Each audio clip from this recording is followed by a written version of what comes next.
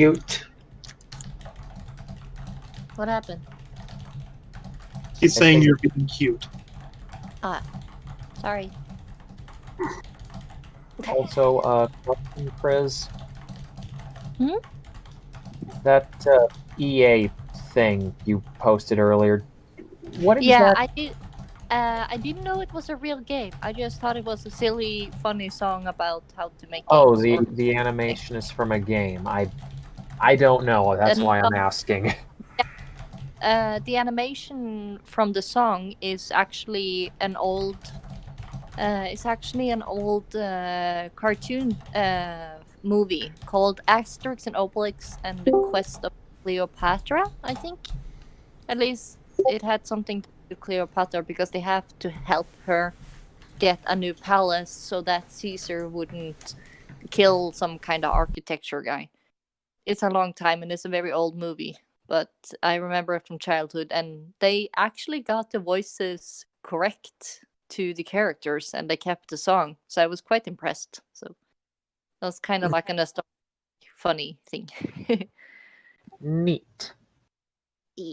But I think they actually was referring a real game, so I hope I didn't offend Bones or something.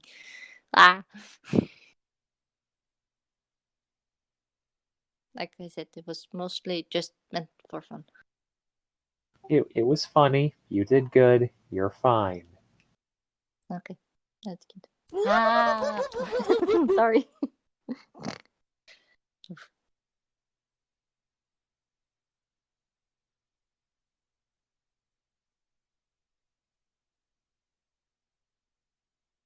Anyone excited for the con this weekend? Yeah, maybe. Maybe. Wish I had it. If I didn't have to work, I'd be ecstatic. Oh. Yeah. Heat wave would break. That would be.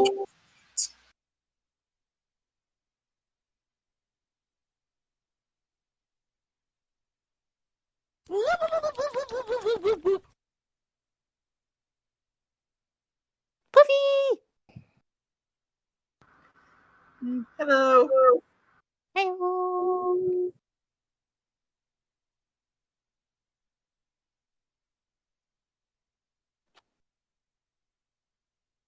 Are we excited for the game tonight?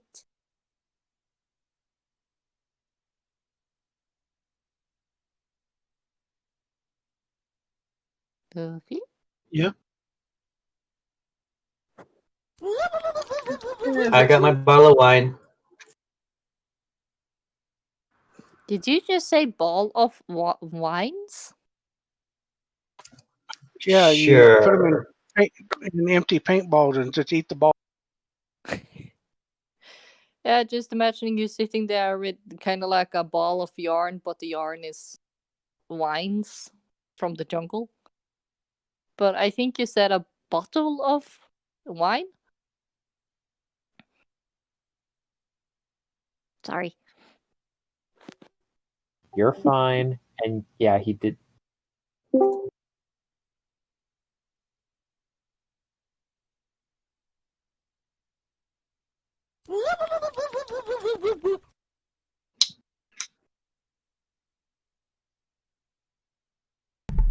Hello. Hello. You guys filtered in rather quick. Howdy. Guten Tag. Здравствуйте! Hey. Как у вас? Nå alle skal begynne å snakke det andre språket de kan. Hold on. I got another one. Och vi, Nava Sita. And nobody knows what that language is because I'm the only one here that speaks it. Nani? I'm pretty sure at least some of that was you speaking in Weeb. I can't be certain. No. The second one was is Cherokee. Ah. Cool. Was the first thing? The first thing was Russian. Okay, I'm just an idiot. No, you're not. No, you don't have to know. No, you're just a little bit racist, but that's okay. What? To What? Bart saying it A also little bit racist is fine. Everybody is. It's recognizing No. that you are and fixing it. That means you're a decent person. Well, I know I'm a racist, but I have good reason for some of it. No. That's not a good idea. What? wait. Let's what? not go down this road. That leads to a very bad place, and I don't want to go there I know, today. but I tried to say one.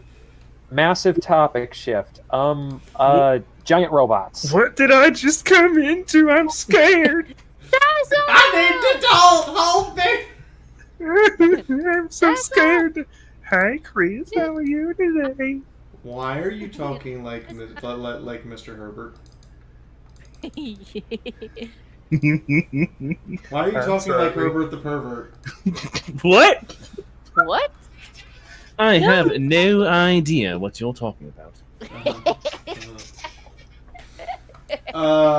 Okay, Pony Life. Celestia is not allowed to be holding a bag of cocaine.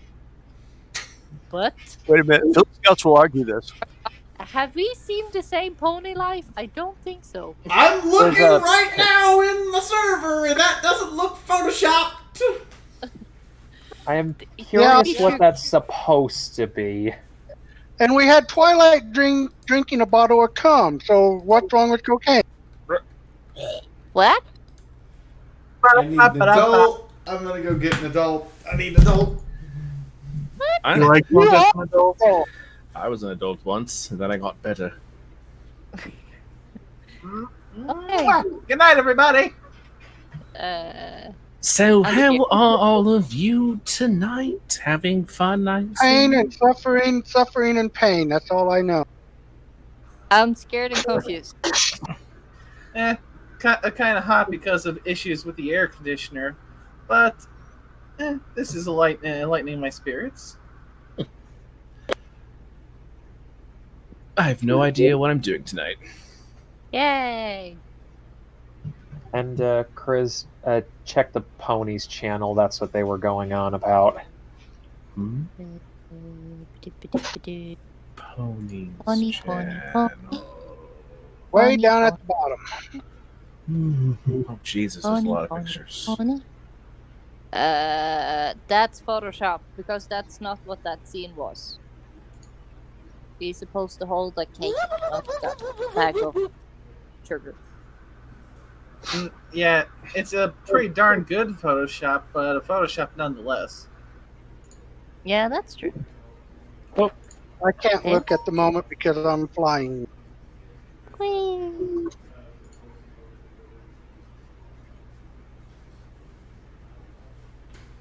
And not just falling. There we go. I have summoned an adult. You have 5 some. years ago, I think you're in this while driving. Did you get Cinder? I'm an adult. He said an adult, so probably not Cinder. Ah, okay. Wow, Holtz. Wow. So, wait, did you get an adult or a dolt? Does it matter? An adult. It does not matter one bit. Don't worry.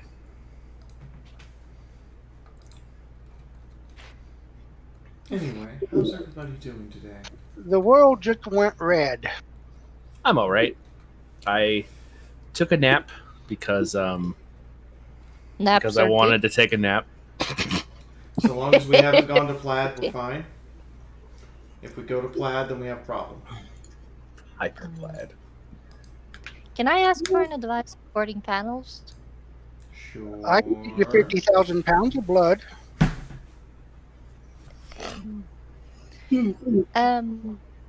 How do you open up a panel? Like, do you just say hi, or what do you do? I am going to open the panel for you and then introduce you, and then you talk about yourself for a minute. That sounds fun. Ah, I did it in person. yeah, because I yeah, probably saw. going very far out of my comfort zone and actually trying to host the basic voice acting panel on the con. So, basically, Chris, what you want to do is say who you are, give a quick why you are qualified to speak on the subject, and then go ahead and just go into the subject. Okay. That about right, Fiaura? Mm-hmm. I think you'll feel that once you actually start, it's a lot easier once you get going. As I found that the hardest thing usually is to get talking, but once the talking starts, it goes a lot smoother. Right. So what I should do is I should introduce Chris with massive amounts of glowing praise. Yes. No. Don't worry, Chris. You'll have plenty of determination. And I, the great Papyrus, will help you. Yeah, I don't think I could be nervous if Papyrus is there. What about Mello? Actually, no, you just laugh the entire time. If you're gonna kill me, then yes. Don't No, worry. not kill. Possibly mutilate them all, but not kill. No, but if he kept talking in his voice all the time, I would not get oxygen. Don't worry, Well, Chris. that's a It's personal fault. perfectly fine. Oh no, here we go. Hello, Chris. How are you? Oh, there we go again, making the snorting sound. The snorting sounds. I can't talk today. Uh-oh. I'm dying!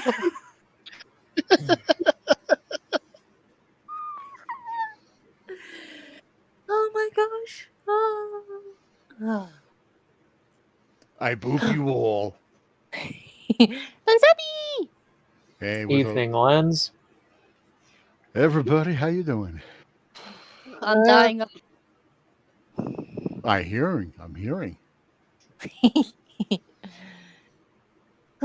Pain and suffering and pain, daily routine. Pain and suffering. Suffering and pain. It's what we deal with every day. And It some is. of us more than others. Yeah, Nietzsche. This one time, I saw Chrysalis, and I called her Crystal, and then I woke up 2 towns later in the dirt. I don't know what happened. Oh, Did you have any love left? ow. I don't know, my head sure hurt. Lufta. Hello. Hello. Welcome to the Oh my. We have enough people say hello, we'll be able to do the beginning of the Three Stooges. So many people in here right now. Oh my. I'll be back in a moment. Hooray. Is that a threat or a promise? Both? Or a warning. Yep. Both is good.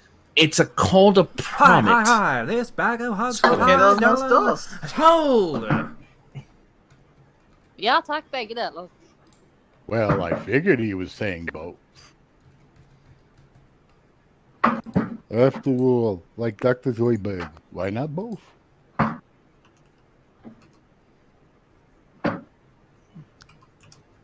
The little Mexican girl did it better. Or as we say, Norway, yes, thank you, both parts. Or something. Sounds more logical in Norwegian. Mm-hmm.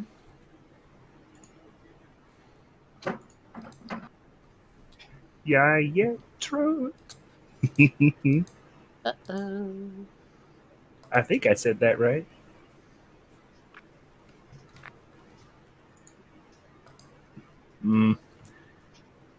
Are we Dun, dun, dun. sure? I think I did. I think Trot is tired in Norwegian. Trött. I was close. Yes, very close. I was trying to say Yaya Trot. Trying to say I'm tired. Jeg trött. Darn it. Yeah. What was that? Hey, what? Yeah, what the hell was that?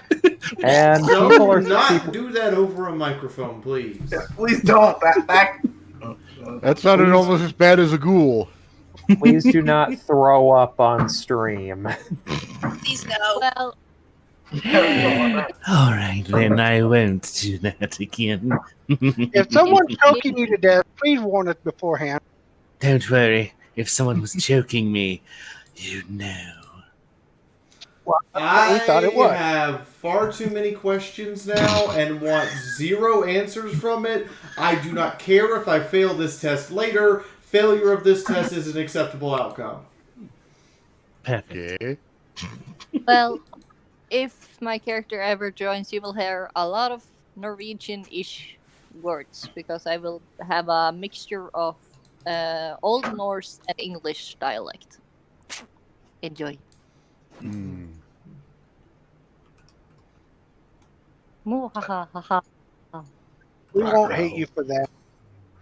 I'm still, part of me is still surprised when, that you've got a character in line for the Wednesday game, Chris. Yeah, I talked to Moon Moon. It would be so fun to be able to play, but unfortunately, I work 11 hours every Wednesday. That's, you know they say, all work and no play makes Jack a dull boy. You know, I So think can we stab Twitty with an axe? I thought it was no TV, no beer makes Homer something something. But you don't really stab with an axe, slash, or chop. Hey, it works best when you watch the original Shining. I forgot what I was supposed to do. Don't you mean shining armor? No. I didn't know they had redone that movie. Yeah. Haven't they made it like? Didn't they do it like 2 other times? The second time was a miniseries. It was actually really well done because it's actually very close to the original book. Oh, well, that's kind of cool. Just like I how. mean, said in all ways, it's actually worse than the movie. Well, I'm sorry. There's only so much you can do to make Stephen King palatable. Ketchup, that helps. Oh, ketchup. I like. I prefer the Stephen King, the Stephen King drinking game. Oh, good lord, man! Don't you know that's known to kill people? I've also played the Star Wars drinking game, which has been known to kill people, and the Star Trek drinking game. Minor problems. We have too many people as it is.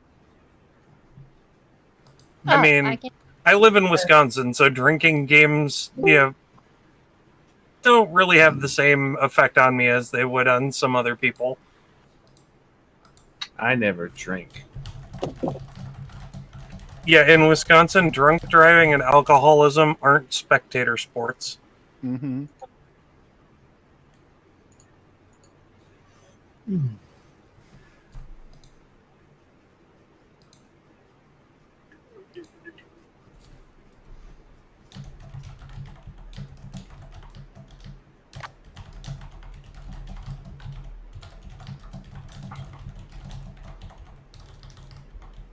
On another subject, I'm trying to learn how to sing. Fix something for this weekend. Wait, what? I had to fix something for this weekend. Oh no. I'm learning how to sing better. I need another. Taking singing lessons. Well, the hardest part I usually have is like I want to put a lot of passion when I try to sing something, but I'm shy because I have 2 roommates that are always here, and I'm worried they're gonna bother me about. Why I don't know just let the them know spiel. you need to do a little practice? And Oh yeah, it still doesn't help. It's just a personal thing for me. Like I've gotten used to talking and putting effort into some of the things I say when I record things, but like singing, I haven't tried singing around them before. well, you never know. You might wow them, and they'll let you sing more often. Yay! I still get a little bit shy about trying to record singing myself. Yeah, for some reason, it's always awkward doing the voice acting stuff, whether it be singing or just voice acting. I love voice acting things. Oh, it's really fun to sit down and try to do different voices. It is I so do apologize for getting really quiet. Warning! Stream tip overload. All hands, prepare for exploded broken Fiaura in 5, 4, 3, 2, Oh God! 1. Detonation imminent. Let the madness begin. Okay, I'm having a roller coaster of emotions right now because I'm having a small argument with Prince Whatever about which panel is which panel because they've got the descriptions completely reversed for the titles and it's just weird as fuck. And at the same time, Carl's like, "Bitch, bam!" and I'm like, "What the fuck?" So I'm just having an entire mix of emotions right now, and I still need an adult over Herbert the Barber. Mom, please stop fighting. You're scaring me. V. Good job, Carl. Good job. Just keep in mind, the night's still young. Oh, I'm just imagining. Yeah, take it easy. No. I'm just imagining. Thanks for helping pay the rent, Carl, because the rent has finally come due with the deposit, and I have to have them paid by the end of the weekend. Lensabi, can you wait with money drop until she has gotten okay with Prince whatever, and then you can drop whatever you're supposed to drop? And the thing you sent... It's not what I'm supposed to drop. It's whatever the fuck I feel like dropping. What's fun about that?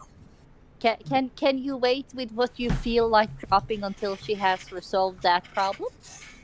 Please? Just so she can get a brain boom. Because the Chris asked so fine. nicely, I will hold off as much muscle twitching as that's going to cause. Hooray, everyone's gonna be friends now, and I'm gonna be happy. I'm sorry. Are you trying to imitate the cringy weed? What? No. My name's TikTok, and I'm a changeling, and I don't. I'm having too much fun. Sorry. Best Chinese dragon. You were having entirely too much fun. Sound like you need head pats and hugs. Yes. Thank you very much, Lensapi. And the thing you tried to send me won't show. Can you send it somewhere? Okay, I have to ask who Skyline Thanks Twilight for Fallout, Equestria, Dead Tree. Let me try another. Apparently, it's someone who's been reading the story. You're welcome. I just finished. I think props. Where's props? Let me check where props is on editing 51. I'm sorry, it's 37 pages. He's got a lot to get through, and then I've got to go back through and add more to it. So, it will be ready before the end of the weekend. No, doesn't want to drop it either. That's weird. Poor little props is on page 8 out of 32. Ooh. What's that? Oh, sorry. I already listened to the new chapter.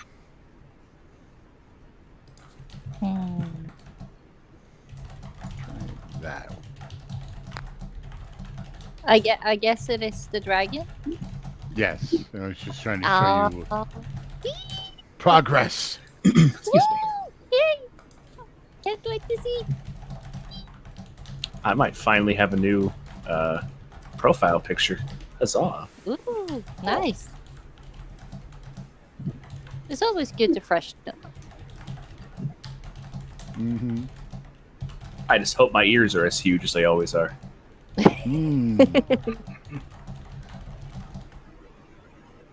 just can't get my nose right. Yeah. See, Lynn the best- Rider reference. So what's wrong with your nose? In every single art of the dragon character that I have, every time I get art for it, it's always a different muzzle, and it's never right. Oh, wait a minute. What? Have I drawn you before? True, my unicorn. The one in the profile pic there. Not going to touch that one. Yes, I know. I have drawn you before. Yeah, you have drawn him because I remember seeing the actual physical art when we were at HarmonyCon. Oh yeah, now I remember. I saw your profile picture. I'm like, wait a minute, I remember that because it's one of the first times that you were playing in armor. Hey. Oh, hi, Warhorse. Hooray! Wait, someone's Warhorse besides Arcane? I just happened to hear Arcane, unless I'm losing my mind. Yes, I'm here. Dun, dun, dun. Still lurking. Did you have one to lose? Oi, I'm just wondering when the heck it's going to happen to be books about the adventures of Smackerface and his companions. First off. Even the citizens of the Imperium dismiss this as Imperial propaganda. Heresy. Despite, being called heretics.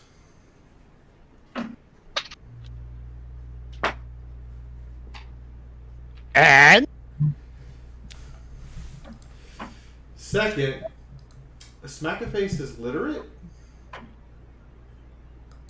Well, Smackerface is well taught by his lonesome. Oh boy. That actually reminds me. So, Fee, you like playing some of the 40K games, right? I mean, I usually like playing some of the 40K games. In recent years, I've grown tired and more tired of the 40K fandom, but I like playing the games, yes. Have you played the 40K Mechanist game? Yes, it's awful. Oh. It's discount XCOM with 40K juice. It's discount XCOM with 40K juice. What do you want me to call it? I don't know. Besides, Linzabi? Yeah. It'll be about cold day in hell when Smackerface gets his own book, or when World of Warships does something with 40K. Oh, wait, they are. Wait, they already did something with 40K. I got both the ships. I know. I was so excited this week because I got a notification saying they're making a new Don't Starve game. What? Really? Yes, but there's a problem. Hmm. It's a mobile game. Oh. Ah, shit. Here we go again. Don't get me wrong. Please don't doing the same mistake as Pokemon Go. I mean, Please don't get me wrong. I mean, not all mobile games are bad, but I'd rather be playing it on the PC. Yeah, and Don't Starve Together is fun too. Oh yeah. That's a weird thing, though. A lot of the mobile games say you can also play it on PC. I really hope so. Chris, Yes. I might Yes? have a But present. I might have a present for you next weekend. What? But you have to promise you're not gonna freak out. It's hard to make that promise. Okay, I'm gonna type this to you. And then I'm just gonna wait. Can't say what it is, but you can react to it. Go ahead.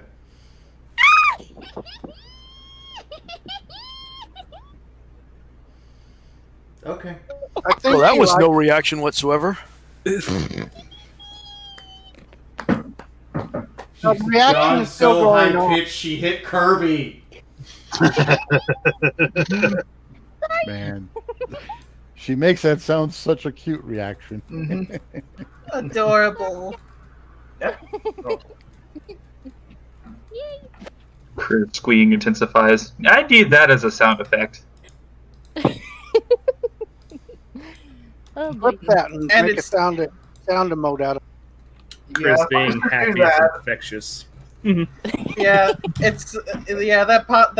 that energy is just so infectious. It just spreads a smile to everyone who hears it. It's very true. When Chris is happy, everyone is happy. I mean, when Chris is happy, it just generally indicates you didn't do something stupid. Yeah. Or you did involving a banana peel and you fell. Nej, uff då. That's Yeah, not he's something right, to be you know. happy about.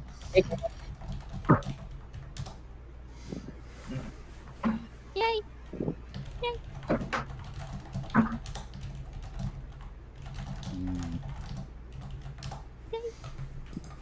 Oh. Yay! Yay!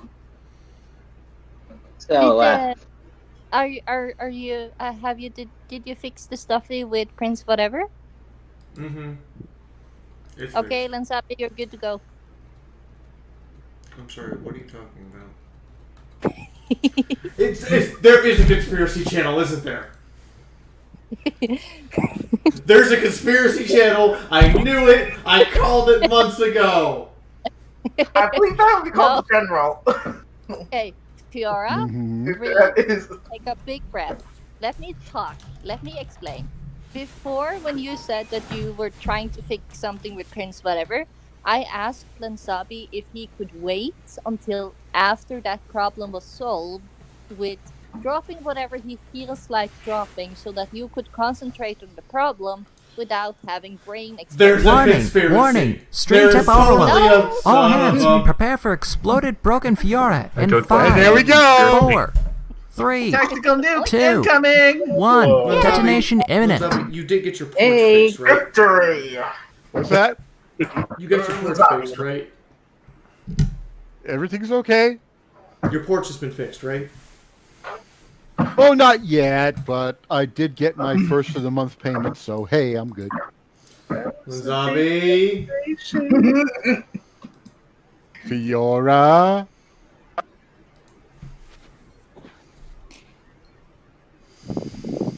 Okay, first off, why? To help you in the moon, always. It's Thank always. you. Matt. Third. 5, 4. Prepare for the explosion, everybody. Every pony, get off your headphones for your own hearing sake. I'm not scared! I'm completely flabbergasted! Lansapi is Okay, trying I'll call. I'm so grateful I can quickly Hey, put and volume look. on my headphones. And look, Moon actually showed up in time to see what I did. Yay!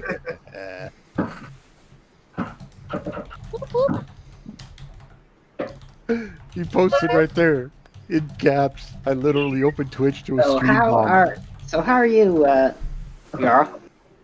I'm not dead. I've just been sent a massive. I've been sent all of my panels for 2 conventions over the course of 2 days, and basically destroyed any semblance of whatever I was up to over the last 4 days. Was, oh crap, I have to update these panels now because I know what I'm actually doing, and I won't be wasting time. But oh crap, Dear online conventions, please let me know what panels I'm doing more than a week in advance.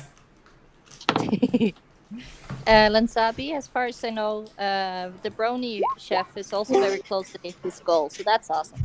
I mean, to give an example, does anyone know what GMT +1 4 p.m. is in Pacific Standard Time? Nope. 8 a.m. Yep. Guess what time my first panel is this weekend on Friday? 8 a.m. Yep. Which means I have to be up by Get 6. wrecked, bitch! Dang it, No shit! I'm getting wrecked by the zombie and my conventions! What is going on? Also, I can't believe I just said I'm getting wrecked by the zombie. I tried to call you, Sophie. What the hell? I tried to go to sleep. Did you succeed? No. Mission mailed successfully. Mission failed successfully. That makes no sense. That makes all the sense, and you know it. Mission mailed. We'll get them next time. So, alright. I suppose I should start going through the artwork, shouldn't I, Moon?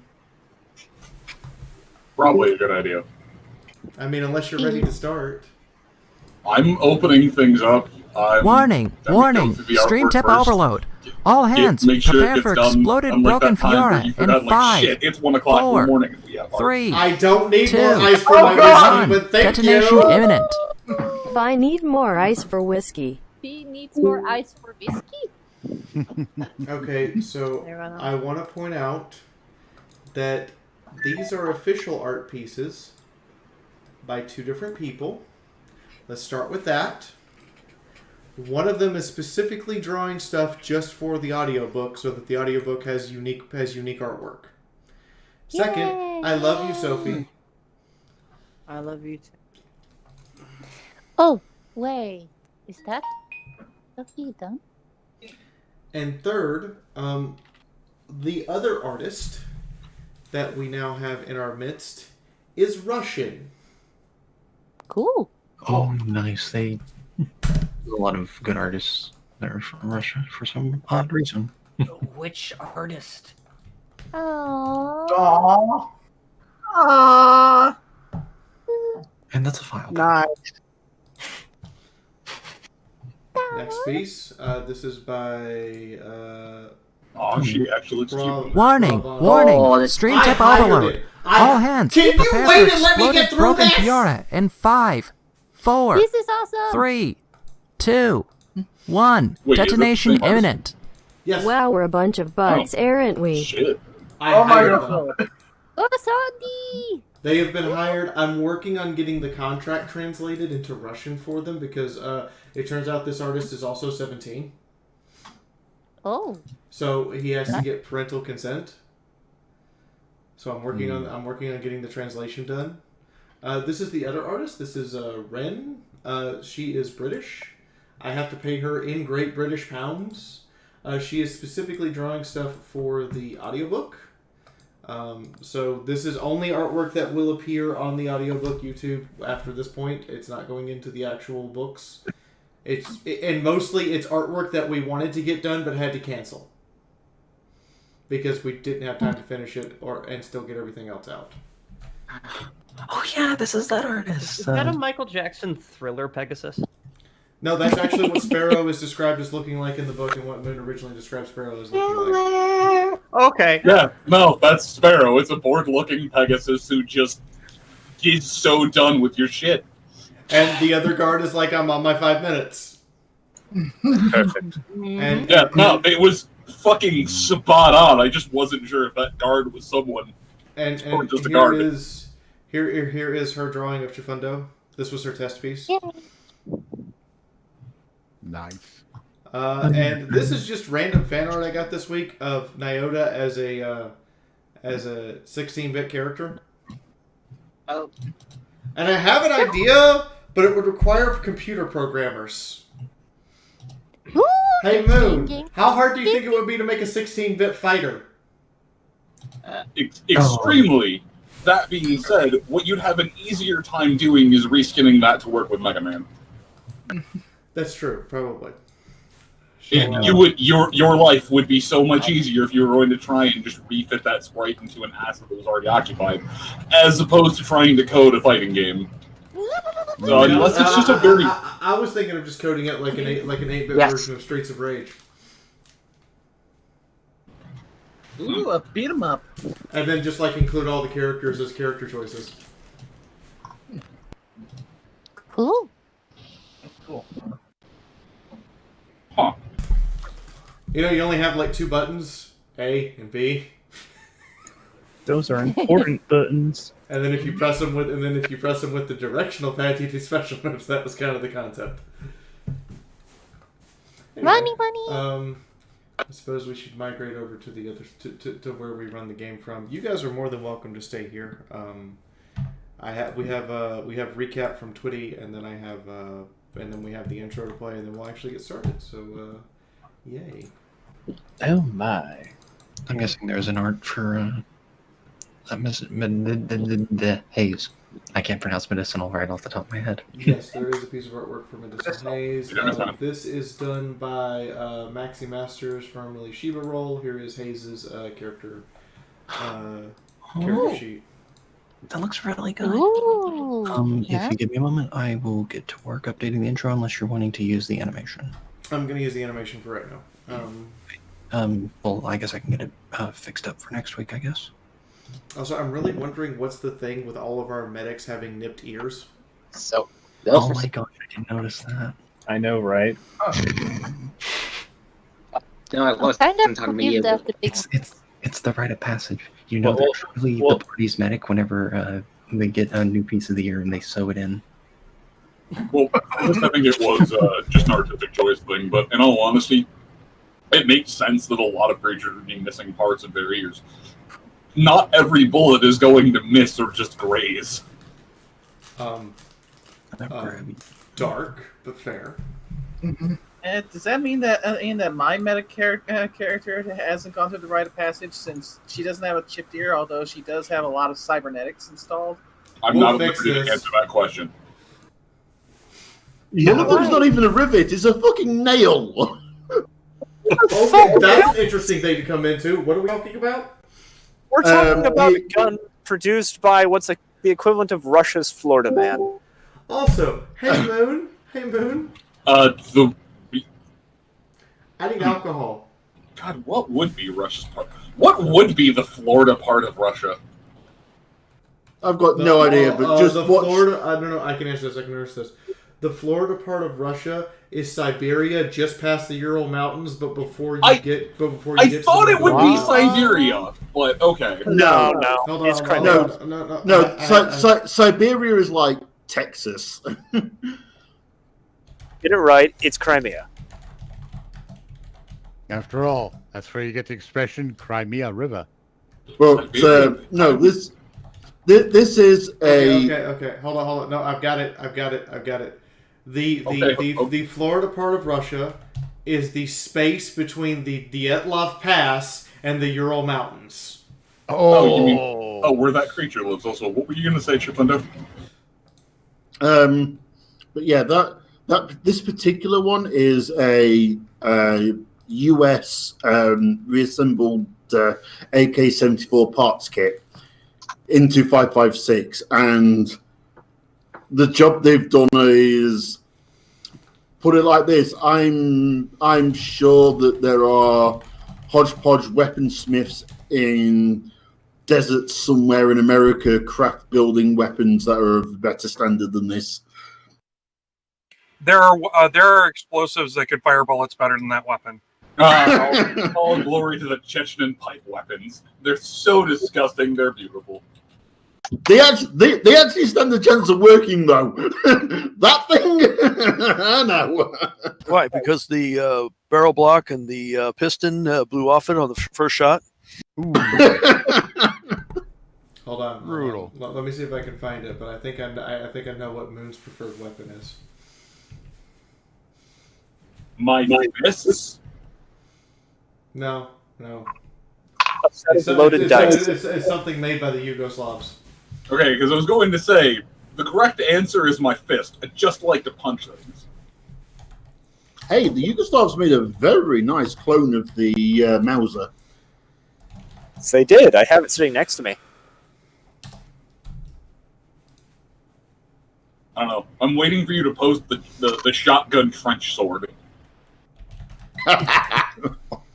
No. Oh, jeez. I mean, tempting. Anyway, Twitty, you want to do the recap while I try to find this? Sure. So, hi back, everybody. It's that time of the week. So, last time, the gang all were getting shopping done in the town that they're in, which turns out it's not so much Hotel California equestrian style, but it seems to be okay. Sometimes a town is just a fucking town! Hey, I don't put it past any GM to try to Hotel California party. We reject your reality and substitute our own. Fuck you! Yeah. So anyway, the party, they got a few things done, interacted with the town, got some shopping done, and towards the evening, with their new people, with Medicinal Haze and Mythic, who don't know the background of the party, well, some interesting herbal smokables were passed around, and tales have been started to be told by the party members. Although Sunrise still has to do some armor work for both Medicinal Haze and Mythic, because their armor sucks. Haze's armor does not suck. It's just not up to Sunrise's standards. That's why I said it sucks. Ooh. And by the way, yes, and Mina was also helping around with some of the chemistry work here and there, and some of the food being done. And really was kind of a quiet week last week. Nobody died. Nobody got wounded. It was amazing, sort of. But I know the audience out there really wants some blood. But they got to be careful. Roll20 might just give them what they want one day. So, and look, Cinder Script, she just said needs more dead.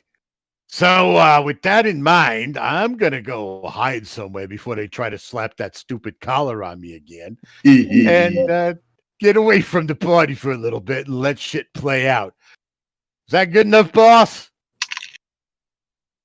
You done good, Bug. You done good. Twitty's too young for a contact high, so you need to go away. That's right. So, catch y'all later.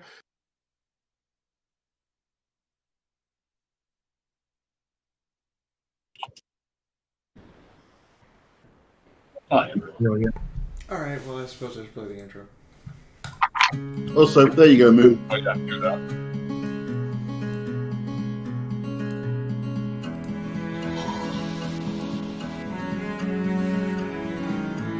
I'll take your whole fucking stock. From yesterday, a wandering mare's found a better way. For just as night seems most dark, the sunrise comes to warm our hearts. From the ashes of war, through the blood and the gore, a man was more than this world that is torn. A brood that cannot just be stopped or forgot will rise to overcome all odds. And with every new day through the parts that we play, as we push fear away and remember the ways of a man who was kind, and his words will remind. Do better.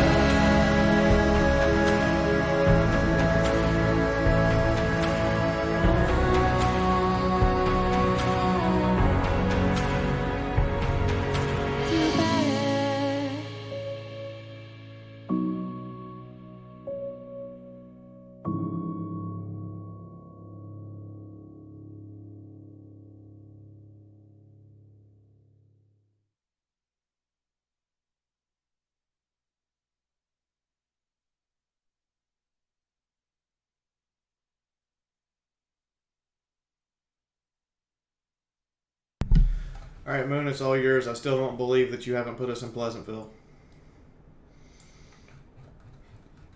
Pleasantville? God, does nobody get that reference? I do. I'm here. No, I'm just wondering what you're referencing. If you're referring to the Fallout 3, if you're referring to the Fallout 3 brain hijack hub thing, I thought that was called something else, like Valley Lane or something. No, I'm referring to Pleasantville, the movie. Oh yeah, no, I only consider no. If that's not the one where everyone is robots, then I'm not sure what you're talking about. No, that's the Stepford Wives is the ones with where all the wives have been replaced with robots. Pleasantville is the one where someone kept putting the wrong film in the camera.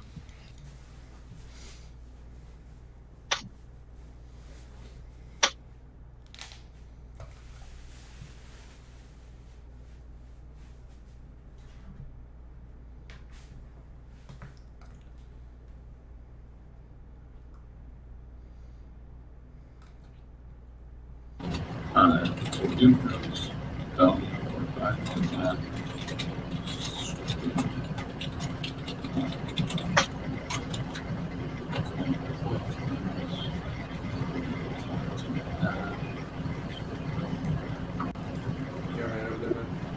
Yeah, I'm just kind of mentally going through the checklist of right, done this, Alright. So this would have been after the long conversation with Bugler. I know that a lot of you sat there and continued to talk at the bar.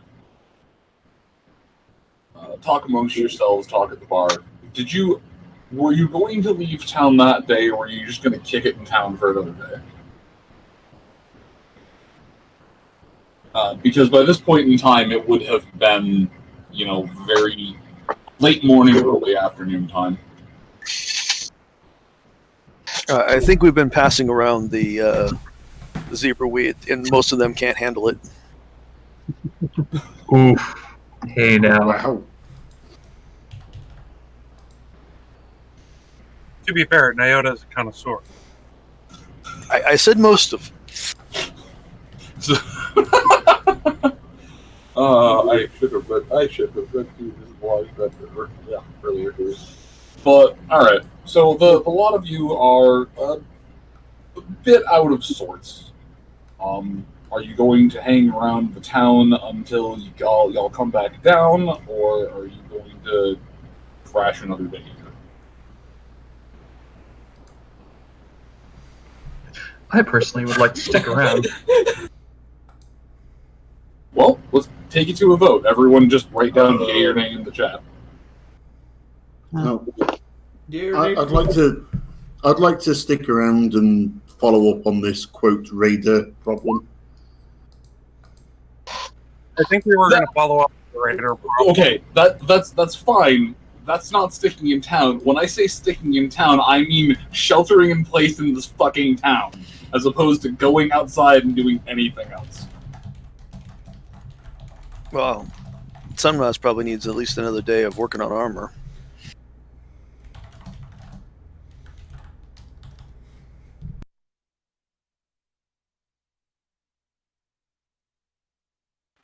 Gotta be just like the remainder of the day.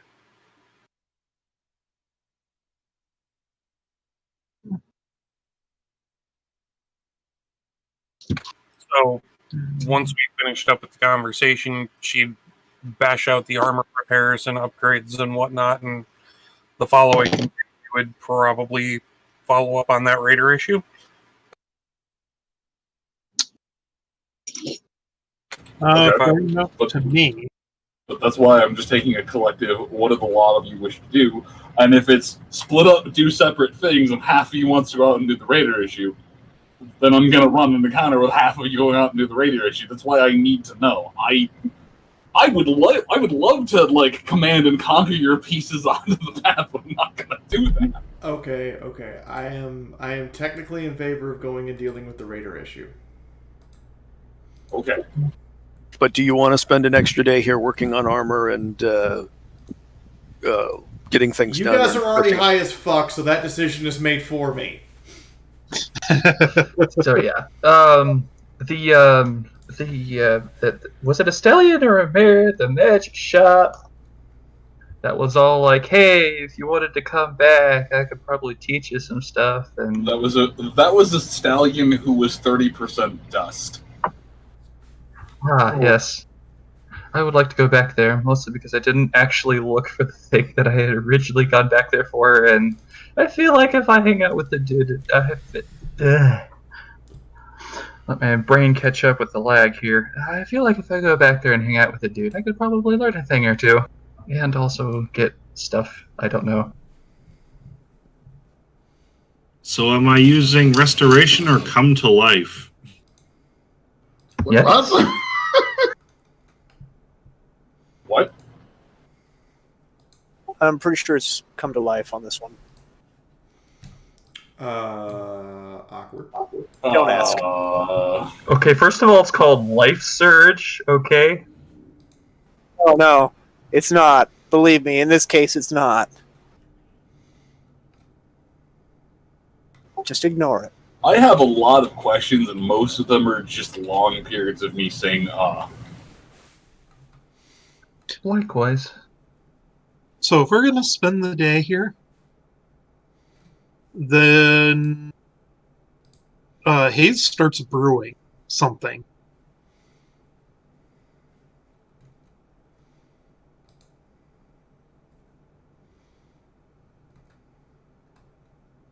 So he starts brewing up some healing potions to then convert into super restoration potions. Alright, give me a check to get everything set up.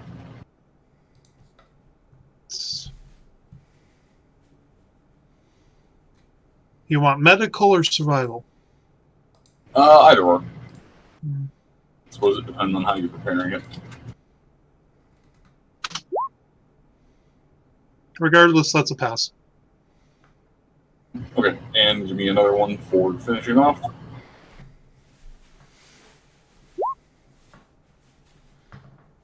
Yep, pass again.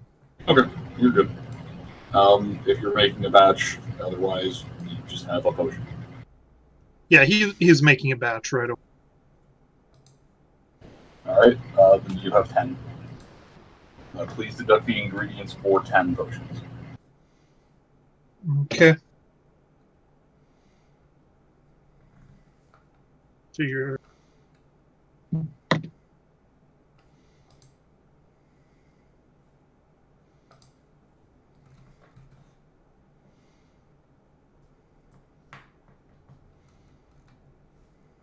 Okay, done.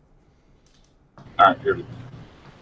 Alright, so you're going to be off doing that for your turn. What are the rest of you? I'm just thinking now might be a good time. I wonder if now would be a good time to continue what we started in RP2. Basically, right, have it off, as. Alright, first off. Are we gonna go to Chifundo being high? We're gonna go to Chifundo's happy place, but I'd like a new initiative round for everyone. Cool.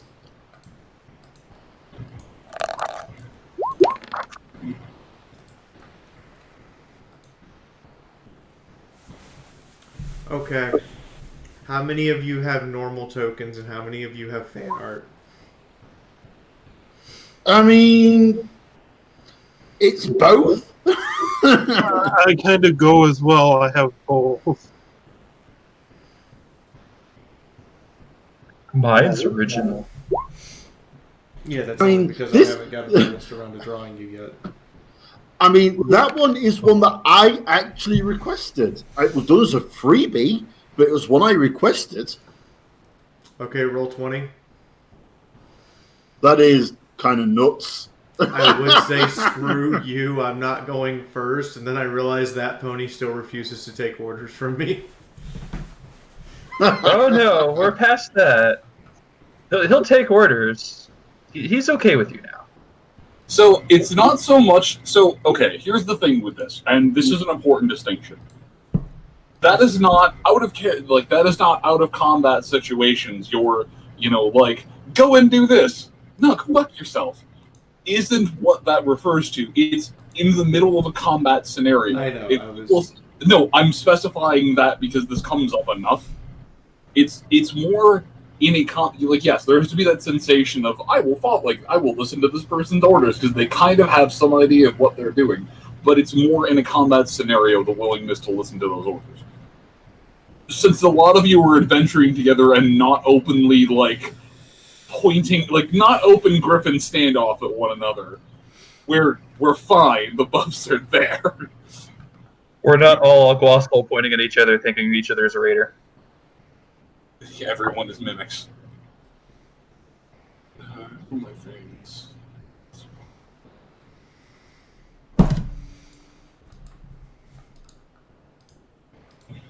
Unfortunately, no. I'm used to this. At this point, I've just kind of taken up my spot at the end of the turn order.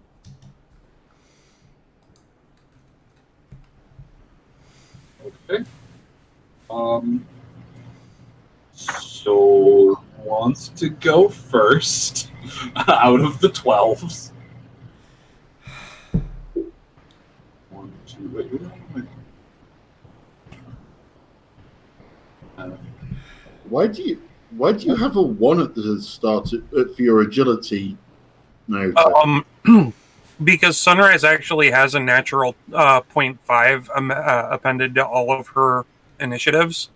I put the 1 in there because she's not actually running at a 12. She's running at a 12 running and a at half. 12 and a half. Yeah, whereas you're running at a 12, so you need to be less than Fee, but still showing that you're 7 from an egg. Initiatives are weird. Yeah. Yeah, they are. Okay. Wait, are me and Mythic the only ones that didn't roll a fucking 12? Yes.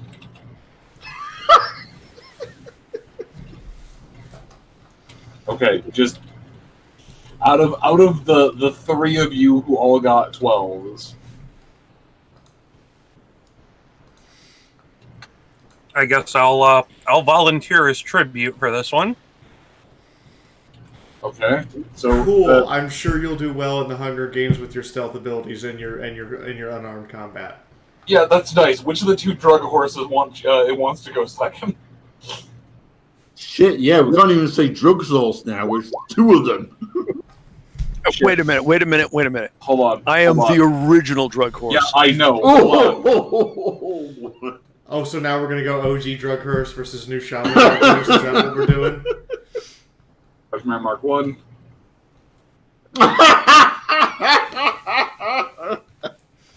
It's drug horse Mark 1 and Mark 2 now. No, drug stallion Mark 1. Oh, I thought we were gonna do this the really weird way and start drug horse Mark 1, drug horse Mark A. Shit, you're right though. Me and the king go first.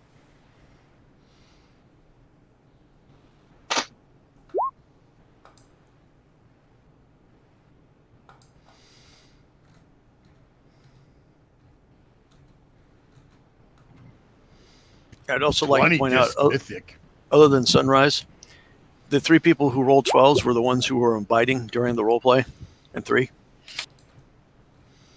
You share one mind, one body, one consciousness. Well, that's gonna make Nyota make Nyota's actions a little awkward for everybody else because he's gonna start meditating. Oh, this is going to be fun. Are you just going to... So we're still sat at the table and you just decide, fuck it, I'm meditating. Did Twitty even go over what we did at the table? Briefly discussed the table in the town, but I'm actually looking back over what a lot of you did at the table because this just kept going and I just didn't have the time to read. You're special. Okay. I've been breaking a deck. Why don't we do this? Do you want me to... I'd say fly up and give you help, but I realize that the airport in Phoenix is closed. No, I already... It wasn't long, it was just a bunch of rotten wood. Like, this is the weirdest situation I've ever been in. The airport in Phoenix will receive passengers, and you can get off your plane here, but you can't get back on your plane here. Something Hotel California? Yeah. Welcome to hell. There's no exit. How do you think Arizona gets people to live there? Shit, you're right, though. Living it up at the Hotel California. No, the Hotel California is on fire. You mean that's not its normal state? I was going to say. It's more on fire. So it's 2020 on fire? It's Australia.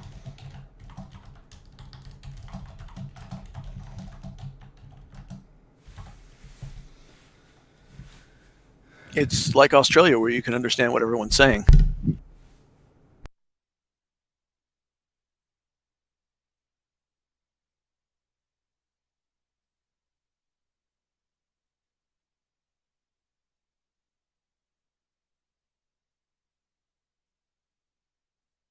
Okay. But yeah. So Nyota's turn will be to just kind of keep an eye on things as he gradually drifts into a meditation. He's not really like trying to do a deep dive, just more like keep himself in check for a while. Ride out that high. Okay. So if you're down any sanity, you'll recover 2 points instead of 1.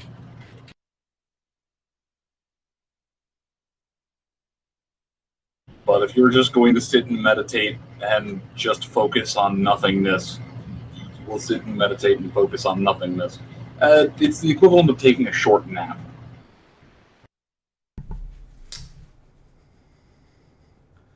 In the meantime, It's also entirely possible you'll take a short nap.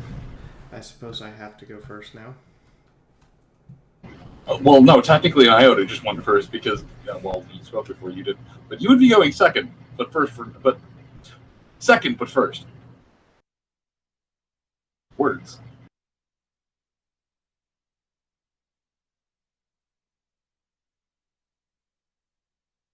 So, yeah, if you're going to start... So I'm gonna start with this. Scapola? Yes. Jesus Christ, that's you! I just wanted to see.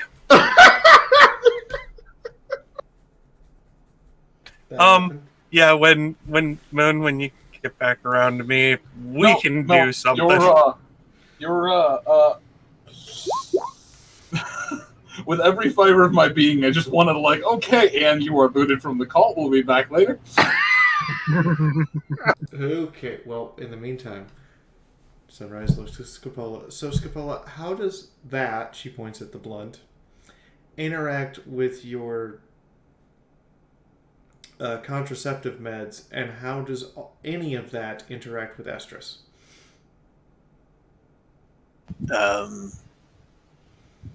That's a good question. It should not have any effect on the meds whatsoever. Okay, and the meds interacting with...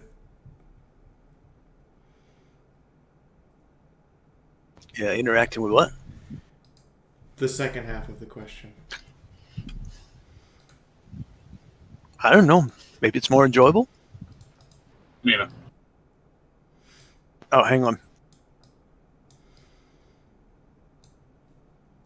I love when your chemistry/pharmacy tells you, I don't know, and you're asking about a drug interaction.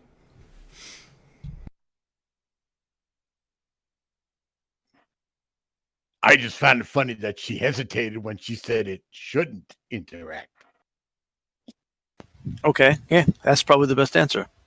It doesn't. It won't. It can't.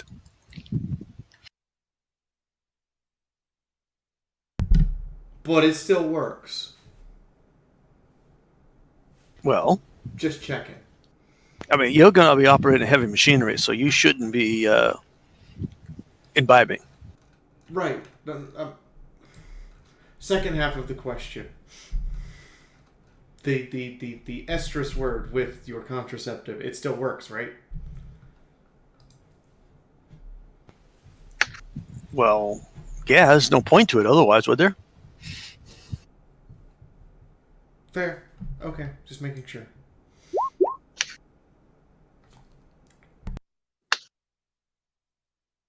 It hasn't failed me yet, so I don't see why it would be any problem with you.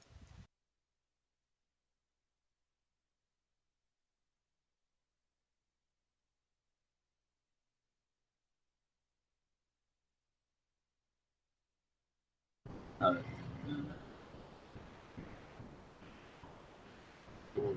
Space.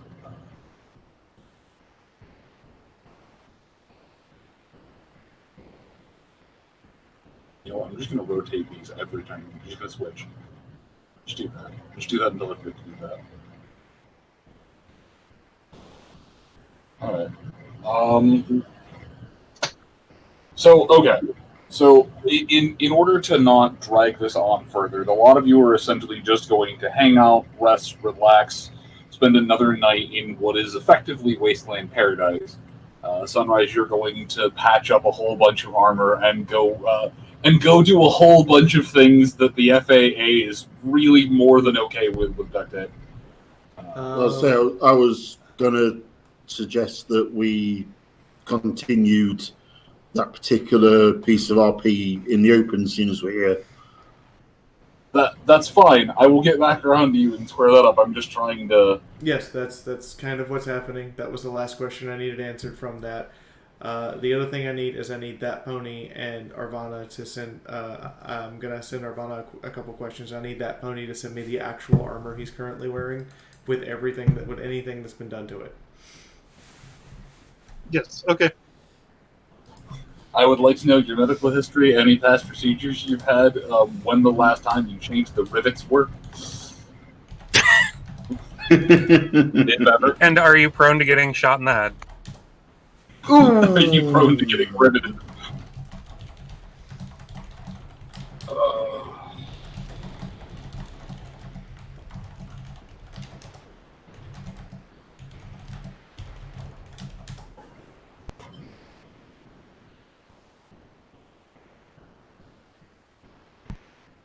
Drugmare Mark 1. So we've got Drugmare and Drug Stallion.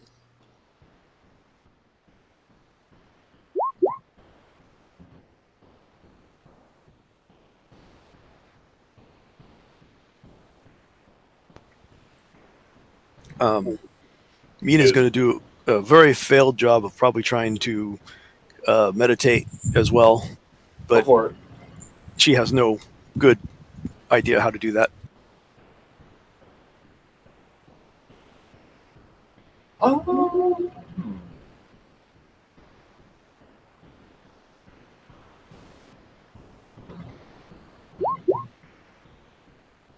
Oh, perfect. Ooh, that bipolarness hits again. I don't know. I think that, given Mina's stance as a non-believer, might kick in the opposite direction. And it's going to be fun. And the fact that she leans more towards party fun drugs than mellow drugs. Yeah, no, that's the perfect result. All right. Well, it's gonna be a session. Where is ready it? to hurt? Hang on. Let me get my popcorn. All right. Grizz post roll a goddamn 50. Grizz posted the perfect meme earlier in the Dead Treats channel. Mythic, what are you doing? I'm a little scared. What is Hayes doing right now? No. I just heard Mythic say, hold on. I'm scared. I'm waiting for someone to roll another dice, it to be 50, and then I'm going to have to get the rock salt rounds because roll 20's on it. Oh, no. Bullshit. No, I was just making a joke about, hang on. Let me get the popcorn. I'll be right back. But if you want me to roll for that, I mean, sure. No, I don't want you to roll unless you're seriously attempting the thing, because that's 2 shamanism checks in a row where the dice have been weird. So I guess medicinal, since that's what Mina's doing. Medicinal, what are you doing? Besides brewing up super rejuvenation. rejuvenation. Oh yeah. You're doing the potion. Thing. Okay. Yes. Okay. I'm sorry. Chifundo, you're in another dimension. And I guess Mythic. Okay. All right. No. You've already passed your rolls. I'm not going to make you re-roll for that. No, well, okay. I was assumed we were going to talk about it so the stream knew what the fuck was going off. I'm going to. Okay. I'm actually scared by these rolls now, and I am just trying to get this out of the way, because if the boy wants to go and try and do a meditation on shamanism, I'm ready for that dice to come up with 50. No, I think today could just as easily come My up heart with rate is actually accelerated right now. I am ready for it.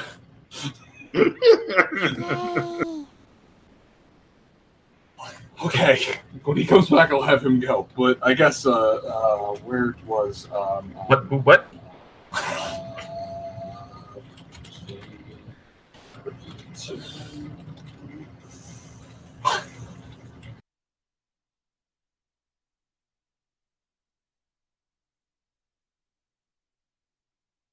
Okay. I'm just going to read what I've got verbatim. Okay, so Chifundo, set yourself up. Otherwise, I'm just going to say you press X to start meditating. Yeah, I'm just going to assume that Chifundo sees Nyota start meditating and think, yeah, you know, a little bit high from his own his own drag from the blunt. Yeah, I'll do that. And then as he closes his eyes and starts meditating, he just randomly thinks back to the bear and the fact that the bear remembered actually being boxed. So he figures, I know, I'll see if I can remember that day. And that starts his dive into the box.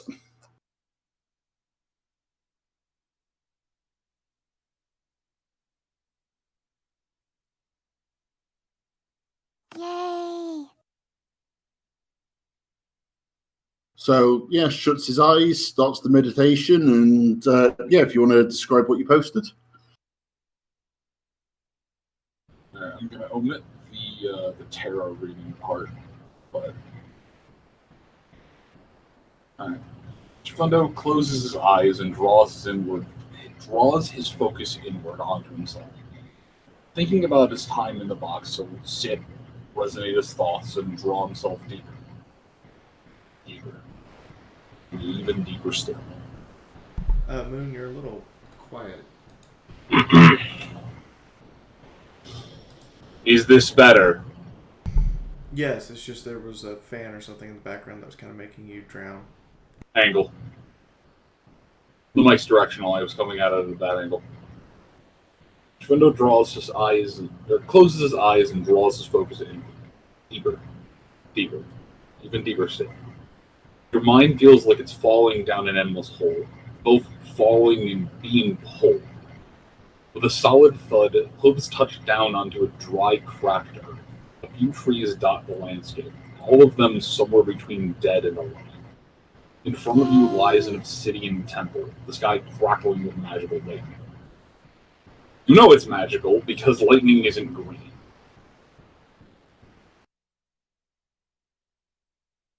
So, Chifundo,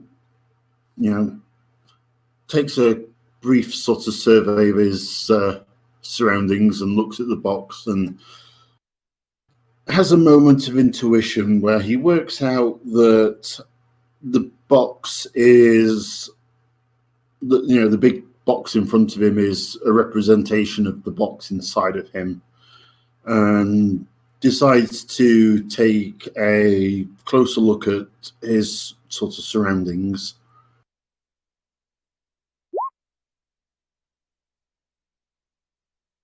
To which you stated that he sees the barren wasteland with. Sorry, do you want to read that bit then, seeing as you posted it?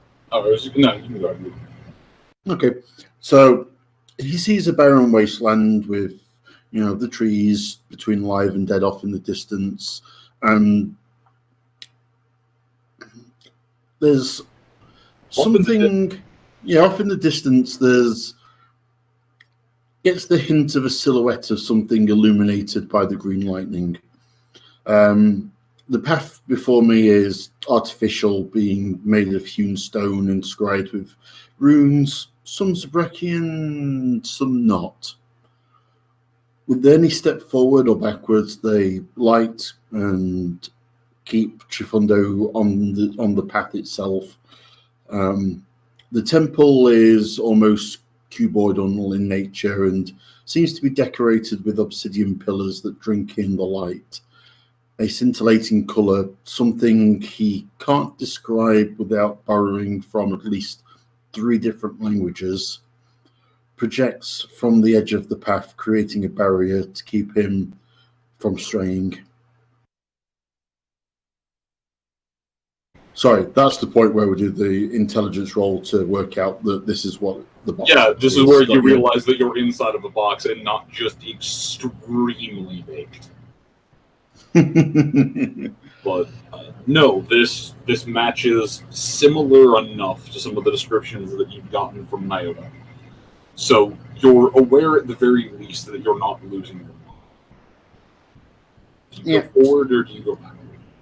So, making the connection between what he sees and the box and the boxes, Chifundo will cautiously walk towards the box, being sort of alert of his surroundings.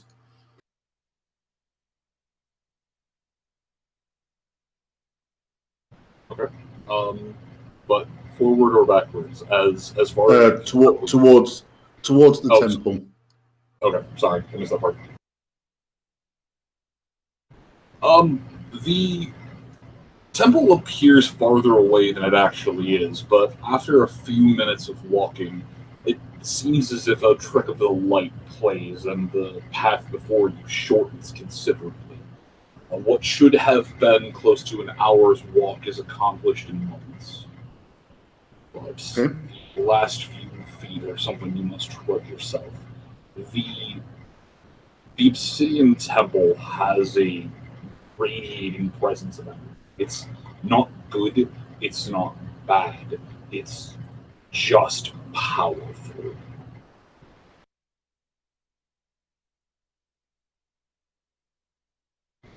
The doors to the front of the thing, it's a double set of doors. They appear very ornate, and yet there's something about them that just isn't right. Even on a nat 1, you would not be able to place your hoof on it. But there's just something incorrect about the doors to this temple.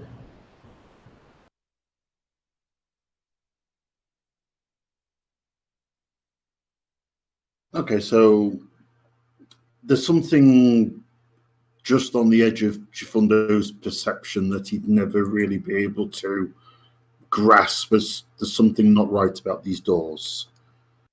Yeah, there's just something aberrant about them. But otherwise, they appear to just be normal doors. Well, normal stone doors, but no doors. Is he able to get a sense of if those doors would be dangerous for him to touch or interact with?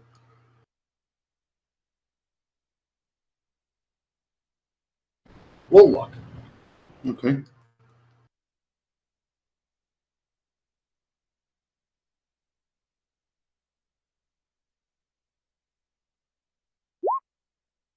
Ooh, that is a fail. Not dangerous, no. Just something impressive about them. But okay. No, there are no hairs standing up on the back of your neck. No shaking your knees. Just no bad juju moment. No bad juju. Well, not good juju though. No. Oh yeah. No. In that case, I mean, we're down the rabbit hole of curiosity, so he'll try and interact with the doors, trying to open them.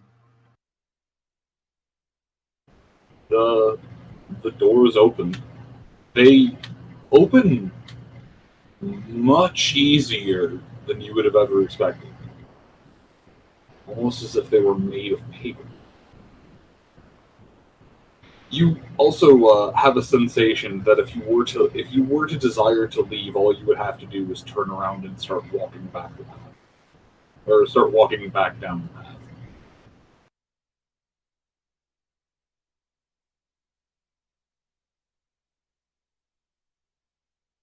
So I get the sense that it would be easy to leave if I wanted to.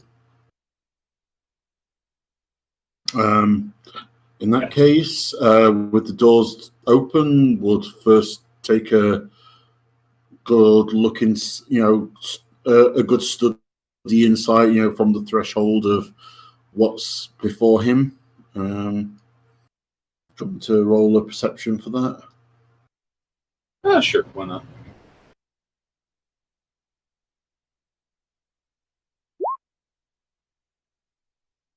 I'm starting to prefer Sidekick. Sidekick was letting me pass these rolls, roll 20. What the fuck?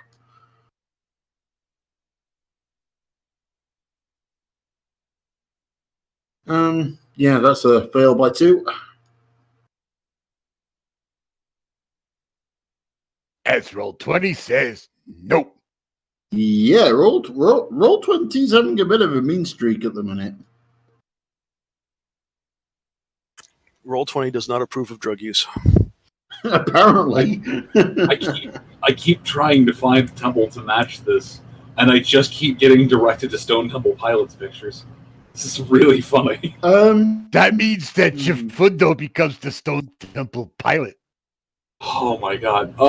So you enter in the pathway leads into a 3-way split. There is a ramp of sorts that leads up, and there are 2 branching paths to the left or to the right. The entire thing is actually fairly well lit, almost artificially so, but it still has a dim orange color. The inside that's pretty perfect, actually.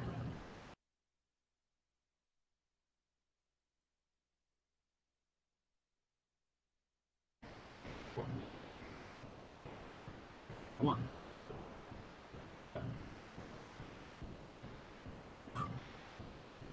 Sager. 4. Okay. Thanks. Yeah, so it leads off to the left, right, or straight up. The inside is a very, very polished material. It could be stone, but it's a bit harder. Harder and softer.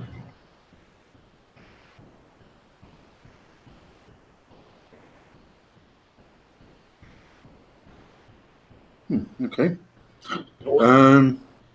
I don't suppose there's any signs or anything in here to indicate what's where, or where each of the paths lead. I'm guessing that would be too easy. Oh no. There are no signs. There is no path. So just left, right, and straight up. Left, right, and straight up. Well, Chifundo will go left. Okay. Hold on. Let me...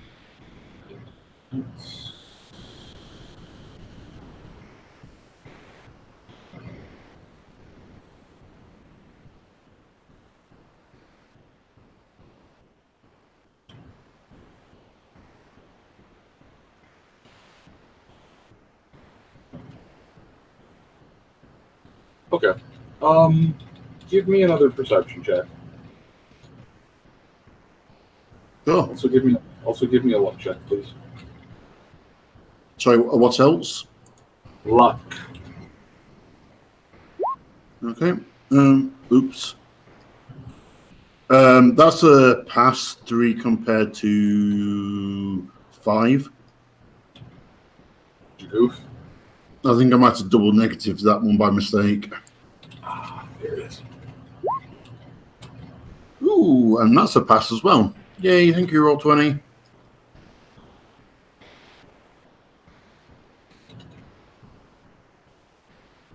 Holy shit, this picture is 2 years old.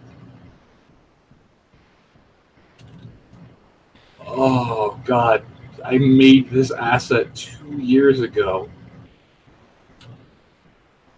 Sorry, just a moment of realization. Okay. Okay.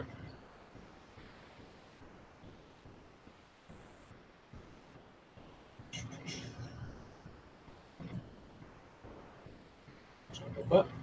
I was not expecting for Chifundo to go box diving. Here we are. Anyways.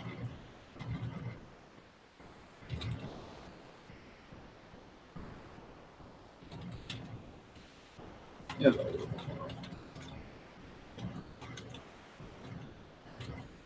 Give me a moment. I'm just going to paste the token asset. Come on. There we go. I'm aware that you're not a Roll20 token. I don't actually care that you're not a Roll20 token. Because today you're going to become something greater than the sum of your parts. You're going to be an asset for a game instead of a picture of a temple in the fucking desert.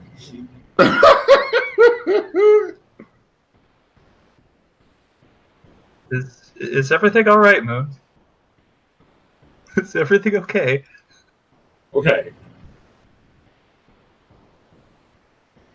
Similar enough in shape. In black. Actually.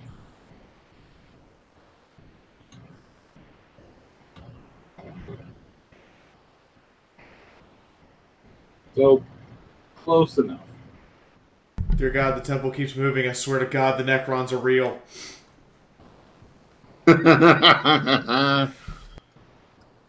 I mean, it could be a partially buried. So, yeah, maybe. Alright, and we're just gonna. The box of family friendliness is going to get time in its starring role of help me obscure this object. Good enough. God. Stop. That is not what I'm trying to grab. There we go.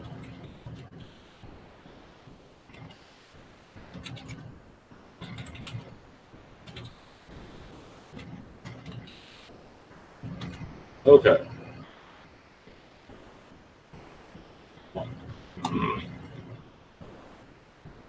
Curse you, construction draper. Okay. So as I continue to jockey this around, this is close enough to... Is it supposed to be cut in half? No, but the rest of it is material that doesn't... The rest of it's material that wouldn't be there. There's, yeah, it's close enough. There's a stone lattice that dips down, and that's not the right pathway, but... That's not the right pathway, and the assets that I just randomly grab late at night often end up being the official character thing, which is why I play very, very close to my chest when I just grab a random token. That random token will stay there forever.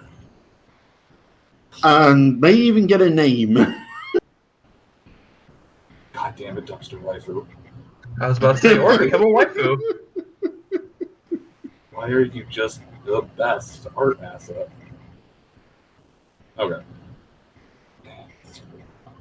I'll just give it a title. That sounds awfully similar to a name. Here we go. Complete. Yes, there. It has a title tag.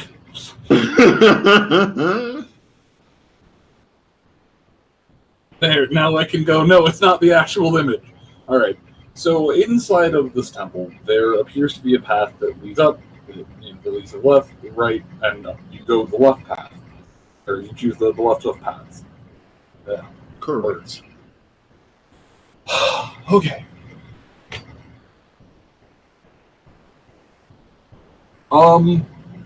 How far do you walk? I walk until I see something that catches my interest, or I hit the end of the corridor.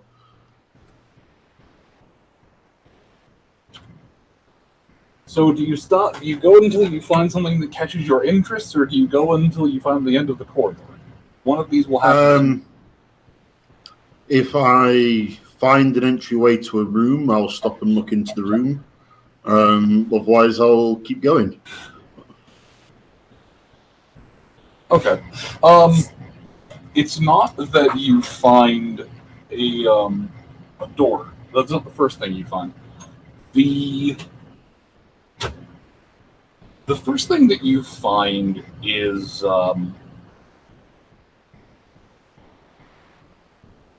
what appears to be a almost a portrait, but it give me an arcane check at a +20. You've been around Quickstitch long enough.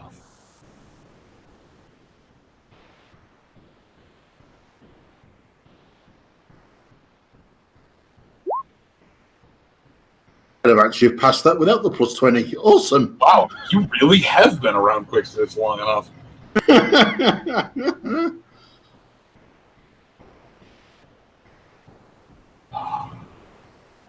All right.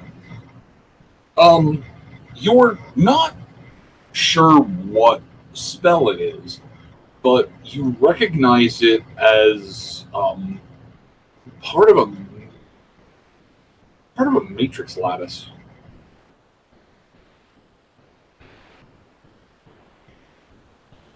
Essentially, think if someone was going to blow up the chemical formula for something rather complex. Oh yeah, I know what you mean. I'm looking at, I don't know, say a hydrocarbon. I'm looking at one part of the string of chemical symbols. Essentially, except this is done instead of numbers. This is done with shapes. Yeah. Standardized symbols and whatnot. But it's something that any unicorn, even remotely worth their salt, or someone who's a little bit knowledgeable would be able to just, oh, that's what that is. Even if I don't know which part. I did. I also read the first TK book. So yeah, okay. So, yeah, I've got. Chifundo has some vague, but very rudimentary groundings in, like you say, the I forgot what it's called now. Standard notations. Yep. All right. So yeah, that is the first thing that really, it not even catches your eye, but the first thing that you see that isn't plain sculpted wall with the just. So it's the first thing I see that conveys some kind of meaning. It's the first sign you see in an otherwise sterile hallway. Yeah. Do you continue going? I mean, there's a hunch is the part of the matrix that Chifundo can see. Is it something he at least recognizes what it's that particular part of the spell is trying to do? Yeah. Okay. Yeah, he'll take a note of that, and like you say, just sort of carry on to the next point of interest he finds. Yeah, no, your base score is not high enough to understand what the matrix is, but you did pass, which means you can make a copy of it. Cool. I will certainly do that. It'll be a mental copy, but good enough. So you just continue walking down that hallway? Yep, I'm making mental note of what I see and carry on down the hallway until something else grabs Chifundo's attention. Okay.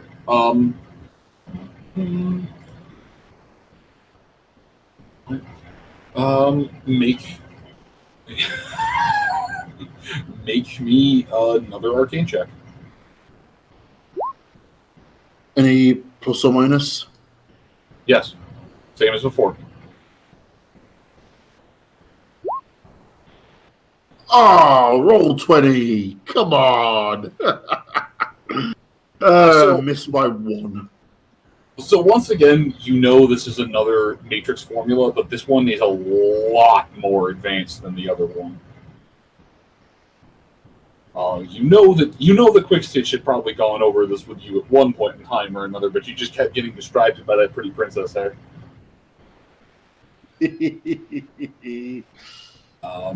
But you can still make a copy of it. It just won't be as good as the other.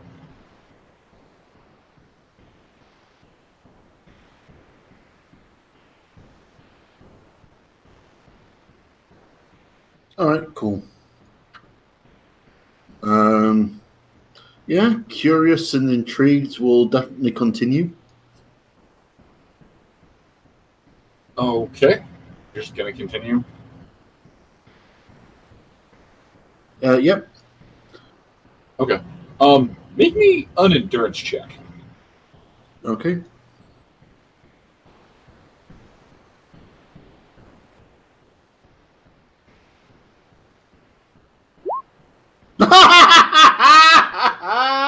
Nice. Make me a willpower check without the sunrise bonus. Without any sunrise bonuses. Okay, 1 minute. I'm going to have to work that one out. Willpower is int, charisma, and endurance.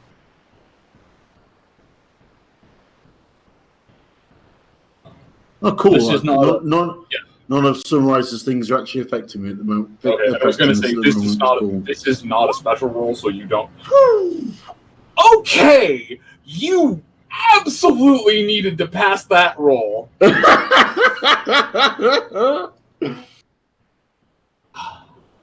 like how didn't Moon want reveals this now after he's already rolled it. Well, I mean, if he had failed that, it would have been spectacular. Okay. So, Chifundo, as you're going, as you continue down this pathway, you feel the ripping sensation throughout your, throughout your mind and through your being. So, a ripping sensation, did you say? Yeah. You're not actually in your body, so it's not that you're experiencing true pain. It's more of a decohesion. Essentially that stage where you're one more drink away from blacking out. Yeah. But it takes a moment and you're able to shake it off, but it was a powerful sensation. But almost seemingly as soon as it comes on, it dissipates. All right, cool.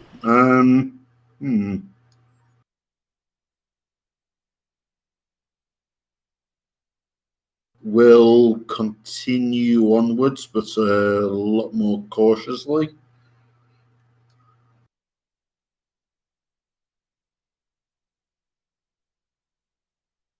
Okay. Sally forth then. If you're continuing down the same hall, give me another arcane check. Yep. Alice is walking the paths of Wonderland for the first time.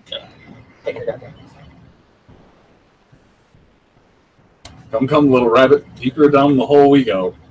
Indeed.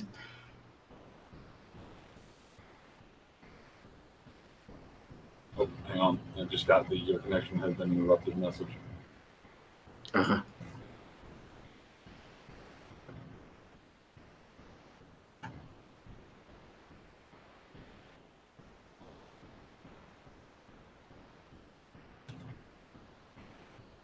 MT's like, no, we can't lose Chifundo, no.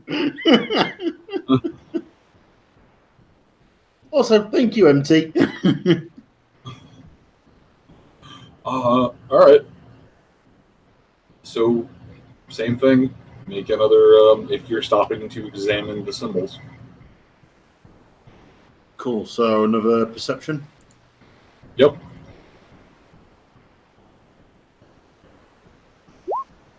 Oh! Okay. So as you continue on down the pathway, you come to another spot. It appears to be a junction of sorts. Uh-huh.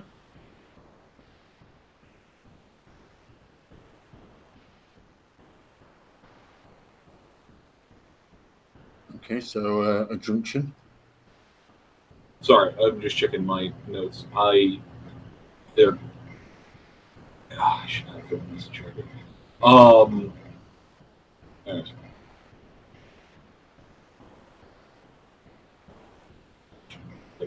Okay, so you come to a junction of sorts. It allows you to.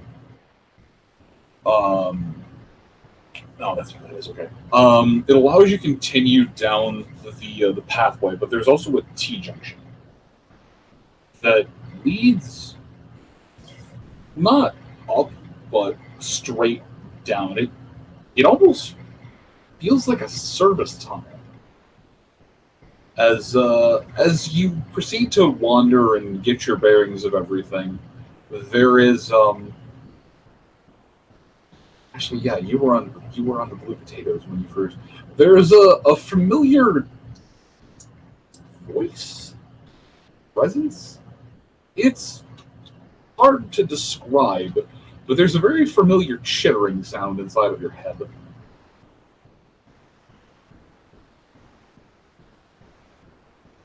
Well, if it's familiar, I'm definitely going to stop and try and listen for a moment, try and understand what's being said. Or see if there is anything to discern from the chittering sound. So as you look down and proceed to scan for this, there's a very familiar not white. There's a very familiar rabbit-colored tuft of fur. All right.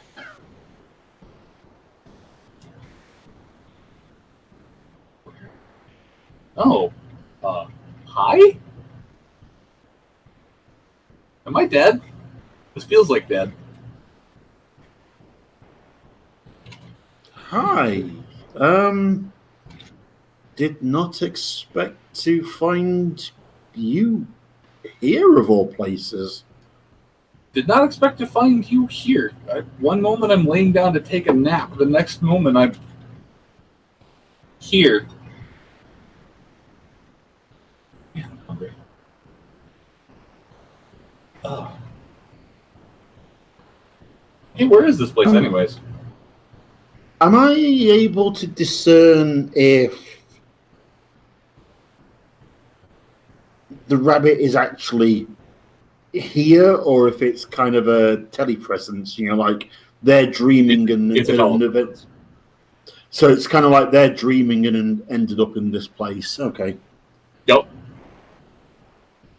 For whatever reason, be it some twist of karmic fate or the wonkiness that is box. I mean, yeah, there is an odd rabbit-colored rabbit that is not sure how it got here because it definitely wasn't on the map when it was made. Hi, Boda. I don't believe you are truly here. Perhaps you're projecting here from your dreams? Ah, yes, my pony name. You did look familiar. I suppose that makes about as much sense as anything. I mean, in a way, where we are is a representation of a pony magic box that's inside of me. Ah, see. Cute. So, I mean, this is my first time walking this part of me, so I'm unsure of the rules myself, but this would certainly seem strange. She wants me to put the animal.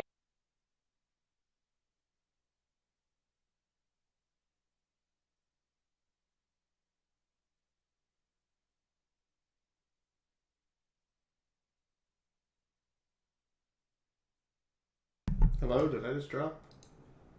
No, I think Moon just had to answer something IRL. Okay.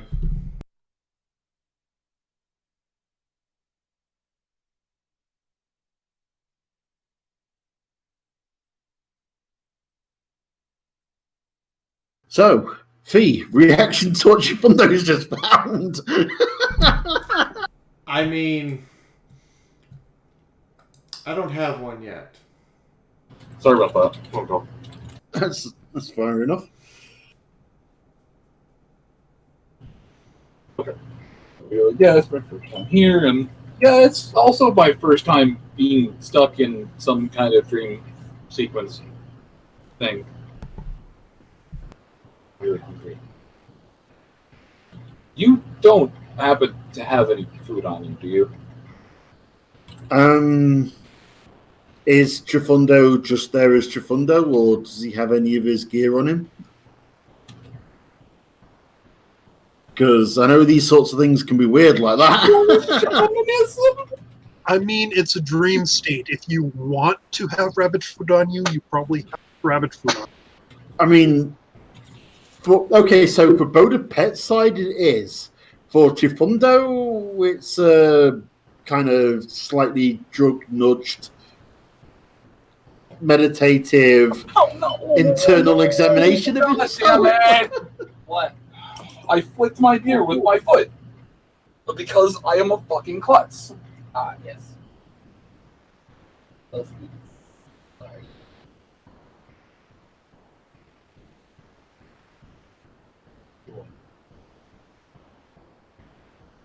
Okay, roll your shamanism. Sorry? Hold on. Okay, am I coming through now? Yeah, we can hear you now. Okay, cool. Please roll your shamanism.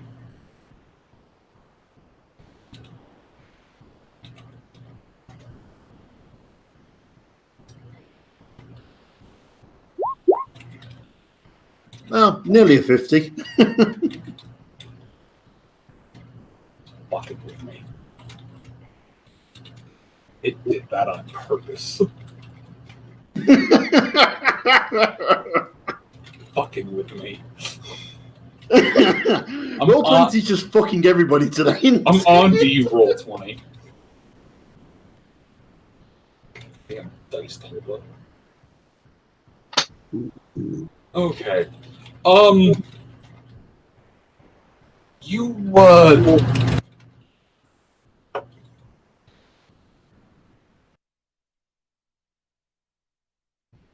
You have one of your side packs on you.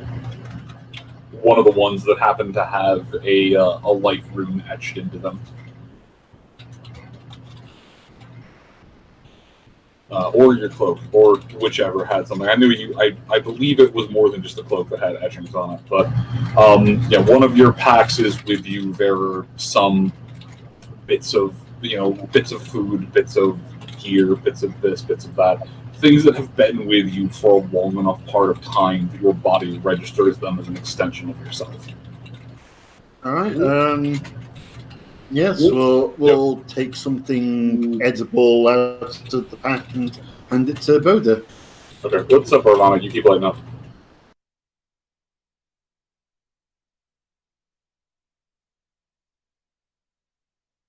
All right.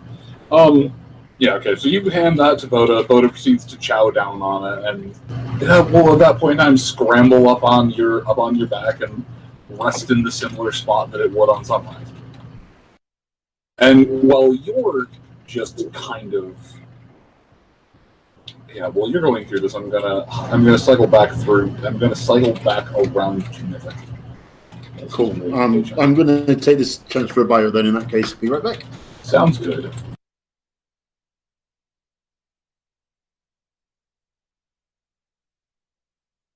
Okay, Mythic, are you there? Yeah, here I am. Alright. So I'm not sure where you would have wandered off to while this is going on, but as everyone's gathered around the table just chatting, both of the zebras proceed to fall into some kind of a trance, and the Billy Scout is Well, the Philly Scout is having a time.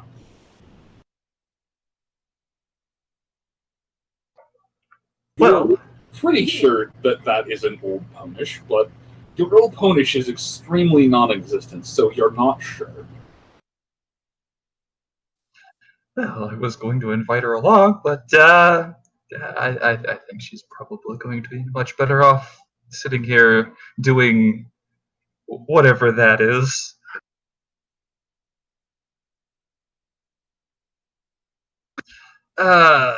At this, he'll probably get up and he'll go. Is he able to go back to the magic shop now? Shall we get that done, or is there something else? If you wish to go back and have another round with the crazy half-blind arc wizard.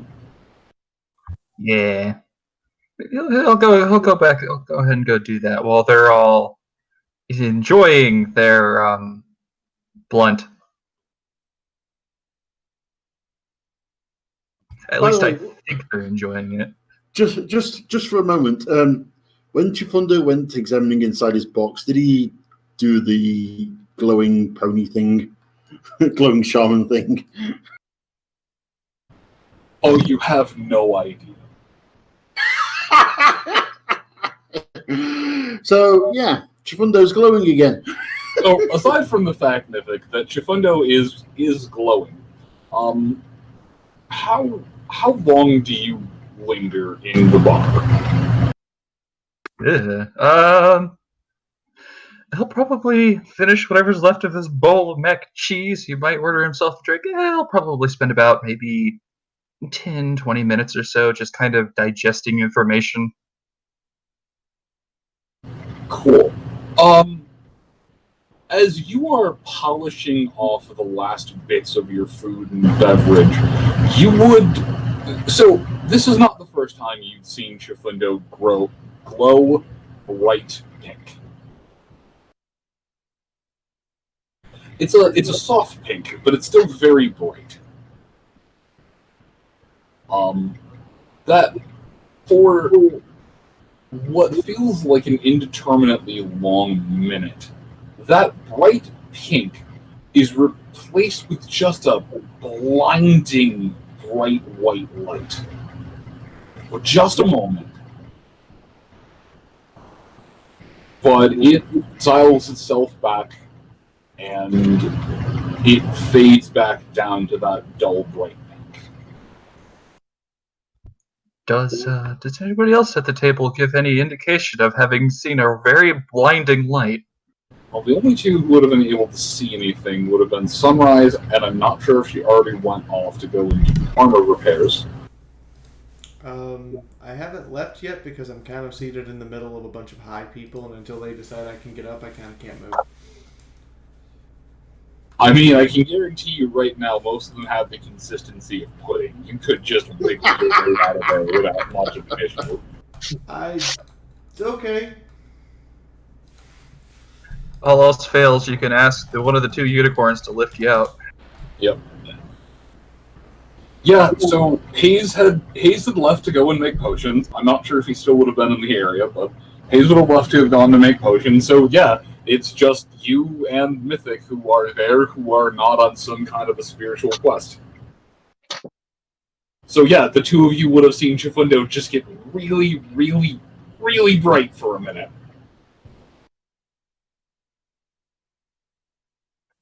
He'll kind of flinch, his ears rather lay back a little bit, and he'll kind of, if Sunrise is still there, if not, just kind of, is that normal? Does that usually happen?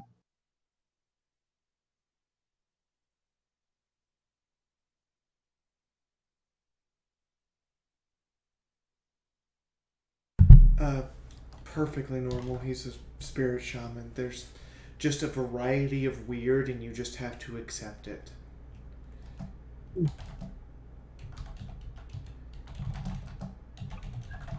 Alright, that's fair enough.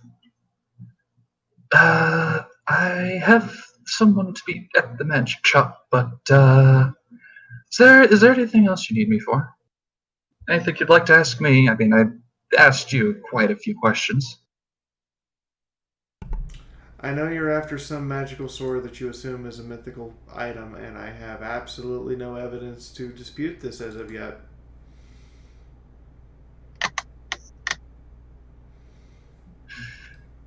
Well, that's a weird story. I'm not sure of the details. I might have skipped a few very, very long-winded tales about it, but it is definitely something. I'm kind of surprised to see it in that memory orb.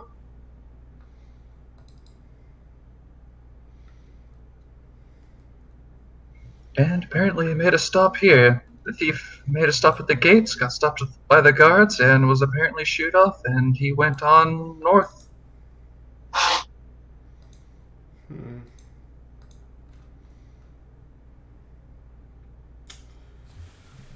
So you're just after someone who stole a sword? I mean, I understand personal attachment to one's own equipment, but I don't understand personal attachment to a particular sword to the point I would go off on a crazed adventure. Well, I feel kind of personally responsible for it. It's not mine. It belongs to the town that I come from. Little coastal town named Rockhammer. I'm not sure if you've ever heard of it.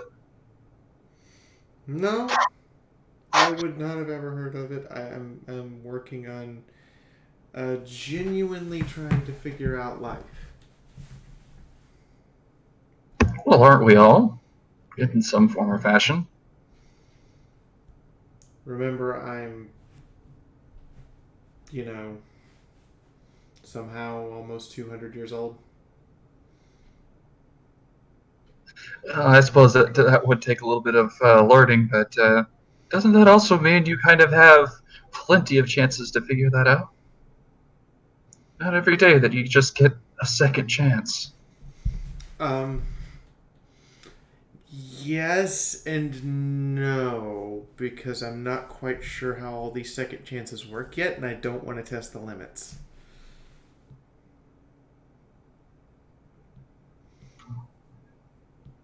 Normally, I would dispute that, considering the fact that you do have that special box that means that you don't have the random chance of something else popping out, but you say there's a different you in there. Yes. Is there only one different you, or are we talking multiple personality disorder every time you die? I couldn't tell you.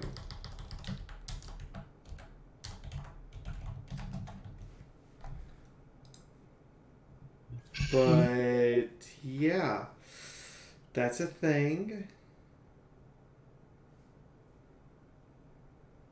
So this other you, what are they like?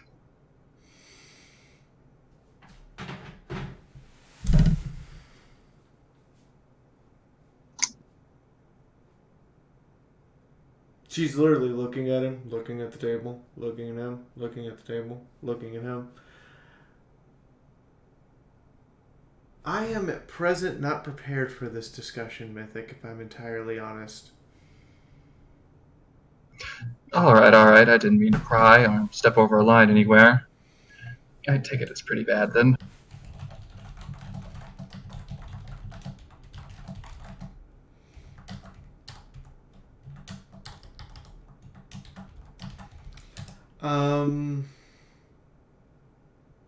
Let's go with that. Alright. Backpedaling. The sword.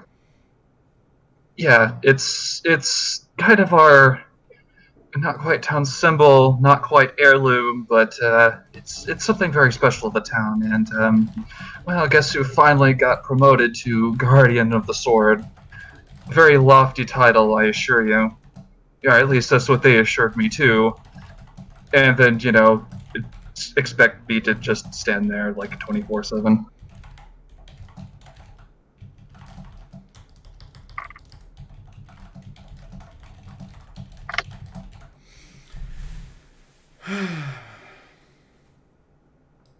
I'm trying trying to figure out a way to explain this so you understand that the other me is simply a weapon that we don't need to talk about right now. Not until I understand how to keep the weapon at bay.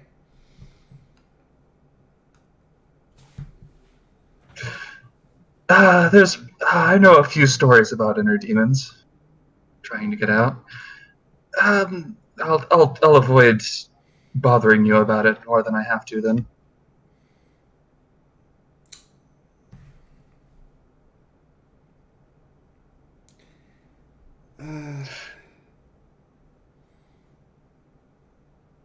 I might also borrow that book about those boxes that we found back at that bunker from you in a little bit.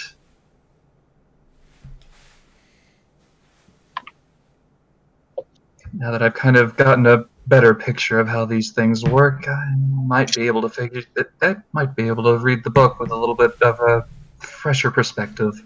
Read the book? What book? The book. The research, was it the research notes or something else? But it was the book that we had found back at the one we reminded you of last week. Yeah, the little research journal that was found in the army base. Right, that book. Sorry, I have a bunch of books, and I wanted to make sure which one you were referring to. Oh, you have more books? I have research notes from Sable Phi. I have research notes from the army base. I have some research. I have a couple of memory orbs that I need to put through the good old recollector. You know, there's a list. Am I allowed to read some of them? Possibly. I mean, the memory orbs, I'm just gonna stay away from. I've heard the horror stories about them, and I'll let you filter that one out. But the books and the other things, I have a little bit of a weak spot for reading. It's, you know. I understand. I just, you're dancing around some rather sensitive subjects.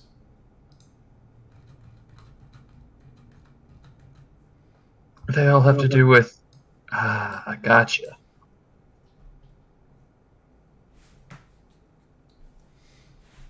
Anything else? Alright, well.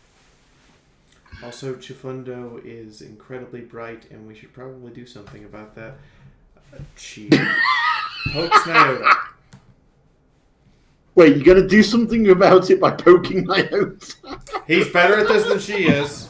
So, that's the thing. As soon as it flares up, by the time you're able to even try to poke Nyota, because it is so bright he could not hide, it will die back down to the normal pink levels.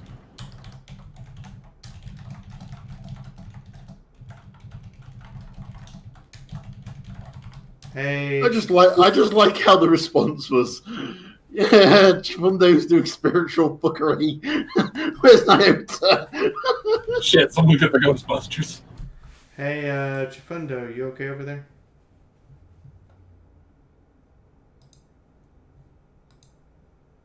The crickets chirp in the background. Should I?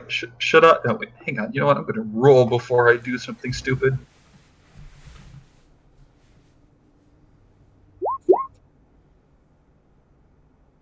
Congratulations, Swordweeb manages to not just reach out and tap Chifundo on the shoulder. Is he safe to just shake or try to snap out of it?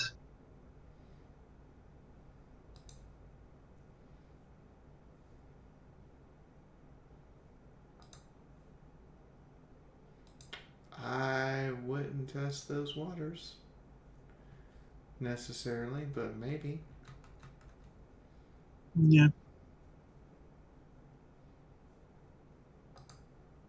Like, just throw a sheet over him till he's done.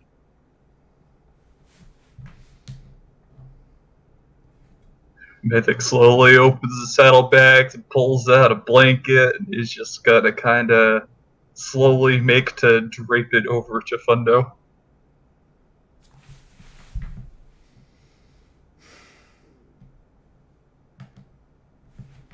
Sorry, Moon, I've just DM'd you something. Yep, I saw.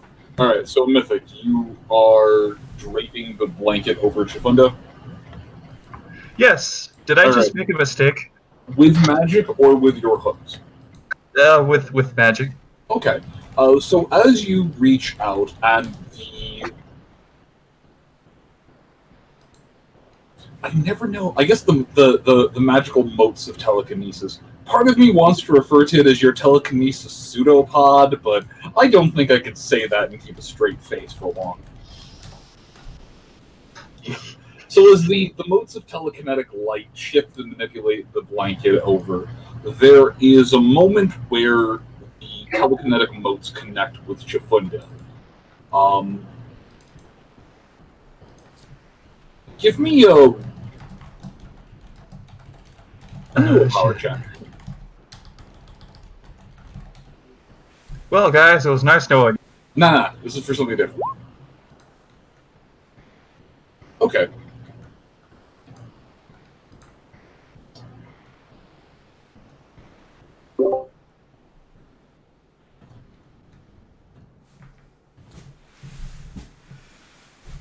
Alright, I just need to type this real quick. Give seconds to type this.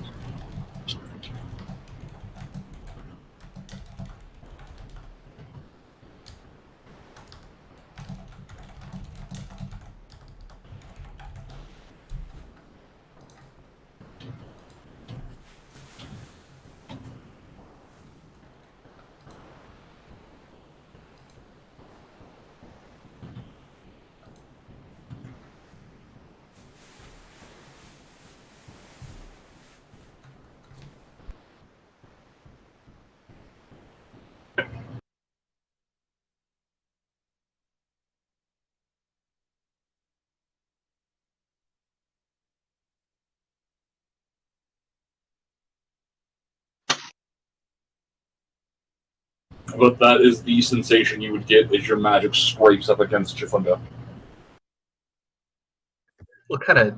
His head will kind of jerk back like he got shocked or something and kind of blink. Think of it like deja vu.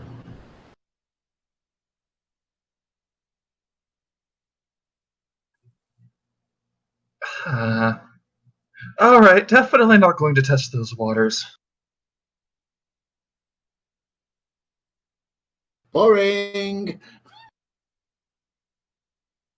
Boring, he says.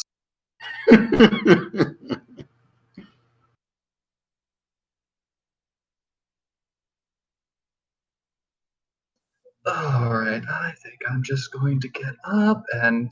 Sunrise, do you need help out of your position? He kind of just waves at her current spot between all of the high ponies. I think if I want out, I'll just wiggle under the table at this point. Oh, I was going to offer to float you over, but suit yourself. I'm an earth pony. Do you think at any time I want to fly? Hey, Wiggly Hooves, if you're going to work your way out of there, give me an agility check. I like how you refer to me as wiggly hooves. I mean, you are wiggling out of there and you have hooves. Apparently not. Okay, cool. Hold on. I get to send this message to you as well.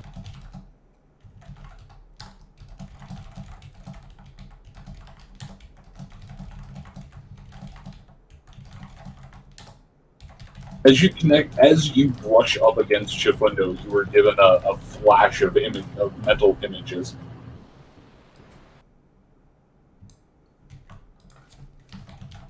They're over as fast as they come, but...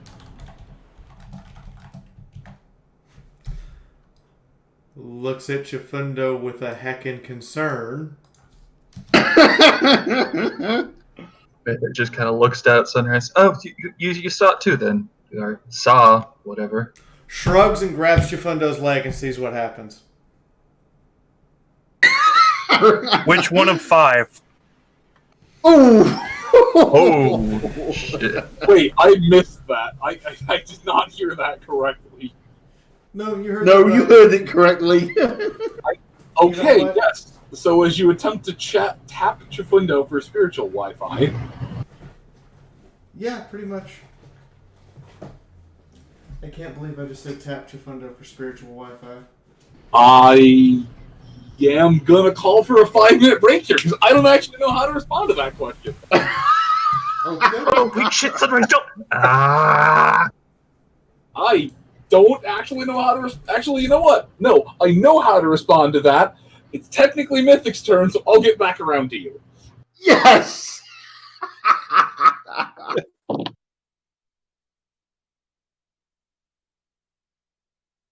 Okay, so you watch.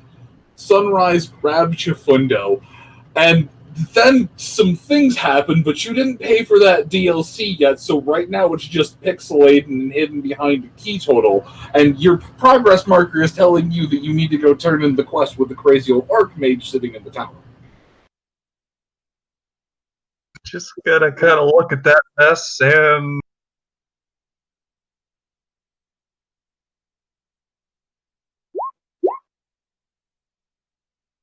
Yep, no, he's just gonna Nope out of that. He is definitely going to be Mr. Boring today, and he's just going to turn around and he's gonna walk right out of there.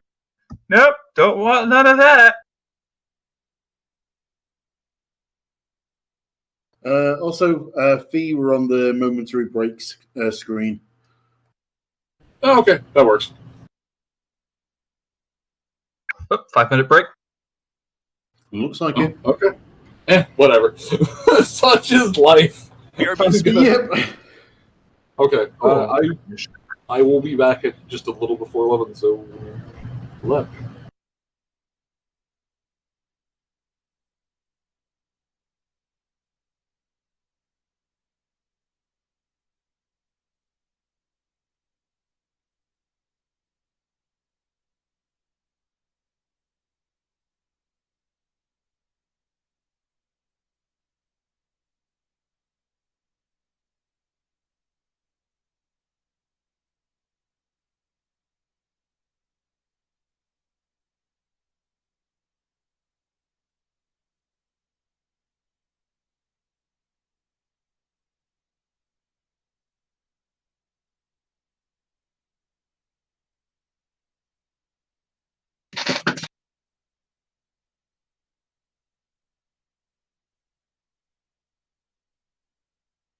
I'm back.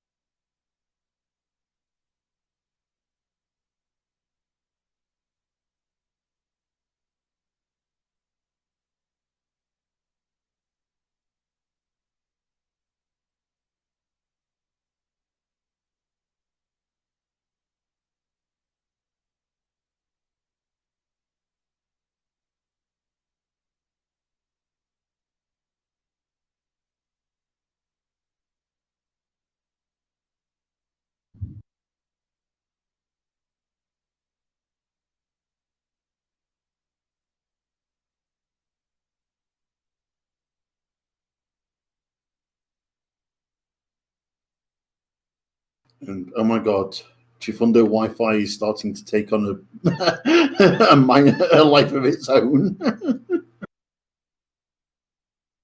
Of course. Not gonna lie, I was really tempted to just have him go, all right, I'm just gonna actually reach out and poke him this time and see what happens, but yeah, I rolled a willpower. I know he'd probably be smarter than that.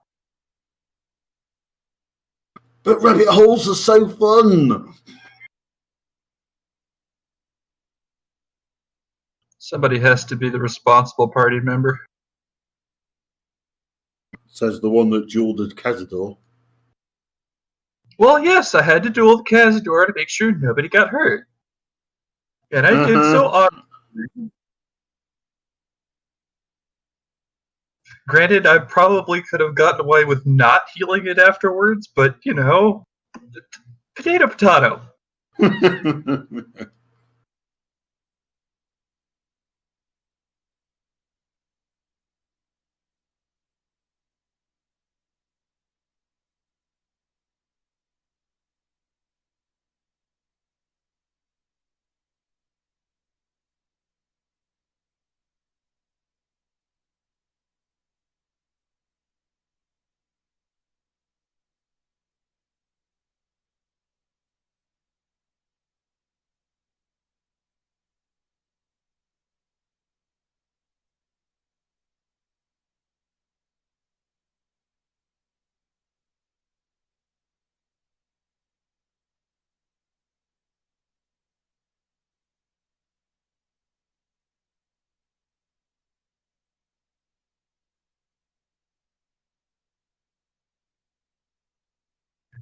Pardon my floundering this evening, by the way. I'm having a hard time getting myself into the right headspace for this. Meanwhile, on the other side of the wasteland, Quickstitch is also meditating. Quickstitch senses a disturbance in the fuckery.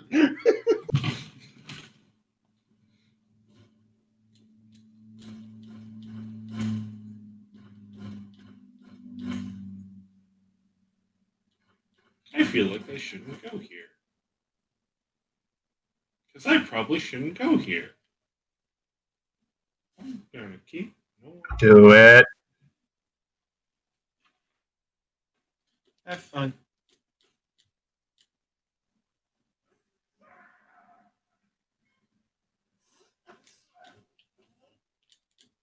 Not the bees. Oh! I just found a perfect... based on what we just said. Remember your weapon triangle. You need an axe. So, Captain. Yeah, General.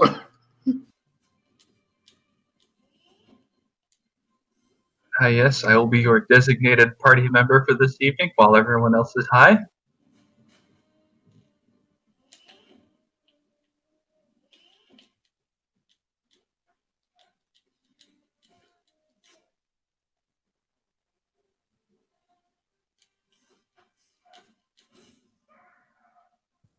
Granted, I'll probably end up in some fuckery of my own doing the magic. Magic bees? No, not the bees.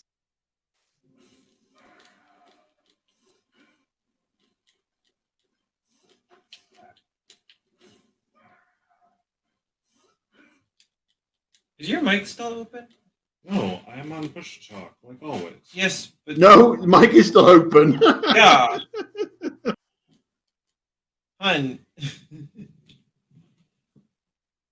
We can hear your conversation.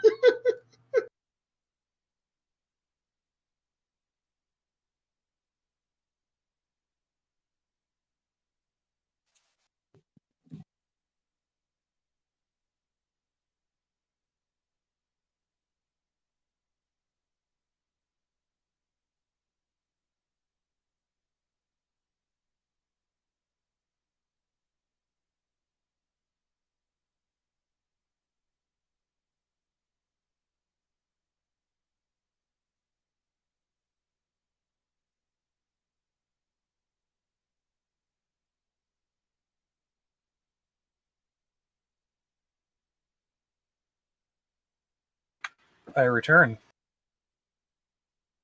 Boy. Say, Dagio, just checking General on the Road Talk server.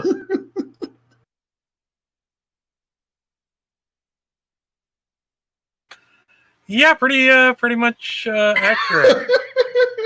Like, I'm just listening to every single opening from JoJo's Bizarre Adventure just because this is where it's going tonight. It's just it fits. That's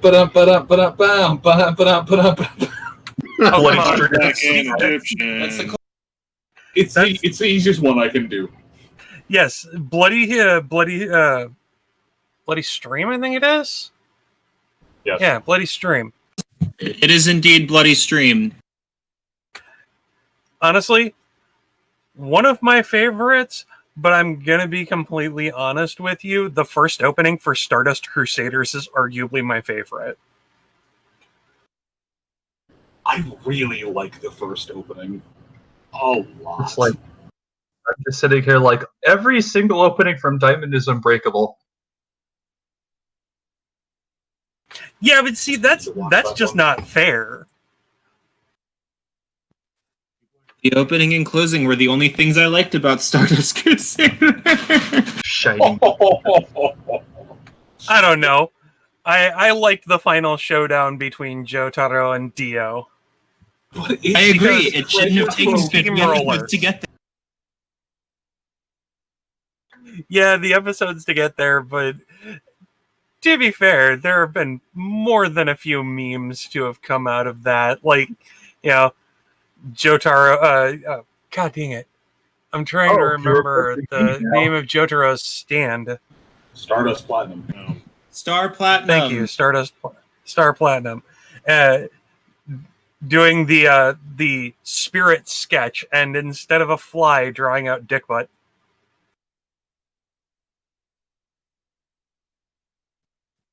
I appreciated the memes. I did not appreciate watching that much of a show that really only needed, like, not even half of the time to tell the story it told.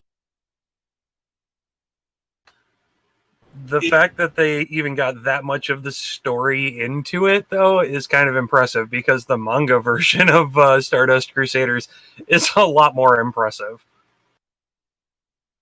They could have done with less filler episodes. But I'm sorry, we're talking about JoJo, not Naruto.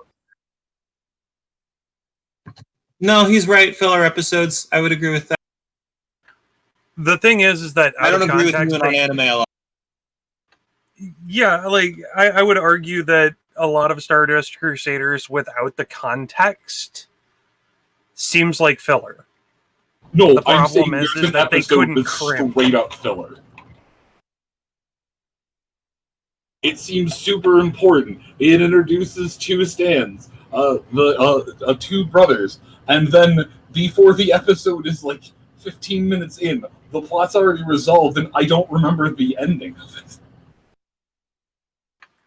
Fair. Stardust Crusaders, to me, seems like two kids that get together to play in their backyard, and every day they just come up with a different fight between different characters. But it's not really in service of anything. It's all just to go towards a vague goal concept that, in the hands of somebody as experienced and good as Araki, I think even he knows didn't need anywhere near the length of time it took to get there. Also consider the Shonen Jump side of things, where he was actually being published. I go away and I come back with coffee and whiskey, and Shadow's voice is completely different. Hi, yes, if you usurped my boyfriend's computer, there's nothing that any of you can do about it. It's okay. He's establishing direct control.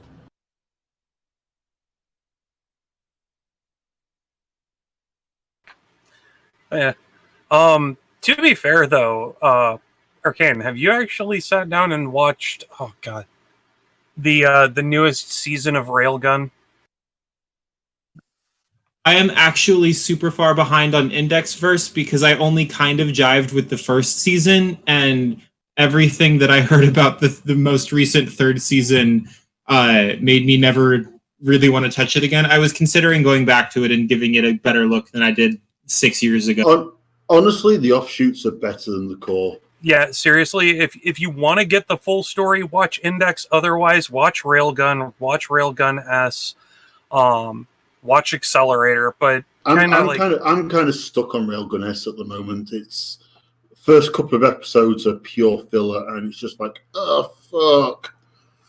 Yeah, but the most recent season of Railgun is amazing because they introduce a character who has arguably one of the most broken powers in the universe. You mean that isn't Accelerator? Oh, by the way, who is now a level 6 angel? No, Accelerator isn't. As a okay, Hetty, how much of Accelerator have you seen? Ugh. Can't remember now. Let me look it up. You've watched all of Index, though. Season. I've watched as far as the end of the Star of Bethlehem arc. I can't remember if that's the end of it or not. Okay, so you haven't watched the arc with the Daihase or the Sisters Project. The Hase Festival is early on. No, there's. Or are we just derailing the stream for anime reasons? I just was waiting for everybody to get back, and we were talking anime. You. I'm back. I'm just discovering that the food here in Arizona is repeatedly going to tear up my insides. Ow. That's why you should have come to Wisconsin when you had the chance. Oh, that's the food. You know, it's not that the food's bad, Moon. It's that there's something either in the water or in the food that just literally rips my insides out every freaking day. Get ginger ale. I don't know what it is, but we've been trying Tums and ginger ale and stuff, but at this point, there's just a time of the day where I go, okay, insides, you've had enough. As far as coming to Wisconsin, Shadow, that will be wonderful and all, except for outside during the winter. You can ask Adagio this. Adagio, how good am I outside during the winter? You outside winter, no, that just doesn't happen. Whereas here, I can walk outside year round. So, I mean, Okay, it's time to date myself and make a Shrek joke. No, Shrek is love. Shrek is life. But you're dating Arcane.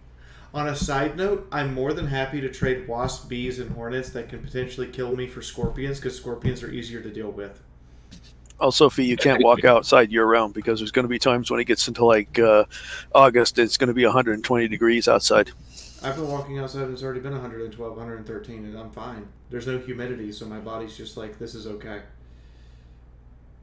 Yeah, your body is telling you that's probably why you're having problems, is your body's actually rejecting the heat.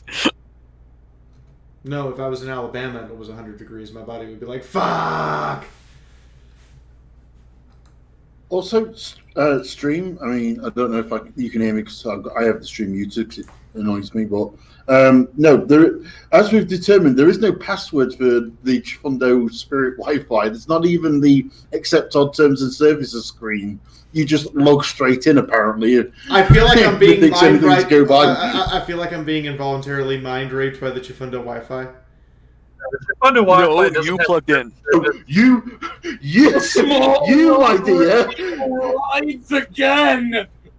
You, my dear, got a taste of what the fuck was going off, and you went, I embrace this, and lashed yourself onto his. You saw the neighbor's Wi-Fi name and said, "Ooh, I want to log into that and see what's there." Please help! I am a dispossessed Zebrakin prince. If you could send. Oh my God, no! Bad. Oh man, shut up! Oh, well played. One of our local Wi-Fi networks is called FBI Van Number 2. We want very bad. That is. Actually, that's a trick. My Wi-Fi network is called whatever. No, that's actually a trick Bob and I play for the neighbors so they don't try to jack into our Wi-Fi. When her Wi-Fi at her house is literally named NSA Monitoring Station Company. Yeah, nothing in my computer's overheating.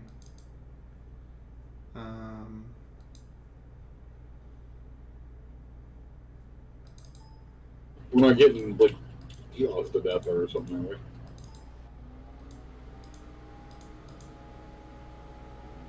Is that your computer? That's what it sounds like when I turn the fans on.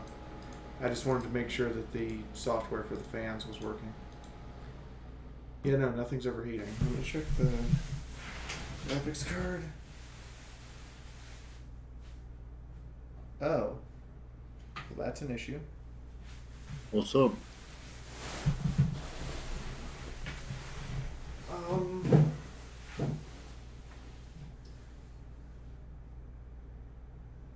That's weird. The fans on the graphics card aren't spinning. Oh. Well then. That is not good. I mean, No. it's still only sitting at 56C, so it's not actually hot. But they're not spinning at all. That's weird. Well, that might do it. I'm reasonably sure it's installed correctly. I'm well under my power limit. They might have just broke. They are mechanical. I just got this card like less than a month ago. Yeah, and our couch is less than 6 months old and it's breaking. Shit just comes defective sometimes. Yeah, I was going to say manufacturing defects are a thing. God knows it's remanufactured. Oh, no, never mind. The fans just cut on. Apparently the fans don't cut on until the graphics card hits 60 degrees. What graphics card are Okay. you using? Because you can actually manually force the fans to spin. Well, that's weird, and I'm not sure I like that. 1080 Ti. Yeah, you should actually have an option to manually induce fan operation. I'm looking for it. I think I need to update the fan software to get them in. Yeah, so the fans spin for like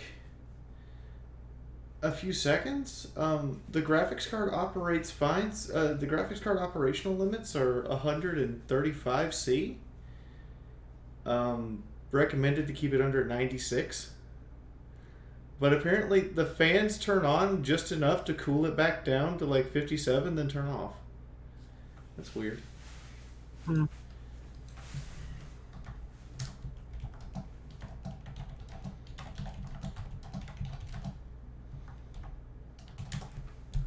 I suppose. So did something break? Twitch. Ah. Yeah, I wandered off after Chifundo went into this memory. I heard something Okay, about apparently this is normal.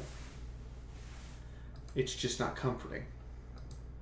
Twitch breaking is normal. No, the fans. No, is normal. the way the graphics Twitch card's breaking is not operating. normal. We're gonna have to call the internet company tomorrow because that's actually on them. They're doing something that's just making it suddenly cut out.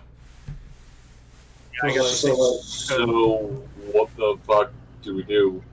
No, we're good now. It seems like it's working. I'm not. Knock on wood. It shows working. Everybody can see me. Everybody can hear me. My phone and the computer are both receiving signal.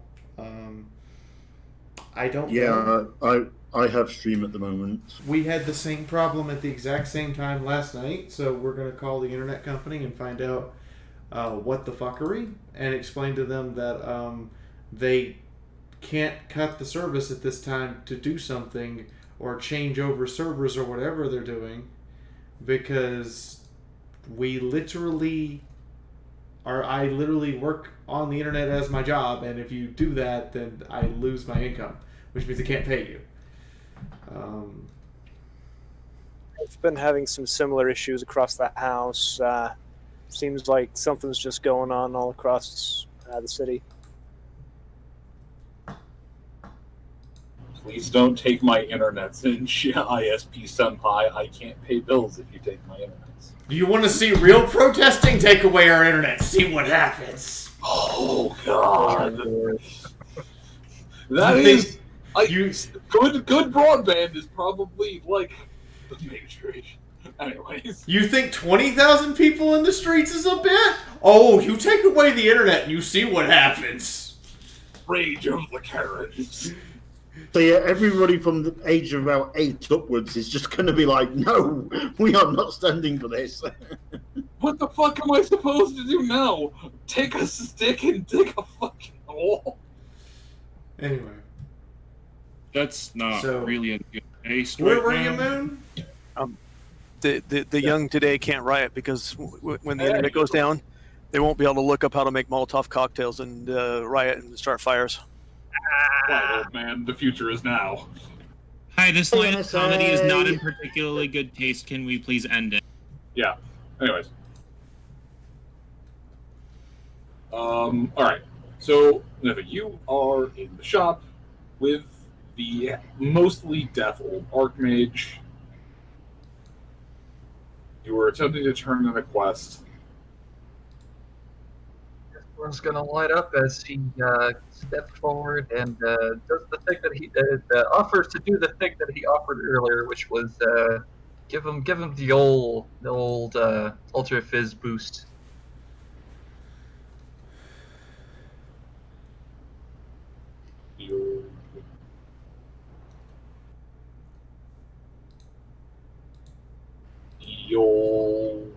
Alter physiology boost. Okay. Am I cutting out for you? Okay. No, Please just keep it pressed. Okay, gotcha. Sorry. Okay, so you're boosting his perception? Yep, go ahead and give him a perception boost, and if he wants another boost, I can go ahead. I can give him another stat boost afterwards. All right, you give him a +2 to his perception. This brings his perception score up to a 4.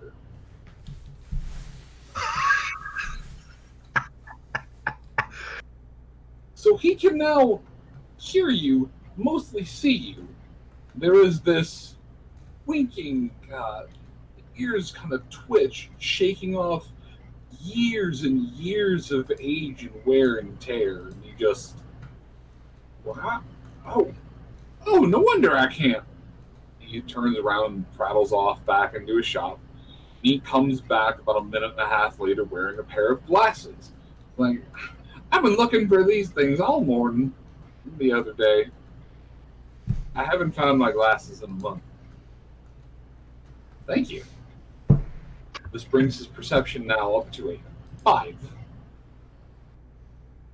Well, he now has normal perception. He now has average perception. Mythic will kind of just give him a friendly smile. Oh, good to hear.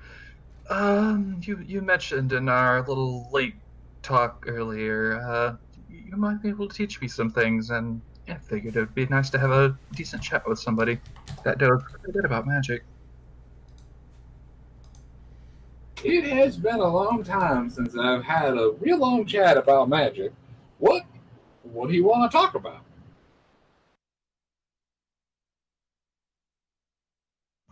Well, where to begin? You mentioned you really like scrolls. I've seen a couple of them floating around. Can you make scrolls? Yeah, I can make scrolls. He proceeds to turn around and motion to the bookcases full of just scribed scrolls.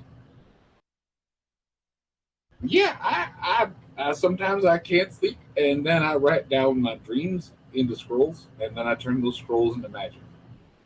And then sometimes I have to burn those scrolls because I accidentally summon demons.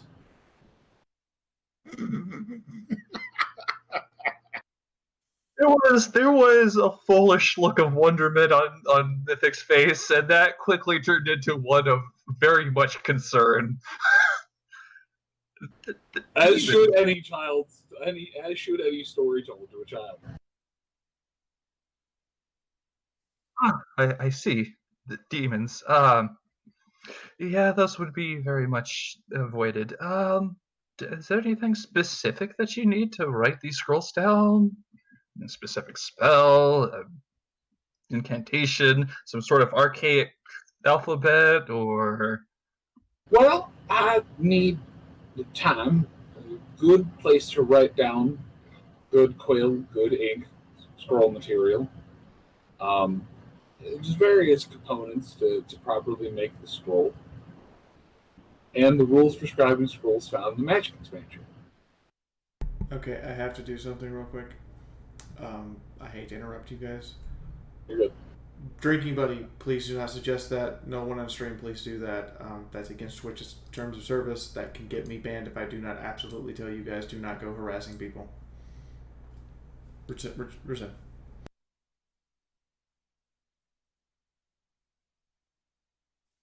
Is that something that you could possibly teach me?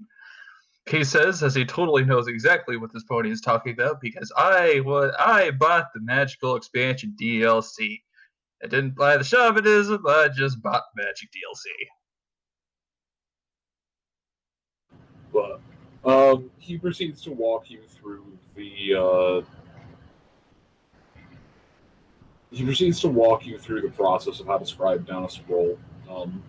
It's more or less being in a proper state of mind and having the correct setup as it is to any true, one trick or component or item. So it would be a thing that he'd have to work on, and of course take the proper perk for it somewhere down the line. But this gives him a nice basis.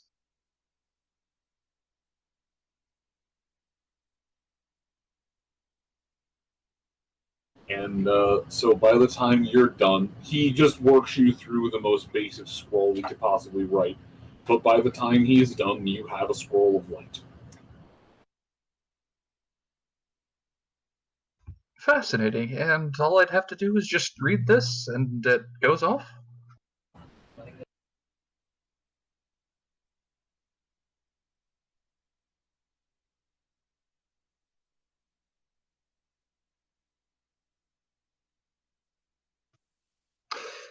Did I off the microphone too soon there? He proceeds to just come back to, sorry, I dozed off for a moment. I started thinking about old Mesh episodes.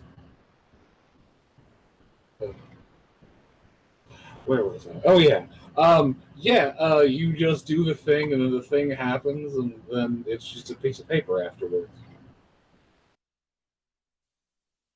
Alright, very neat. It could come in quite handy later. There was the original thing I had come into your shop for earlier. Was it potions? We have potions. I can show you to the potion section. There's potions other than the healing potions? There's all kinds of potions. I'll take you to my potions of inspiration. And do you follow the crazy old man who is only able to see because of magic? Right, hang on. I'm sorry. You couldn't hear it, but I was laughing very hard. Yes, he will follow the old man to his potions of inspiration. So as he leads you back through the shop, through this winding and twisting maze of books and scrolls and old parchment and mathematical devices, you're eventually led to a little back workshop area where you can tell a lot of the things in the shop were made. But on the back wall, there is just a couple of series of just different glass jugs, with just different and ornate etchings and stoppers and the like in them. They contain various different colored fluids, but it's hard to tell what all of them are because of the colored glasses. It's all booze, isn't it? Yep. Potion of inspiration. This is just takes a sip of it. This is just booze. Yep, it's booze. It's your booze. No, it's inspiration. But so yes, you see before you what is probably the scavenged contents of some old bar. At Potion Alchemist Workshop. To be fair, the other 9/10 of it is an actual workshop. That's fair. Well, this is inspiring, to say the least.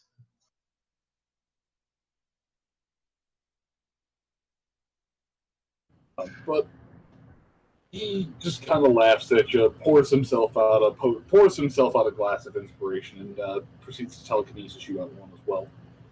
All right, Sonny. So, what did you come here to learn? You've restored sense and sight to an old man, or to an old stallion, and you clearly a repeat customer. So, nobody just comes to visit me anymore to visit me. Everyone wants something. I'm not saying that's a bad thing, but I understand how life works. Why are you here? What do you want? He'll kind of take the glass. He'll kind of look at the liquid, kind of almost suspiciously, not quite sure what he's going to get into, but he'll just go ahead and down that thing before speaking. Roll endurance.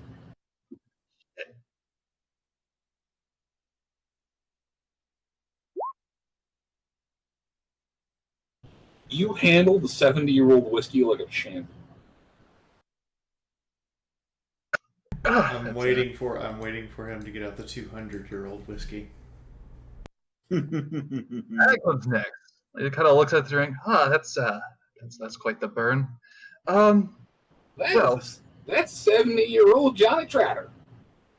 I have scavenged many bottles of inspiration from a local burned out inspiration store down the road. Don't worry about it. Yes, the store of inspiration. Well, part of it was just make nice talk. It's not often you find somebody that's very knowledgeable and enthusiastic about magic. Granted, you could probably say that about myself. Although was hoping I could pick your brain on spells for a little bit. What kind of spells? Well, sure, blasty spells are nice, as I said, and my own spell repertoire is extensive, but I was wondering what all spells did you know and that I could possibly copy off of you? I know many spells. I have studied many magics. I can teach you almost anything you wanted to know. I'll give you the first one for free. I like it. But the rest of them have a price. What kind of price are we talking here? Favors. I mean, there's always caps, but caps are so pedestrian. Favors, gifts, tributes, small things like that. Information, resources. Things that caps can't buy.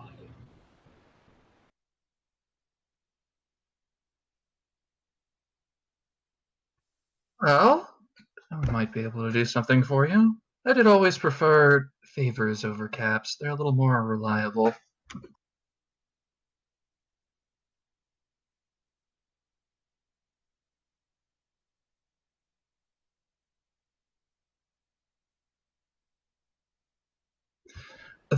Caps is fine. I'll accept caps. But the first one is still free. Well, I'm not sure if you can do this, but I've always had trouble with one particular spell. Nothing real fancy like summoning meteors or crashing thunder. No, it's... Do you know a spell, teleportation?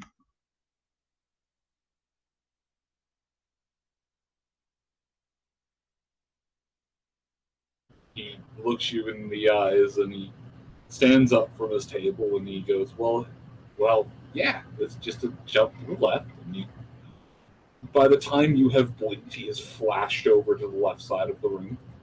Yeah. And then you step to the right. And he takes a step to the right and steps halfway across the room. Teleportation's easy. It's just about being where you want to go. It never ceases to amaze me watching somebody teleport like that. It was never a spell I was very good at. I mean, I get how to cast it. I could cast it, but it always made me feel queasy, sick. I could never quite focus on it. Eventually, I thought, You don't want to teleport on a full stop.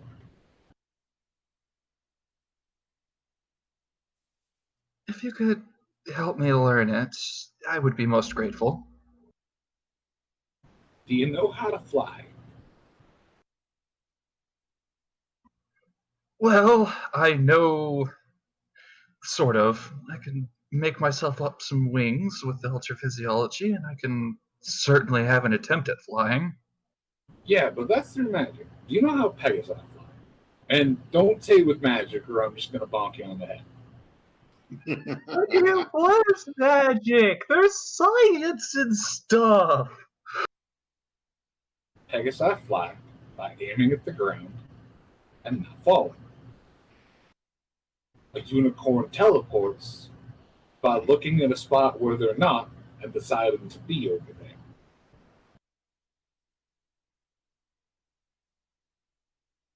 So it's just not being here, it's being over there. It's not being here, it's being over there. Gears clicking. It's a lot about envisioning yourself being someplace else. The one of my first and oldest teachers taught me that one of the first unicorns to ever master teleportation did so when they were being chased by a wild beast back in the day. The magic, as you should know, being a decent caster, and he proceeds to look left, look right, and just harshly whispers in your ear, "And not a one trick. You would unicorn magic responds to a cause, a need. First, this unicorn proceeded to look to a place they weren't and made themselves be over there. The actual machinations and the science behind how the magic works can come later, but it's that instinctual need to be over there. That is how one teleports."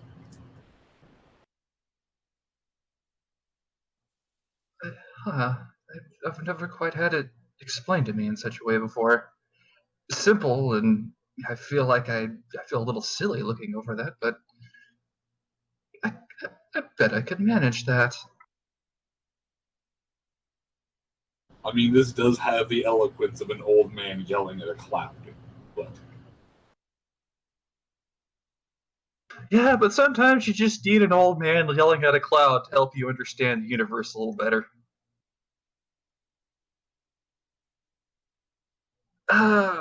Is he? Would this side actually be able to legitimately teach him this spell? Yeah.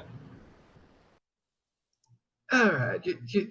He will definitely be down for learning this spell. Do you want me to roll an arcane spell or arcane magic check? I do. I need you to roll an arcane check to make sure that you can learn the spell.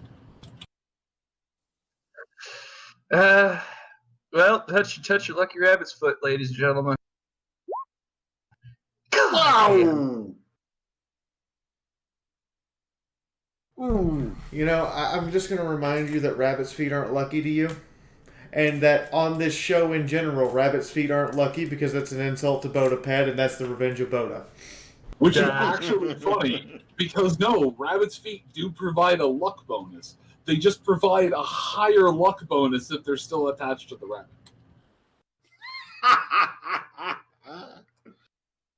I wish I was joking. So no, you know what? This is perfect. This is one of his things. Is that of all the spells that he could do, he can't teleport worth crap. He just can't do it. Okay. I'll look through the actual process, but since you crit failed this, we'll just continue this for the sake of the scene. Do me a favor and make me another arcane magic check to try and cast.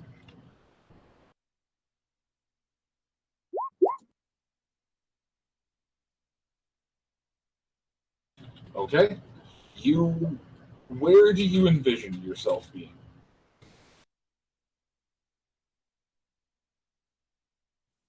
Let's see.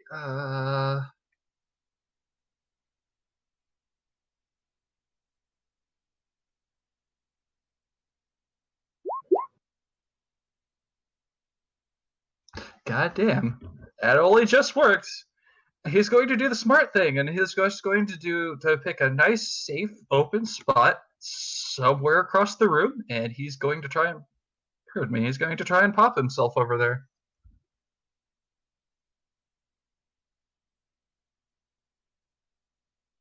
All right. And cast. Your horn lights up. Cast. Aim yourself.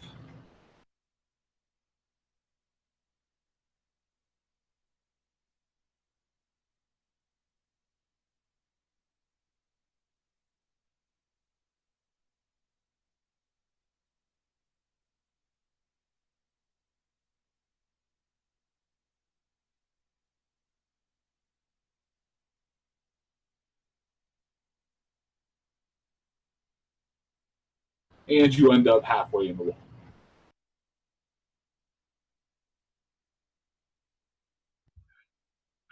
Okay, he teleports halfway into a wall. Oh no, there's a clipping error going on here. You Bethesda yourself into the wall you were facing, and there's a very odd sensation around your torso, the area that is stuck in the wall. It's not pain, but it's the most intense pressure you've ever felt in your entire life. It kind of looks down, looks a little shocked. That's not. Oh, this isn't good. Re-teleporting. You just hear from behind you, "Oh dear, oh dear, that's not good." How do I get out of this? Do I just teleport? Do I gotta dig my? No. The unicorn just proceeds to cast stasis on you to get you to stop. It's like, no, you're fine. Stop moving. Hold on. I got this. Mythic's in stasis again.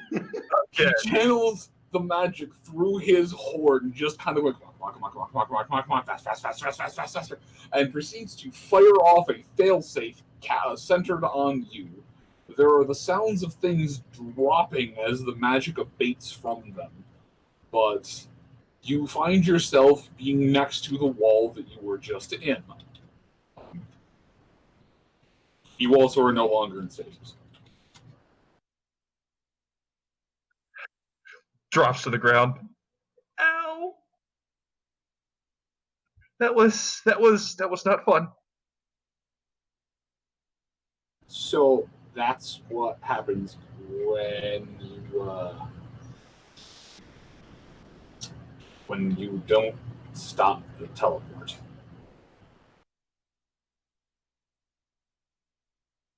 It doesn't just stop when you get there. So, modern arcana science dictates that two objects cannot occupy the same coordinate space and time. However, magic makes adjustments, and you and the material start to mesh. Will only last a couple of minutes, that way. Don't try to teleport into the wall.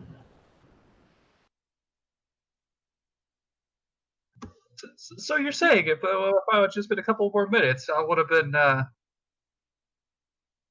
This is why magic is usually taught with the teacher. I don't think I'm very good at teleportation. Well, we can try again later, but I think you should stop for the entirety of the day. This is usually the point where some wizened old teacher will bap you around the back of the head. It's like, no, if you fall off the horse, the best thing you can do is jump straight back on again.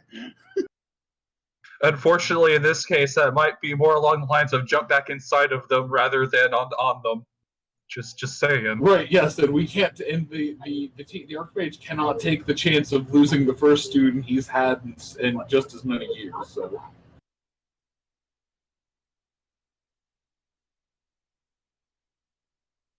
Mystic, do me a favor, give me a perception check while you were stuck in the wall. Just. Right before the unicorn cast failsafe, you just hear, "Oh, sun and moon, I'm not gonna lose another one."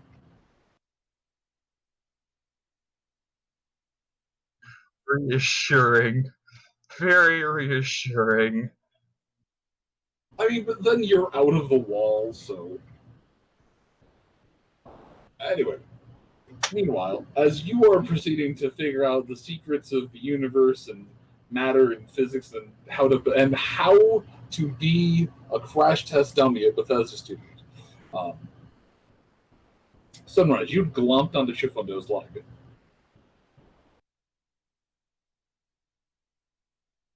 Go on, I grab Chifundo's leg and just to see where it goes. With every fiber of my being, I am resisting more goddamn JoJo references. So you grab onto his leg, and there's this horrible tearing sensation. as if your mind is partially being drawn out of your body. No one is left in the bar. But the bartender watches as you grip tighter with your forelegs and your rear legs just go limp.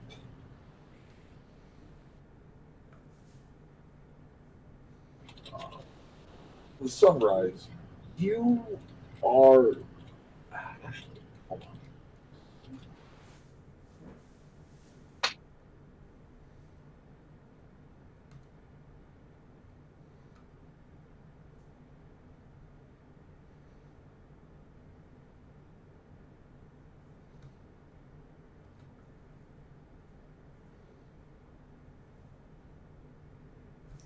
I am. I was checking to see, there was a map that I had that was almost perfect, but I can't use it because I use it for something else.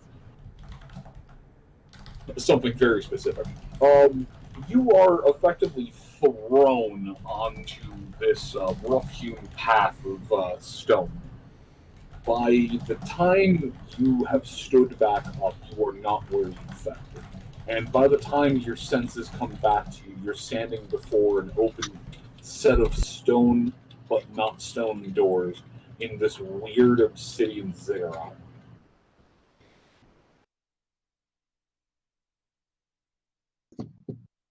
To say that you are filled, to say that staring at it fills you with dread would be understatement.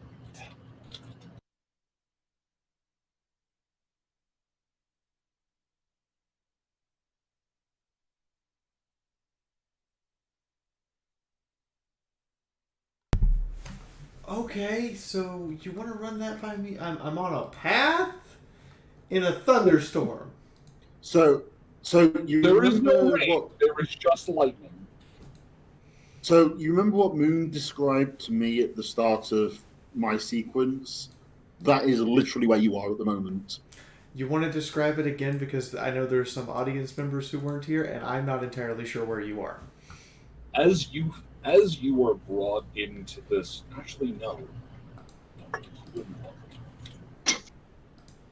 No, alright. So as you draw yourself in, you are falling, you are pulled down, and you see as you are falling this black obsidian temple.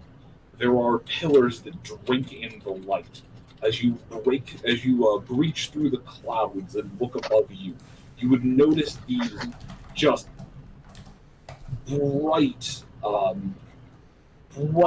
green bolts of lightning. As the lightning crashes overhead, the light illuminates things on the ground that might be creatures, but you've never seen anything with a silhouette like that before. As you look, you see these trees that, from your angle, you notice that one half of them is alive and one half of them is dead, but they seem to be growing and dying into one another, moving about each other. The start of one eating the tail of the other and continuing around in a perpetual cycle. You find that as you fall, it's always the odd things that you notice, but your pitbuck is not on your leg. Your HUD that you've always had, that's been there in morning and night, is gone. And what might be the most terrifying part of all, but it's just you in there. There aren't any other voices. There aren't any other presences. There's no cat. Well, okay, there's a little bit of cabby, but it's there, it's silenced, and it's in a pop-up window that you minimized off in the corner. But there is no HUD. There is no Pinky. There is only Chifundo? Oh no, you're still falling. Oh, I'm aware. I'm just taking the falling as normal. So, given that she's arrived here grabbing onto my leg, Am I aware of any sense that she's here or arriving? So, on your side, there is there's a shuddering sensation that goes throughout the entire temple, as if something woke up. You have a strong sensation that out in the open, out in this hallway, if you stay here, and this is not anything the rabbit is saying, this is not any booming voice coming from the tunnel. This is just a sensation that if you linger in this hallway, you will not make it out of this hallway.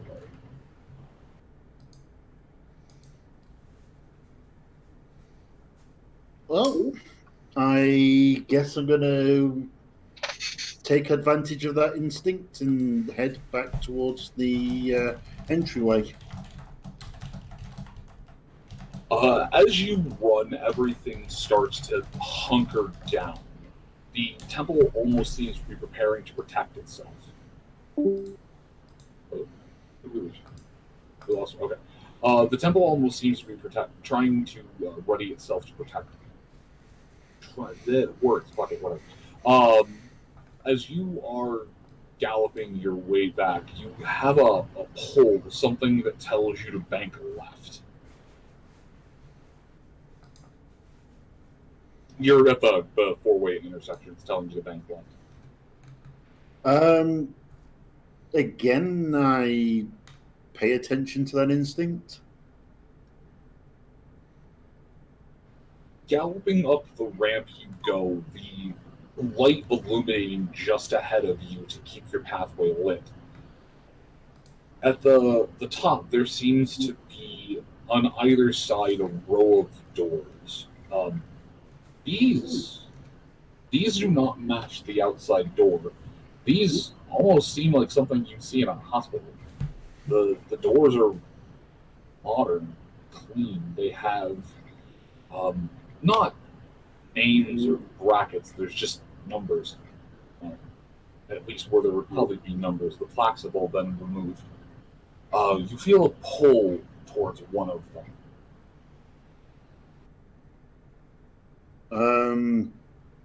No reason to stop following instinct now, so I follow the pull. Okay. The door is heavy, but it will give way to your hoof.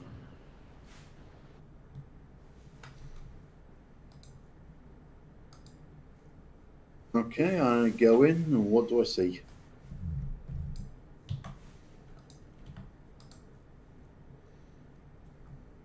It's not what you see so much as what you feel. Multiple sensations, multiple lifetimes worth of sensations. Dying, living, reviving, wounding, waking, eating, sleeping, drinking. You live 100 lives in a single moment. Are these all past Chifundo lives? They are, and it is information. The hell of it is the information is coming and slamming so fast that your brain can scarcely grab fistfuls of information. It's not the whole picture. It's not even close. It's like trying to load a terabyte of information onto a 16 gig flash drive. Yeah. But give me 3 luck checks. Okay. And I'm going to switch back over to Sunrise. Is that with or without racial penalty? That is without. These are straight luck. Sunrise, you impact the ground outside the temple. There's a pathway that you can see that leads straight to a door. There appears to be weird lights coming from the temple and pillars that reflect no light. But you feel out of sorts here. There is a sensation that you do not belong.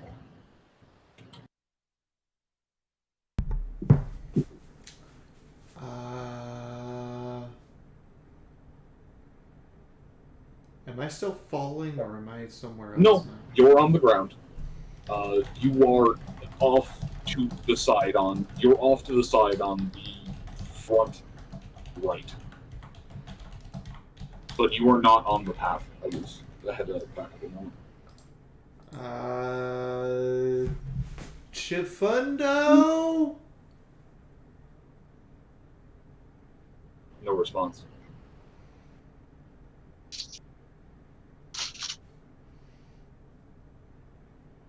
Raise hoof, wiggle, wiggle, wiggle. Raise your hoof. It wiggles. Not memory. That's for sure now. Can I... Sorry. Am I aware at all that sunrise has arrived, or just that there's someone here?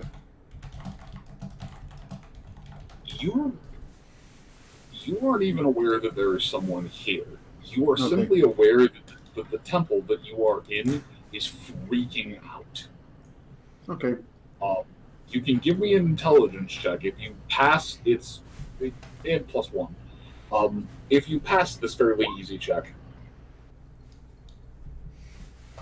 that is a pass. You have a sensation that there is probably some kind of intruder, but what kind of intruder would be intruding on your mindscape?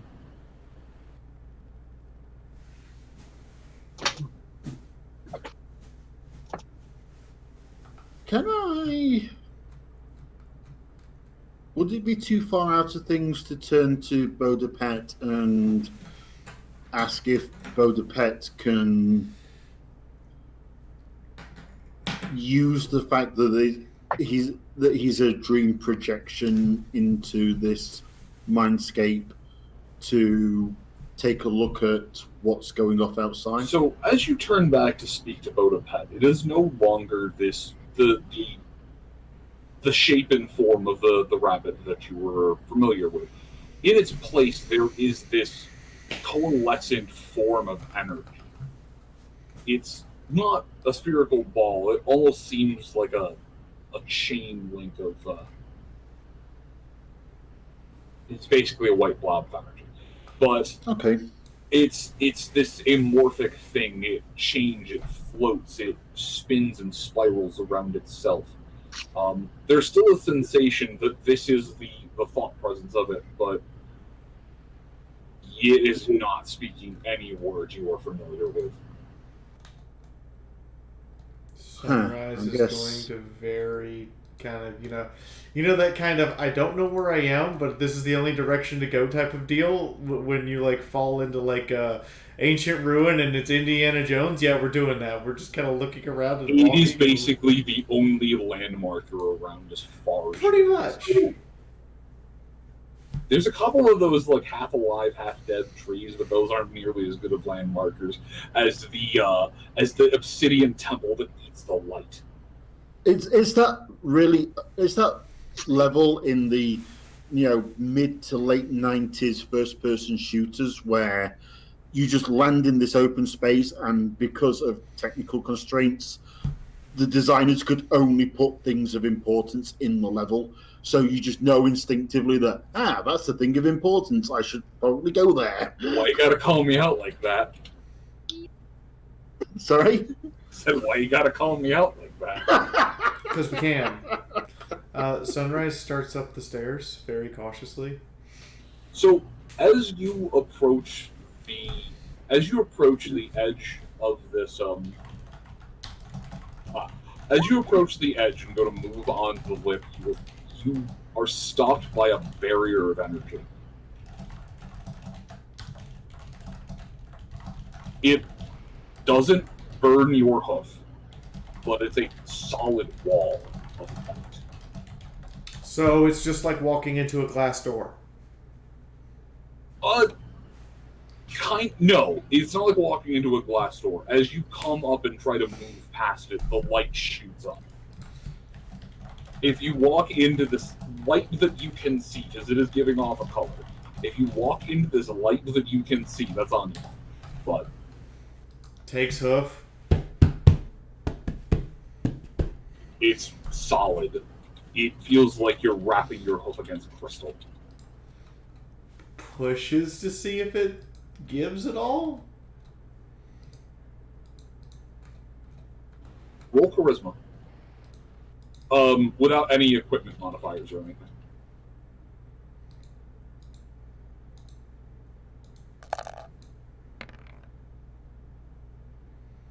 Damn. Roll 20 says it's that kind of day. You press your hoof in, and it bends. Well, not bends, but it bows. It doesn't crack. It doesn't shatter. It bows. So you can tell there is some give. Keeps pushing until it actually stops me.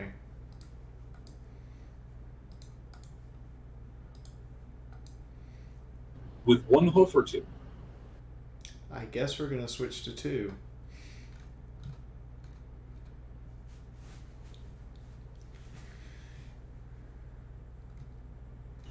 As you extend your hooves out and extend your hooves forward, there are two things that your mind makes aware to you. In this scape, your coat is snow white. It feels like looking at an old card. But you know that you are still you.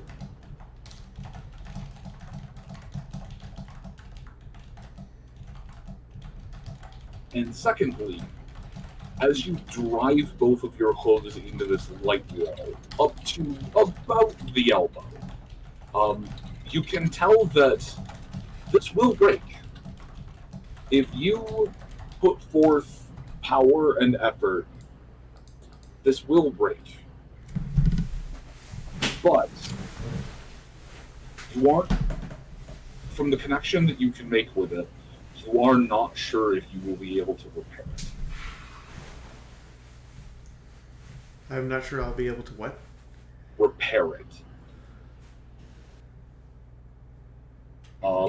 And Chifundo, as you are set up in this hunkered room, there is a sensation of you specifically.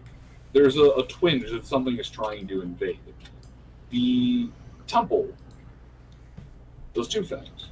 First, it proceeds to pinpoint in your mind exactly where this disturbance is. Secondly, all of your stripes begin to glow this ethereal light. You feel the best you have felt in lifetimes.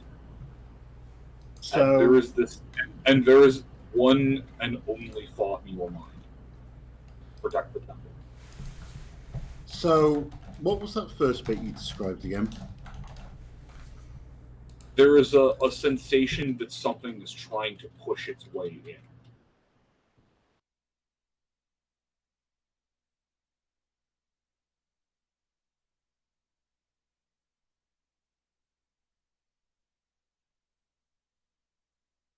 Can I try to reach out to the temple as though it's some kind of sentient or at least intelligent thing? You can. Okay. I'll try to do that. Okay. Well, as the temple proceeds to bestow power on you, it has made a connection with you. So in that moment, you may speak to it freely. You auto-succeed, as it were.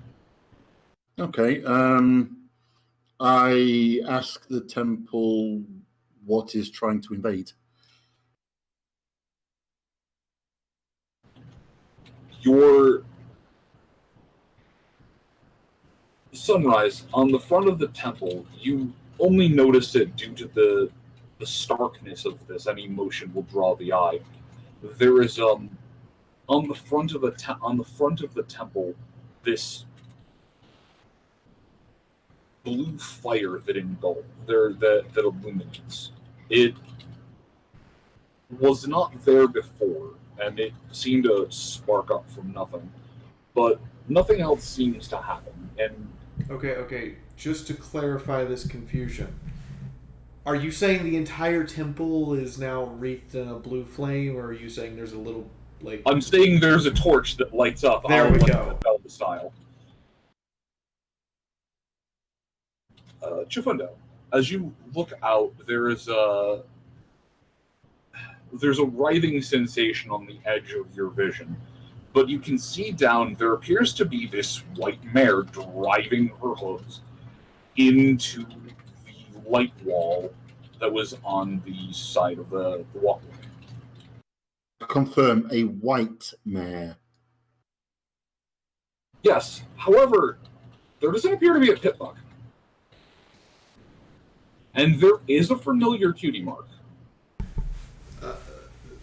Upon realizing she doesn't think she can fix it if she breaks it, Sunrise stops pushing and goes, "Hello?"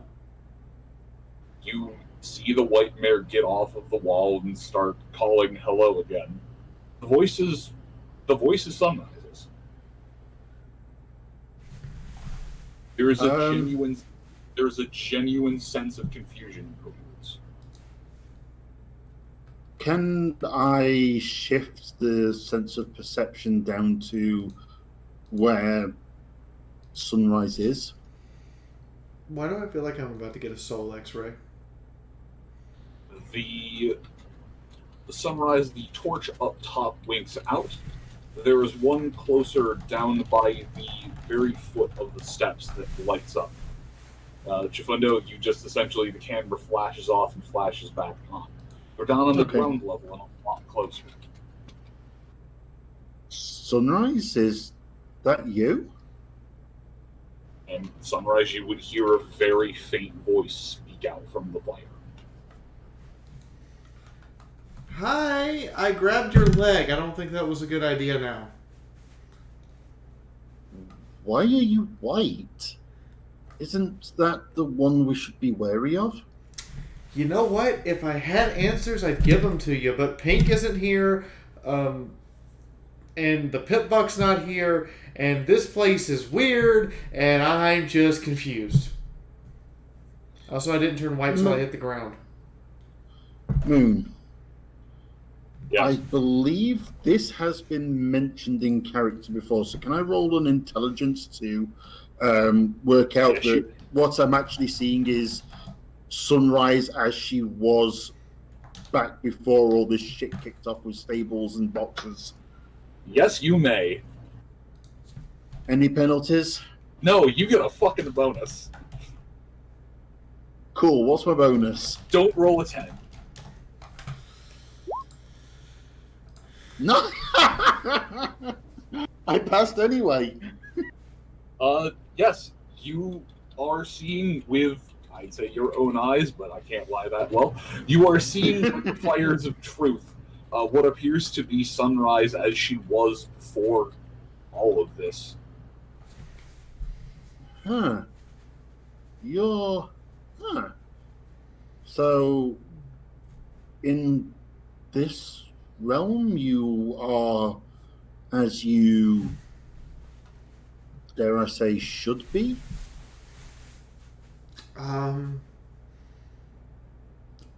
Where are we, and how do we go back? Also, you're glowing really bright outside, like Alguasil just died and turned into marker light bright. I guess that's not a surprise. Tell you what, Chifundo kind of does that whole disappears off to look for another control console kind of thing. Can Chifundo lower the barrier nearby where Sunrise is to let her into the temple? There is not an option to lower it. Yeah, I mean, I think I can break it, but I'm pretty sure I can't fix it if I break it, and I don't want to break it. Stay there one moment. Chifundo will head towards where Sunrise is at the foot of the stairs. In mere moments, you have telepresenced yourself down there. Cool. So,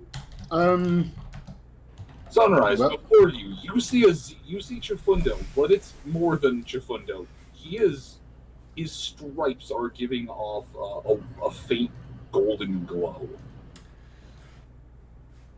Oh, golden glow. That's shiny. Hey, Sunrise. As near as I can tell, this is the spiritual or mindscape representation of my box. Oh, so pushing in would definitely break it. Pushing in would probably trigger its defenses, I'm guessing. I don't know, I got a sense that if you tried, it would not end well for either of us.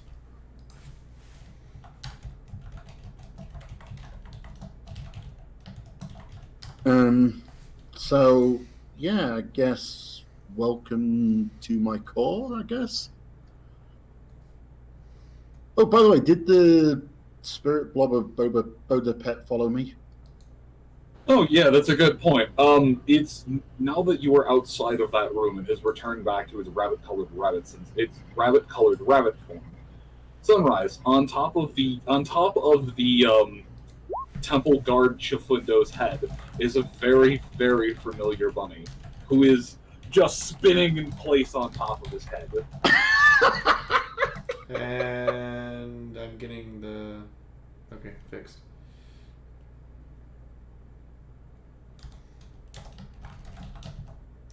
Odo, where the hell are you? I don't know! Boda kind of fell asleep somewhere and ended up kind of teleprojecting himself into here somehow. I'm not entirely sure. Oh,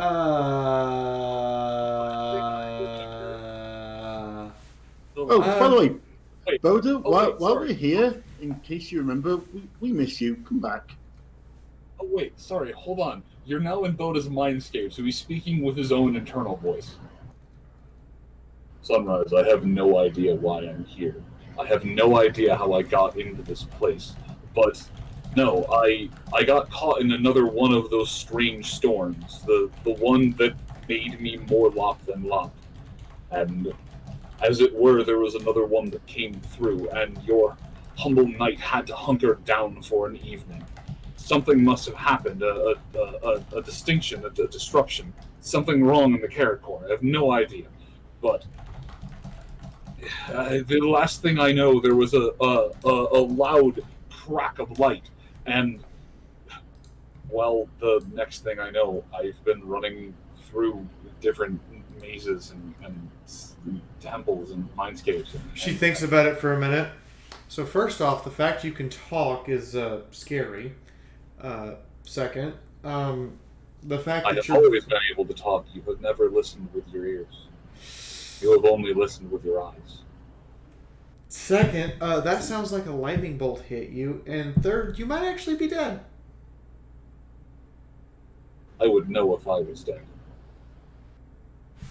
And besides, a great knight of the house... We lost you there, Moon.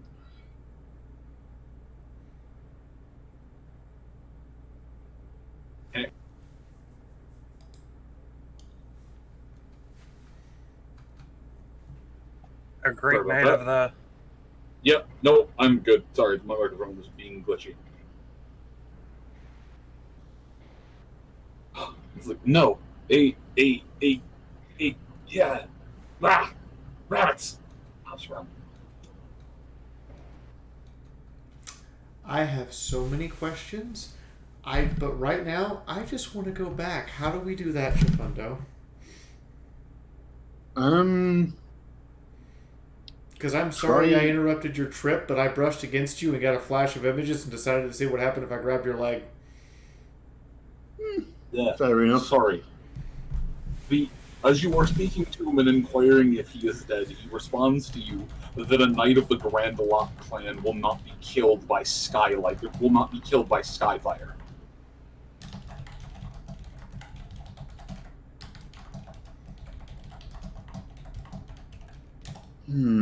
I wonder. Can I roll shamanism to try and figure out what's going off with Boda at the minute? Sure.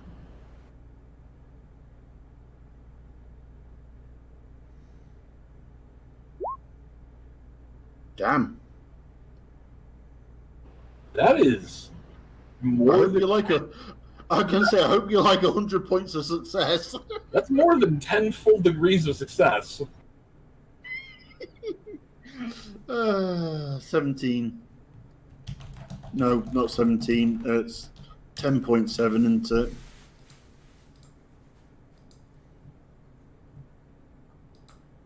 Yes.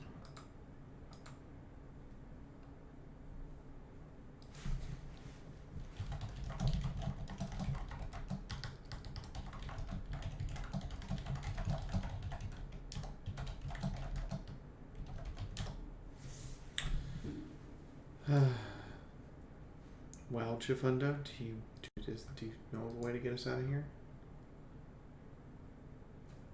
Holds up a hoof in, waiting for the GM to answer my previous question.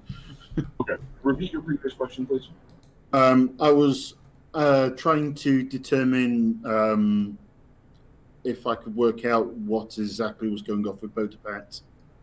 All right. So you know, as a shaman of life, you can tell that the rabbit isn't dead. You're not 100% sure why the rabbit is proceeding to project its a subconscious form out into your box. But if you had to take any kind of guess, it would probably be the fact that you and Nyota are radiating out spiritual patterns that any kind of even remotely incorporeal form could read like a lighthouse beacon. Because he kind of recognizes us from the time traveling. And because you can talk to animals. Mm-hmm. And because you are the one that Bode is more friendly with. Not that he dislikes Nyota, but he can actually speak to you with words. Not just emotions and angry pitter-patter hopping noises a la Angel style.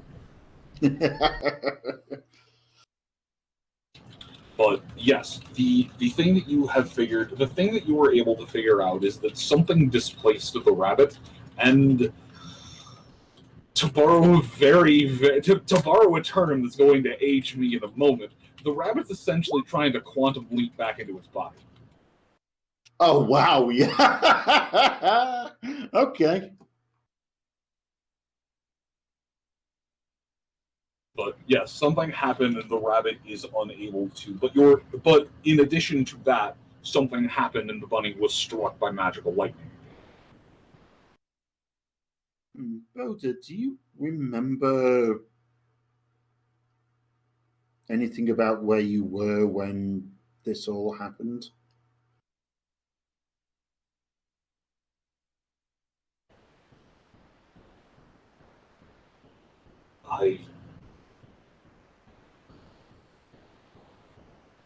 I was inside one of the bones of the old world.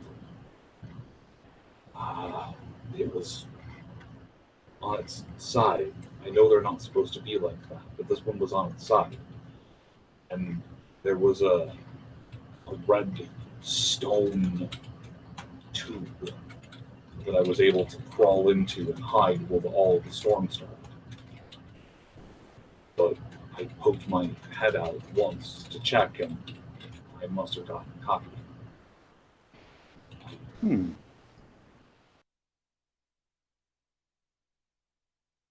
I don't know. I had been tracking you and tracking Queen for ages, and I kept coming to where you were after you had left. I kept finding the evidence of your battles. I kept failing as a knight. I am sorry I failed you.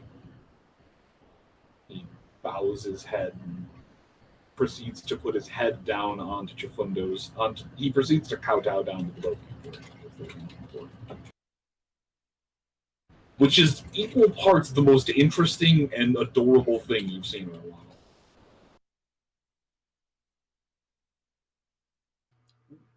In lieu of Sunrise's response, Chifundo will raise a hoof and gently pet the rabbit. I fail. And do you have a response to what he said, Sunrise?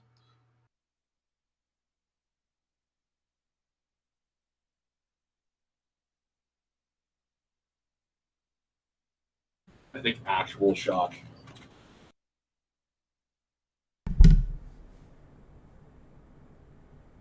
I'm convinced that, no offense, Boda, you might have been hit by a magical lightning bolt. Oh, there is no doubt he was hit by one of the arcane bolts. I hope it was one of the empowered bolts and not just a regular bolt. No, I think you're here because it was one of the empowered ones.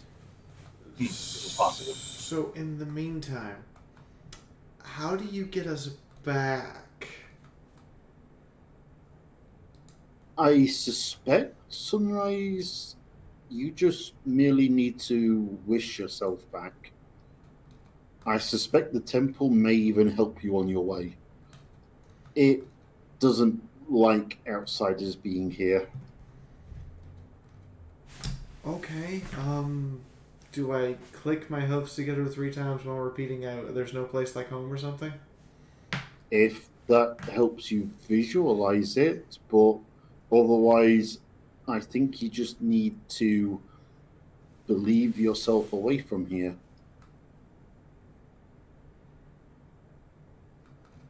Alright. I shall see you soon in the waking world. I wish I was back in my own body. And much like you suspected, Adam. Much like Sorry? I suspected, what? I said, and much as you would expected, that doesn't work. Chifundo, do you follow the path back out? Or are you waiting until sunrise departs? I'd like to wait until sunrise departs. I figure it might help in the future to know how this works.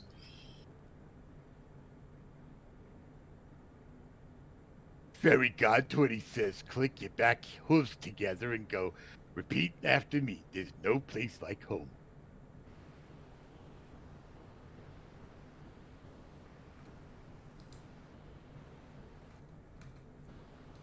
What could be 1 second or an eternity passes before you, and nothing happens.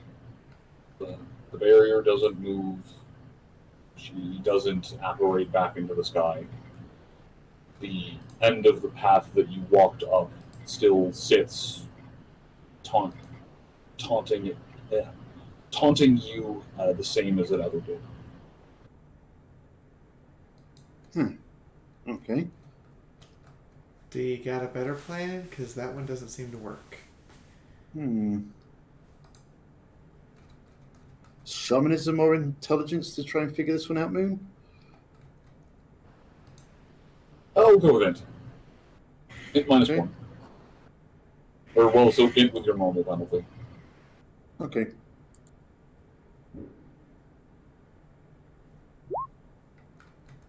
That is a pass. Give me a hint. Leave.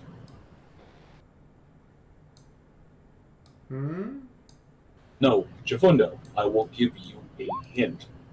Oh, okay. Leave.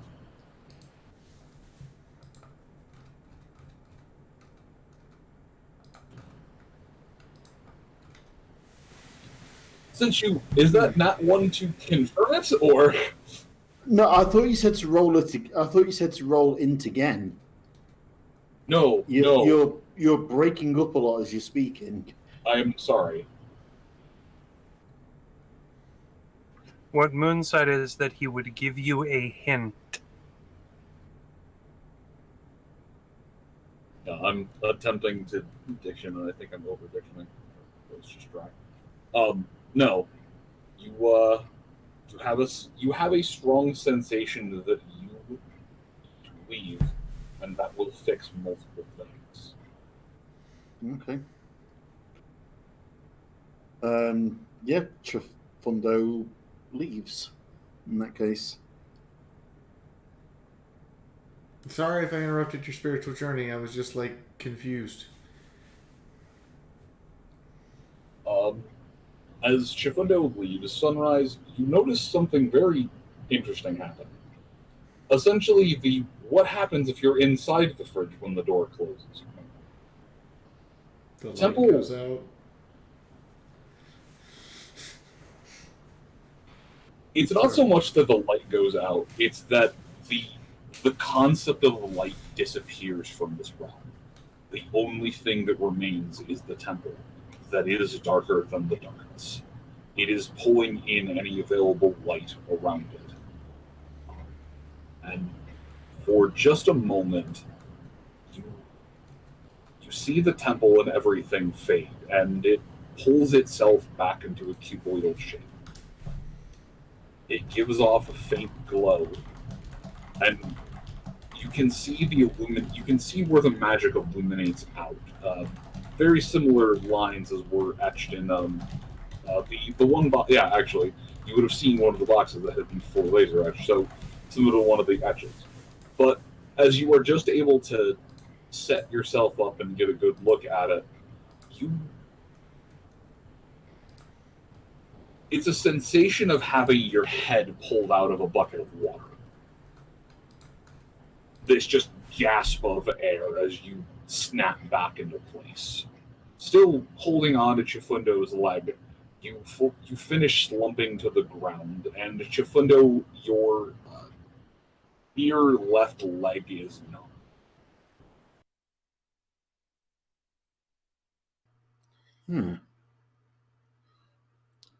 Looks down at Sunrise to make sure Sunrise is okay.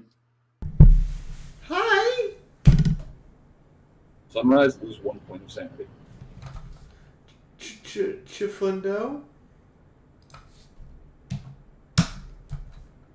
Yes, Sunrise? The hell? It would seem that in my leaving, you were departed from that realm as well. What is that realm? That would appear to be how my mind, my spirit codifies my proximity to the box in the same way that Nyota also has something similar. And I wonder if you do too. I feel like I just invaded your mind for a little bit while you were on a spirit acid trip, and I got to experience the spiritual trip as well at the same time. So I'm just a little bit off the chain right now. That is not surprising. That was rather weird for me as well. Good. I'm glad we're both on the same page of mentally obscene right now. Is everyone staring at us like you're talking to the table? I mean, the bartender's seen weirder shit, but not by much. I mean, let's face it, Zebra doing weird fuckery. Enough said. Oh, I mean, like being a bartender, just the regulars who come in. But that's definitely up there with the weird things that this bartender's seen. They take a look, kind of give you a couple pokes, just, you right there, Mr. Zebra? Yes, that was... Let's just say, as a spiritual journey, that one was one of the more unusual. Yeah, I'll say, you've been gone for most of the afternoon. Really? Wow. As you turn back around, the light has changed in the sky. A couple of hours have passed. That is... I shall have to bear that in mind if I go down that path again. Or rather, when I go down that path again.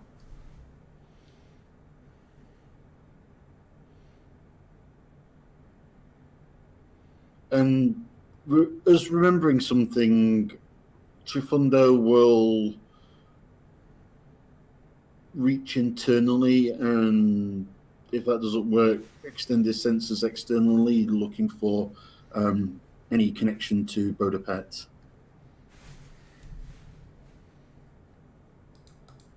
Ooh, give me a shamanism check.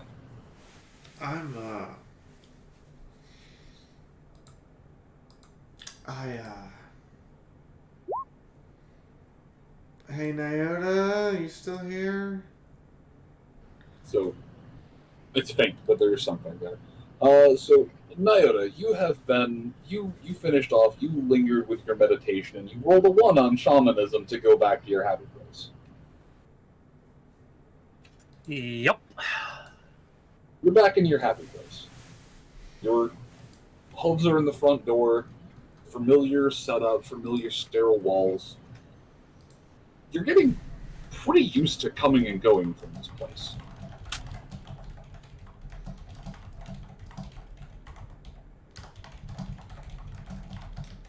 Well, I know I'm not supposed to get familiar with this place, but it seems to be one of the few places that I can go to search for answers regarding the quest we're on, so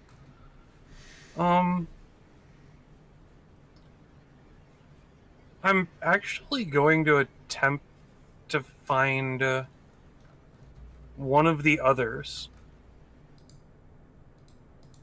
Okay.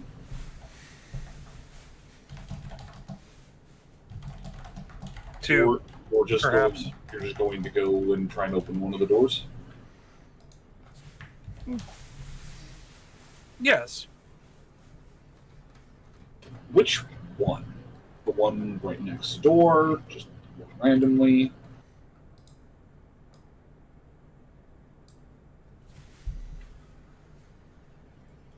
Are there any that I'm particularly drawn to that speak to me? There are not. Do not feel any strong pull towards any of the doors. Towards any of the 11 doors, not counting your own, which would make a dozen.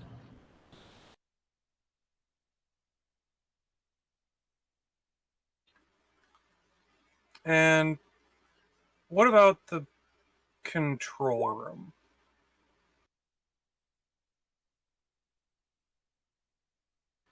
So I've been there before. I haven't been there of my own volition, more drawn there by seeking Ember, but I believe I'd like to go there of my own volition this time. Then 12. So you make your way back into your room.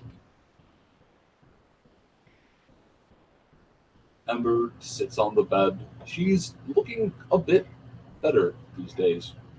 She isn't her nearly dead self, and in fact has enough exuberance and energy that as you come through the door, she comes bounding over and tackles you with a hug.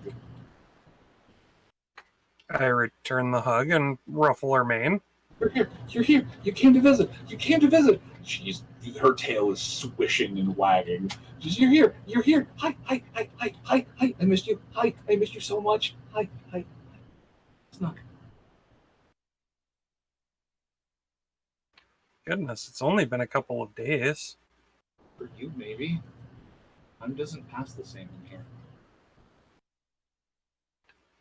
Huh. I'll have to take that into consideration. So, color me curious. For me, a couple of days is how long for you? It depends. If you're asleep, a second. Half of a second.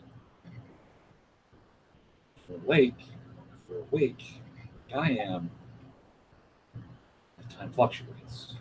Sometimes days can be minutes. Sometimes minutes can be days. When you are particularly stressed, when you feel those seconds drag on out into minutes, into hours, into days. For me, those seconds become minutes, hours, days. Whenever you have that sensation that time is moving differently, for me, time moves differently. Last time I saw you, if we were going by a standard equestrian clock, here, this one. If we're going by a standard equestrian clock and standard equestrian calendar, I haven't seen you in 3 months. For 3 months? 3 months. I give her a much stronger hug and she squeaks. Smile. Well, perhaps there'd be a way for us to fix that. But I know this might make both you and Sunrise very unhappy. Oh? I've been doing a little bit of soul searching and a little bit of delving into my shamanistic nature. And you're finally doubling back down on your magic. Well, I could use a good teacher. Well, you and good. Sorry, stop. Go ahead. Keep going.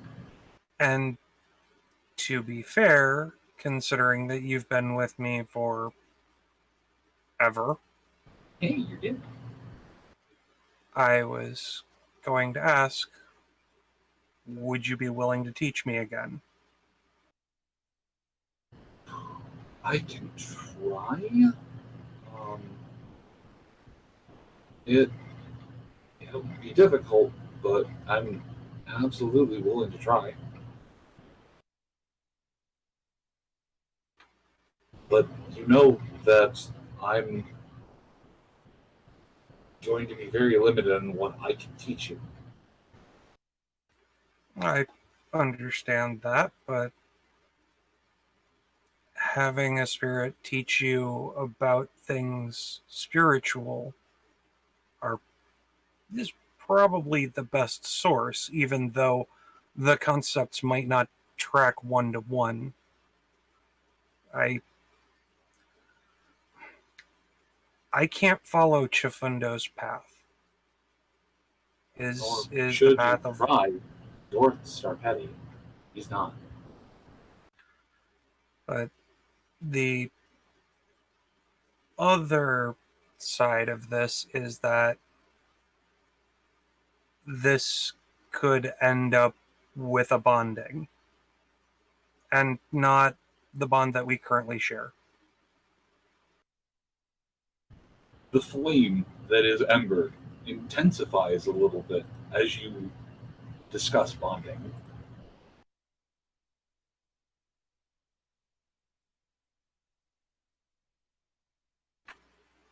So we've had this conversation before. Yes. Yes, we have. So I want to ask you one question.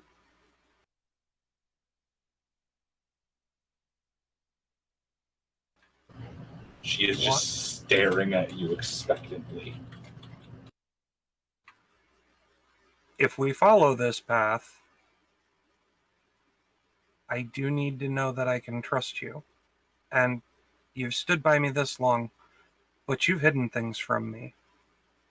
Particularly about the purpose of our existence as the box is concerned. You knew that Sunrise and I share a interesting relationship. In this life it is much different, but in past, well, It's not that much different. It's that. Why do you think I was jealous of her the first time I met her? I said the first time, sweetheart.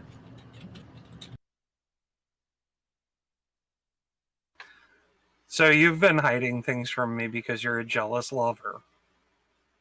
Hi. I'm literally a spirit of wrath. Got you there. Fair point. Fair point. I should have seen that answer coming a mile away, and I walked right into that one. Anyway. You heard the sound of a rim shot come off from somewhere in the corner of the room. She did not make this happen, but it was there.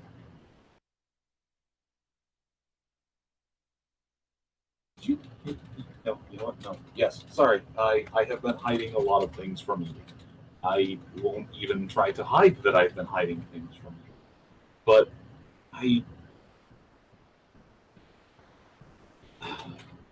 So one time, I actually came out and told you everything. I gave you as much of the information that I possibly could. And that time I lost my mind. And tried to destroy everything.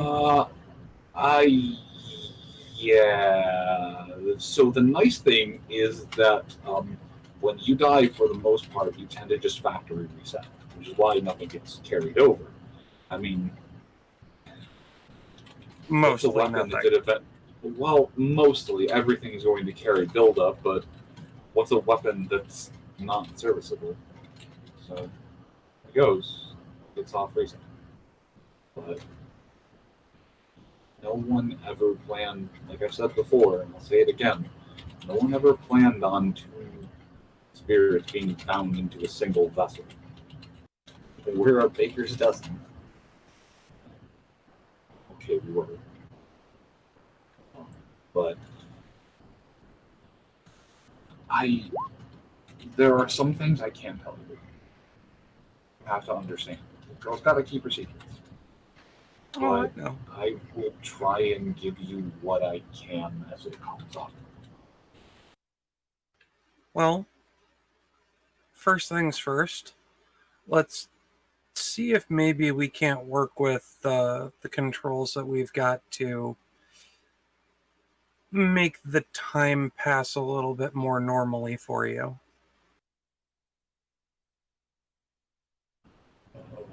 Okay. She instructs you how to sit down and how to actually interface with this pod.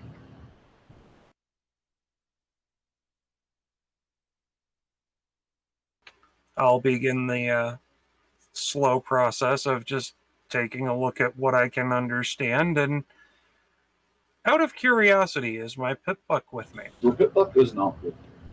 However, as you find yourself hooked up into this thing and you find your senses being integrated with it, you don't feel like you would have needed your Pip-Buck.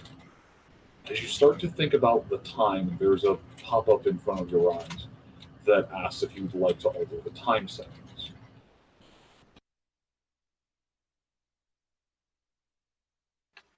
Yes. Yes, I would. As you select yes, or as you respond to the machine, it proceeds to give you a whole slew of ways that the time can be adjusted. There's intervals, there's shuffle. It seems that your pod was set on shuffle. There's static, there's one-to-one time, there's custom, and then there's no time. Then there's another, no time. If you select it, it will unselect. No time has with it the message that, hello again. No time has with it the message that this mode should only be used during hibernation as decoherence kind of period. For the time being, I'll explore the different options as, the descriptions for the different options, but I believe one-to-one will be the eventual final setting. But I am curious what the other options do. So, shuffle is exactly what it sounds like. The time settings shift randomly. It's set in here that the time settings shift based on emotion, on the emotional state of the user.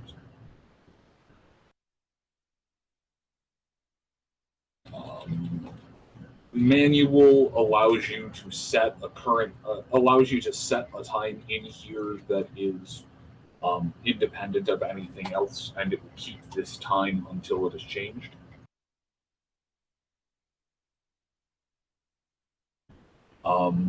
The other ones allow you to tweak with the settings. You can set it to, from a 24-hour day to a 30-hour day to a 40-hour day.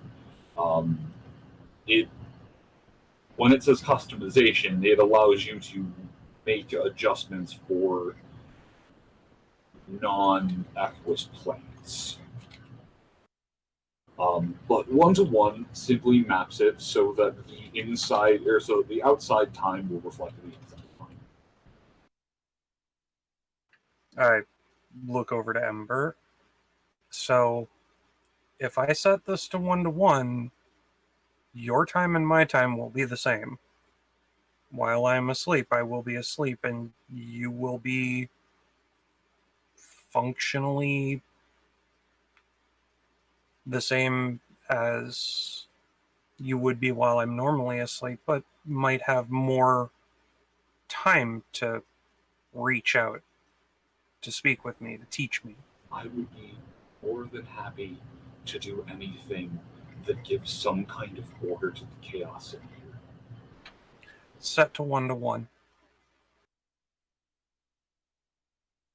The time freaks out for a moment as it resets itself, and you see on the time that it is currently,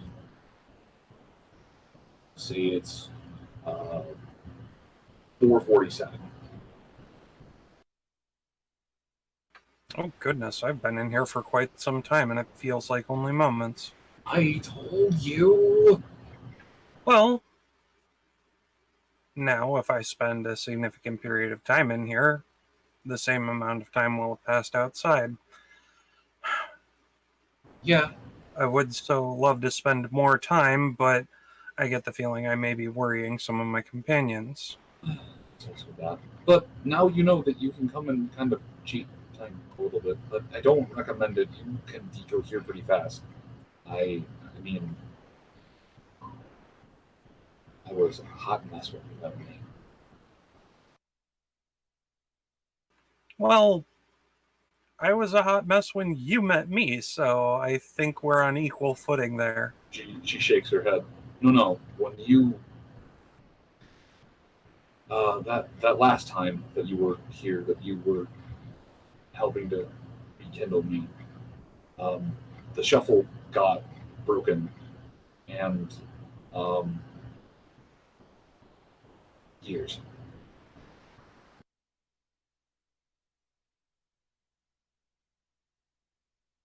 You know what?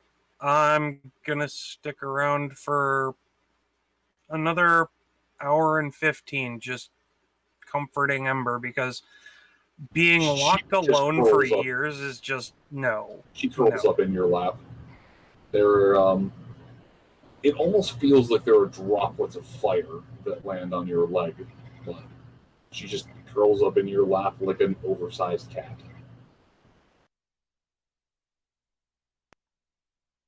A spirit of rage has been reduced to an oversized cat. So what is she? The Red Lantern now? Have you seen a cat when it's pissed? I was going to say, have you seen a cat when it's pissed? Dexter is a good kitty.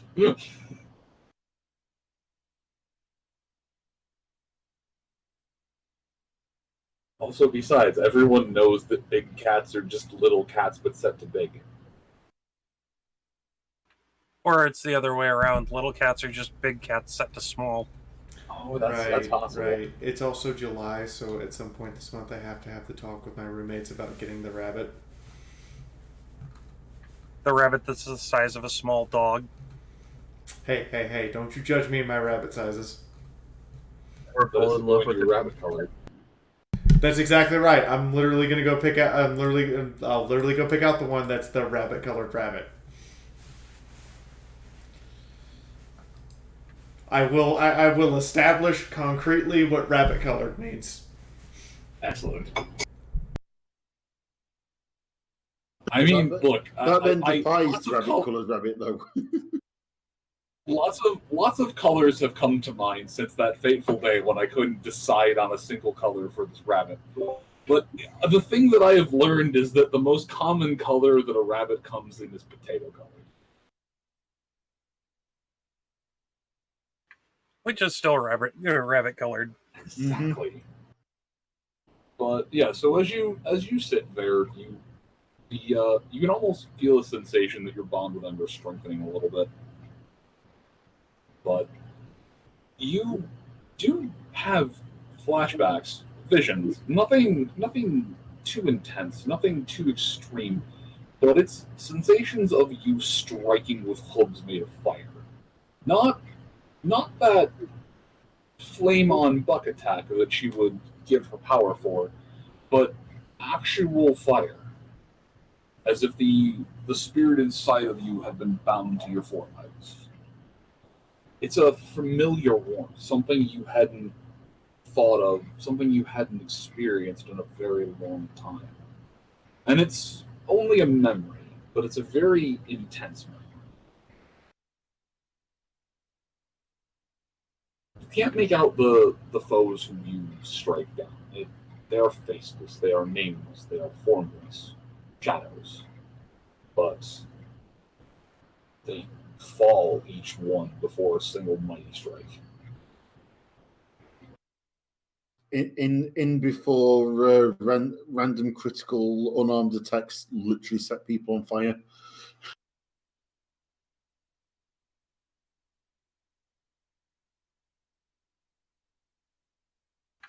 I actually try and hold on to those and try and dig a little deeper as best I can while also comforting Ember, but we can work on that. Each of the memories slips through your mental fingers like grains of sand. But much as that image evokes a memory, so too do each of these evoke a sensation. As you grip them tighter, you understand them more. But as you understand them more, you know that you have to let them slip. Because holding on to them would drive me crazy. Cool. It's more a sensation of not these ones, but some of the memories will stick. But no, it's more just a familiarization. But yes, so you end up spending a bit more time with Ember, but it's set to 1-to-1, so you won't get stuck in the foreverness of it. Mina, while all of this is going on, inside of your mind, as you just kind of go reeling, digging deeper, trying to find the answer to everything, you find you're just in a very quaint Philistine lodge. Okay. There are actual cookies on the table. You can hear the laughter of the scouts outside or around the various halls. But sitting at a far table, just Pink and Mina, having a drink, dipping some cookies into it. Hello. Oh, hey. So I guess this is where I go when she's off doing whatever. Do I know you? I mean, you should. I'm Pink. I'm Mina. I'm watching you forever.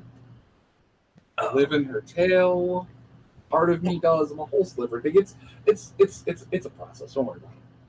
Oh, you're that pink one that Sunrise and Chifundo always talk about. Pink and Mina, Diane Pie is the name. Spreading eternal chaos wherever I go is my game. Apparently. Someone's got to fill that role.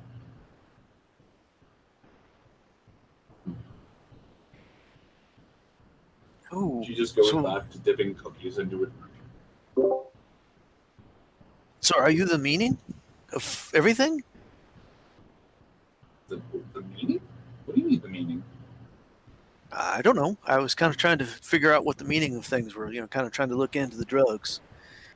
Oh, I mean the meaning of things are things. Things are Formless, shapeless, timeless, things can be remade, broken down, destroyed. Entropy, my dear Philly Stout, entropy is what all things are. No, see, I am merely an agent of change. I seek to try and poke that entropy off course a little bit, get it to deviate from where it is, and keep the ball rolling for a little bit.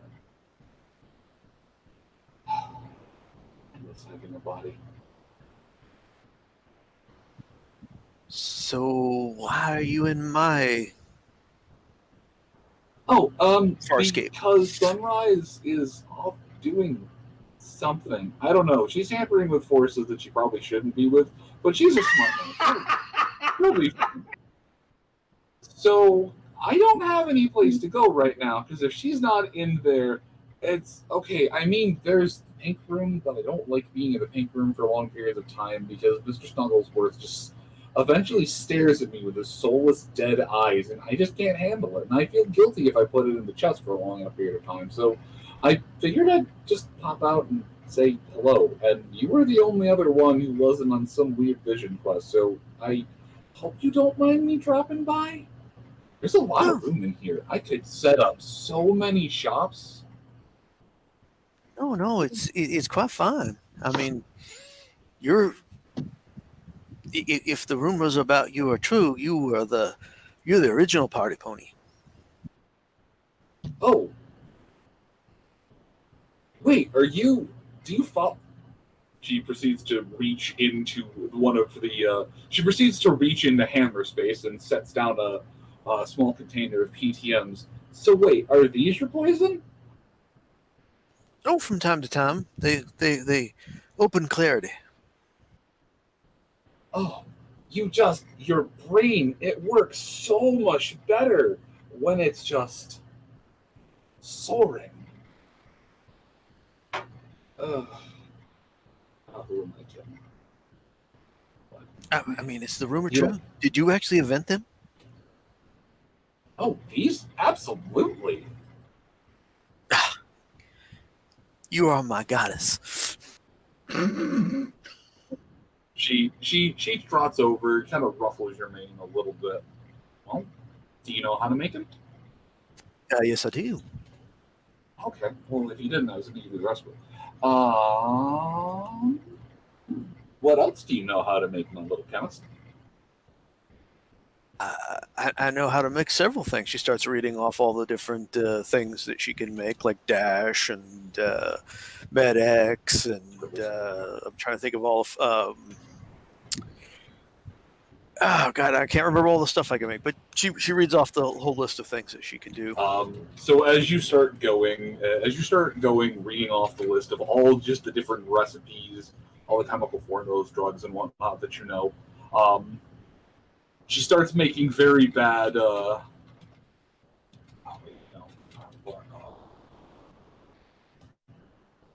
matter. I forgot her name.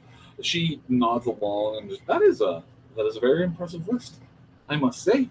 Sonny keeps in good company, especially if my teachings all these years later are still getting the eager hopes of scouts. Oh, this doesn't old Mara's heart so good. 200 years later, I'm still getting people high.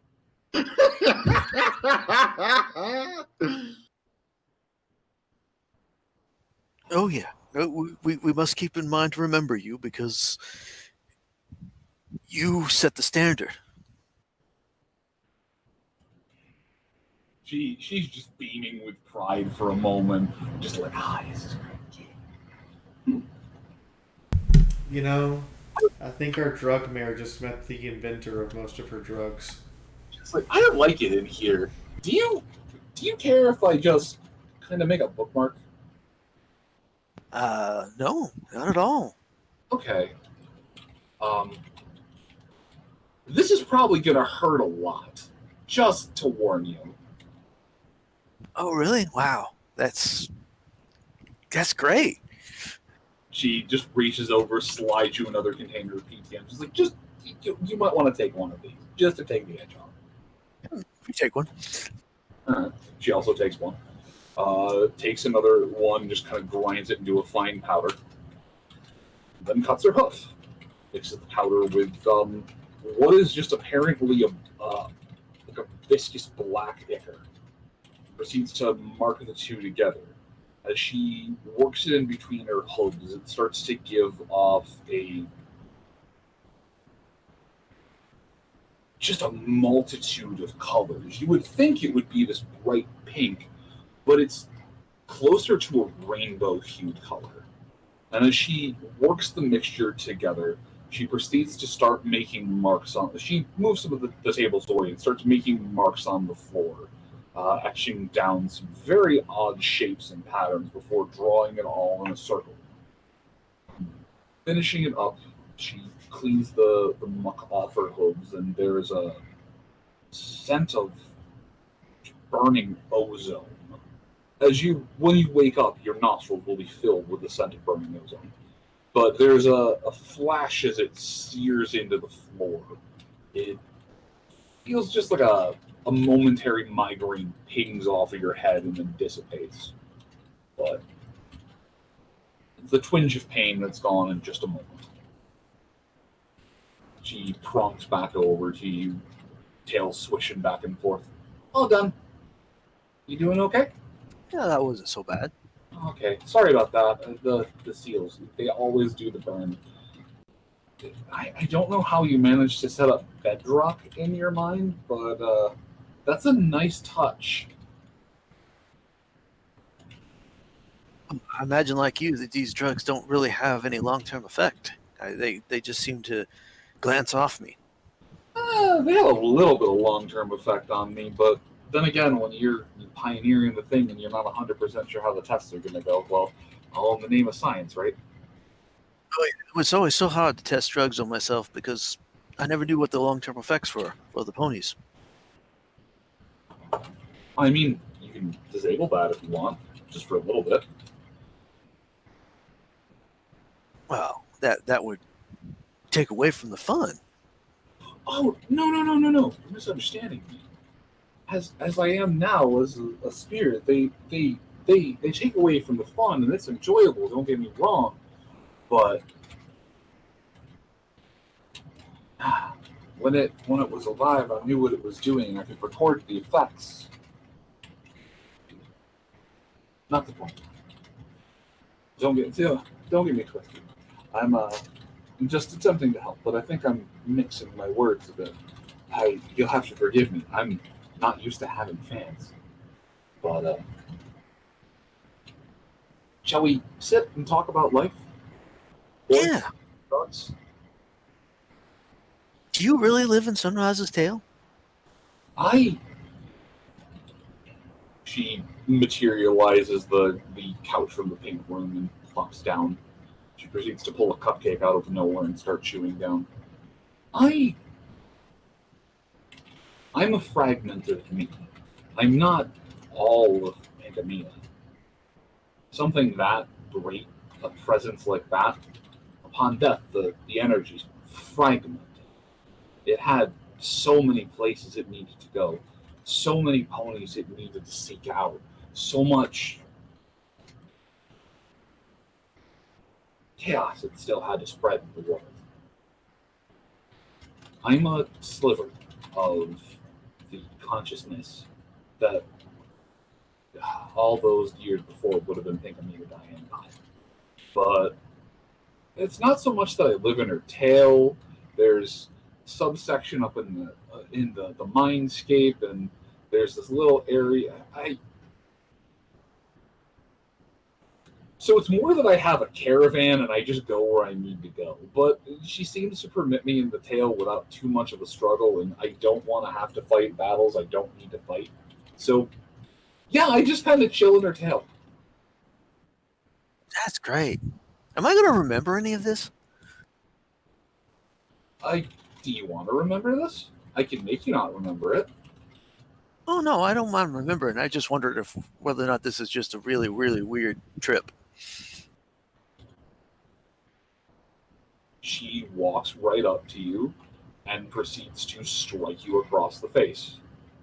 Ow! There is a burning sensation where she hit you, but you don't wake up. I guess that Must haze be gets some hard. good stuff. This is not a dream. We're inside of your mindscape. I'm not sure why it looks like a Philly Scout Camp Summer Hall, but we're in your mindscape. I think that's kind of where I live, or at least what I've lived my entire life. So,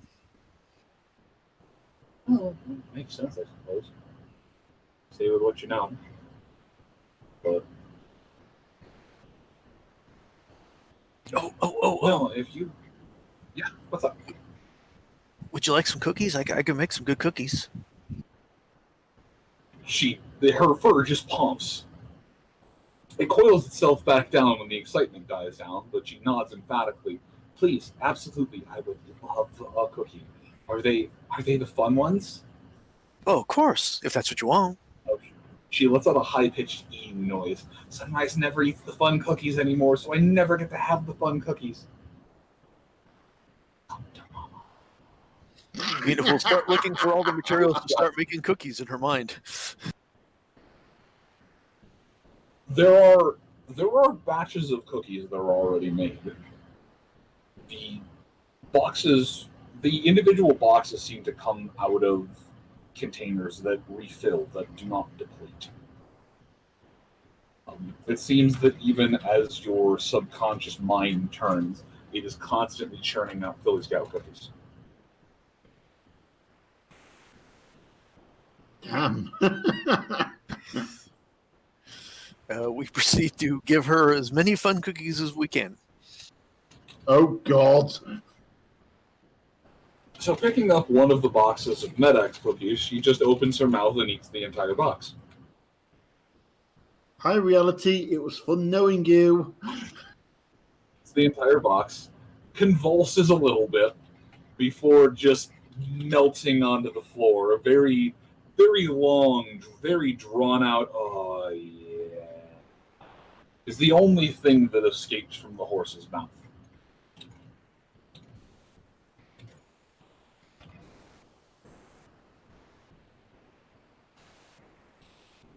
And Mina, on the floor of your mindscape, there is a liquefied Pinkamena Diane pie that seems to be in a mild drug-induced bliss. Wow. The ministry mayor, and she's high in my brain. Yeah. She pulls herself, a force almost like a Bigsby's hand proceeds to pluck her up from the center of the puddle, drawing her back into a physical creature. She just shakes her head, but her eyes, her pupils are pinpricks. Miss Mina, those are so good. You're a very good baker. Well, thank you. I understand you were a baker before, too. Oh, hon, these are my recipe. I haven't tasted it in so long, but you're doing so good. These taste just like how I used to make. I must say, I am very impressed. Oh, Mina just melts to the floor. Well, Fee, I don't think you're ever going to see pink in your head again because she's going to be permanently stoned on Mina's brain floor. No, I'm pretty sure the moment I wake up from the trip with Chifundo, Pink gets zapped back into my head whether she wants to or not, and then proceeds to complain. Yep. And as the two of you, Mina and Banker, just sitting there giggling and laughing, her tail goes rigid and she just loses her entire buzz within a couple of minutes. Oh no, I have to go back now. Are you sure? I mean, I could whip up some more cookies. I'll come back. I will be back. That's what that mark is. That mark is. She pulls out another package of PTMs from Hammer Space and then sets them back in a different pocket. Okay, I gotta do that for later. I'm gonna come back. I'm gonna be back. There's a lot of things I need to teach you. I want to learn. She comes up to you, and as As her body is being drawn out of your head, she comes up and just gives you a quick ruffle of the mane before being ripped out of your mindscape. Yoink.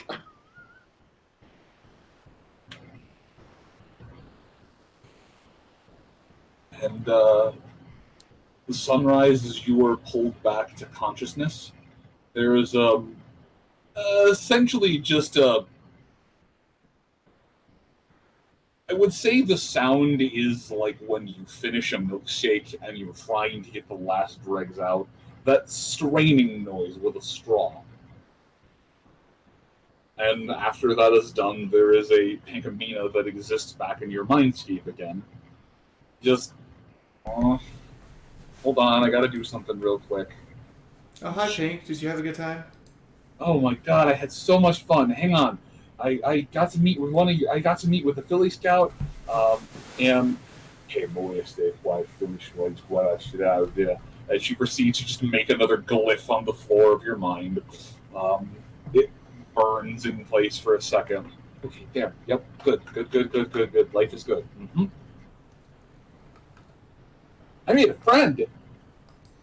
I mean, if you wanted to talk to Scapolo, we could have asked Chifundo anytime. Nah, this is not the same. This is outside of what Chifundo can do. Fate gave me a moment where you were temporarily not inside of your own body, and so it was just kind of sitting there like an empty husk, and, well, I mean, I didn't want to be inside of that thing. It smelled like Nyota. Now, hang on a minute. Are you saying it smelled like Nyota as in you don't like the smell, or are you being old world racist again? No, I'm just saying you need to air out your body. How do I air out my body? Well, I mean, you just need to give it a good switch on and off. You just let the light pulse out and everything. Did you not read the owner's manual? Pink, I prefer not dying. That was one, painful last time, and two, it woke up the thing. Oh. You should still read the owner's manual. Pink, every time I look at in the direction of the owner's manual, something weird happens. Did you set...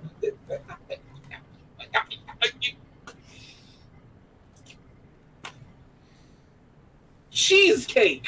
And she just storms off back into the tail. You know what? If I can find a cheesecake, I will gladly eat one and even figure out how to spiritually share it with you. That would be great! She slams the door again. Can we not fight? I just got back from the weirdest trip ever, and now I'm having an argument with you. As you say weirdest trip ever, she rematerializes inside of your mindscape. Please tell me more about your drug trip, because I'll tell you about mine. Apparently, I went to what Chifundo equates as the box inside his body, which is a 4-sided pyramid. And all of the fun and joy on her face disappears. Oh, and Bodapet was there, and he can talk. She grabs you by where the scruff of your neck would be. Or, no, sorry, not the scruff of your neck. By the collar, where the collar of your armor would be. And proceeds to lift you up into the air. Her eyes are not ones that are full of malice. They are full of fear. Sunrise, you need to listen to me, and you need to listen to me good. I know that I have not been the best teacher, and I know that sometimes I absolutely lose myself on flights of fancy and silliness and whatnot, but you need to know that right now I am being as serious as a heart attack. If you go back to that place, or to any of those places, it doesn't matter who, it doesn't matter which, there is a chance you won't come back, or worse, there is a chance you can damage their rocks. The recondulars are not designed to work like that. They have a safeguard and they have countermeasures, but if those get overridden, the infrastructure. So what you're saying is it's a good thing I didn't push on the barrier that was stopping me. Otherwise, I would have collapsed the spell matrix, resulting in the box itself coming apart, releasing the souls inside, and killing Chifundo. And you. Fair. But you did just reveal something to me. It never came up because I didn't think it would be a problem. I wasn't even aware that was a thing that could happen. Pink, pink, pink, pink, pink, pink. Thank you. She looks up at you. She looks up at you confused, still holding you in the air. No, it's explanation time. Why? For warning? I guess? You just told me a way to destroy them. There's a couple of... They're not impervious. Yeah, but if a mega spell won't do it, I need a different method that actually works, and that's apparently one. Well, there's a couple of ways that'll do that, and... My other thought was to partially teleport them into another solid object and watch them try to occupy the same space as something else at the same time. Oh no, that won't work. That'll just de-res the soldier that's out. What if I just teleport like half of it and leave the other half behind? No. Okay. It's a good idea. But... I'm just trying to find their breaking points. Have you asked them to talk about painful memories and therapy?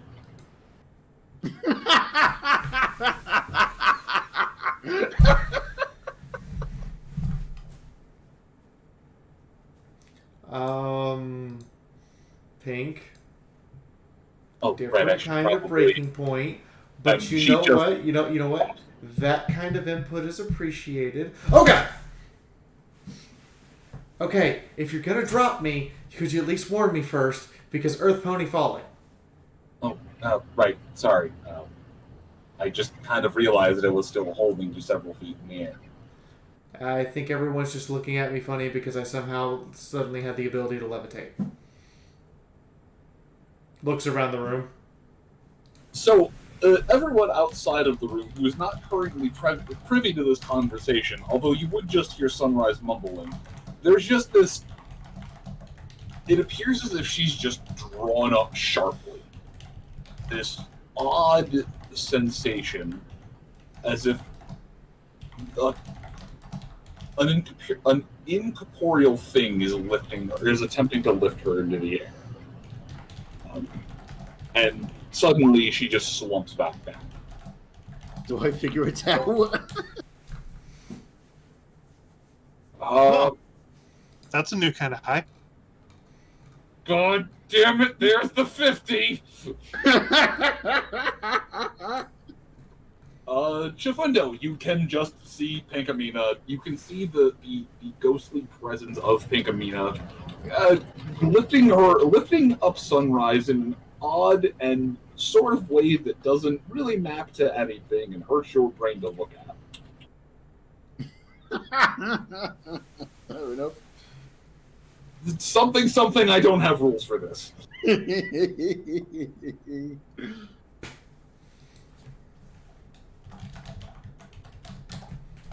I just kind of look at Pink, look back at Sunrise, look back at Pink. It's just like... Don't really looking to interact, just... Could I actually could Chifundo figure out what was going on? Okay.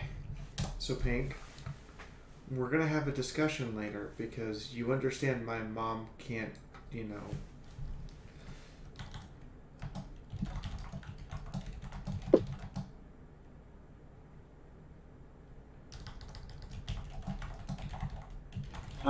I mean, I am aware that you have. I am aware that you have mommy issues. Yes.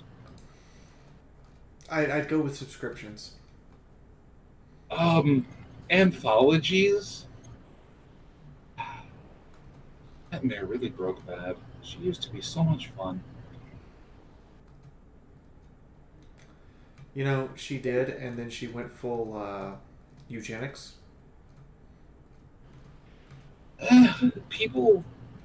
Ponies go kind of crazy after long periods of isolation.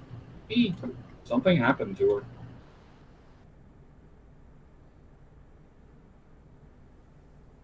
She didn't quite seem herself. Maybe she was under some kind of mind control?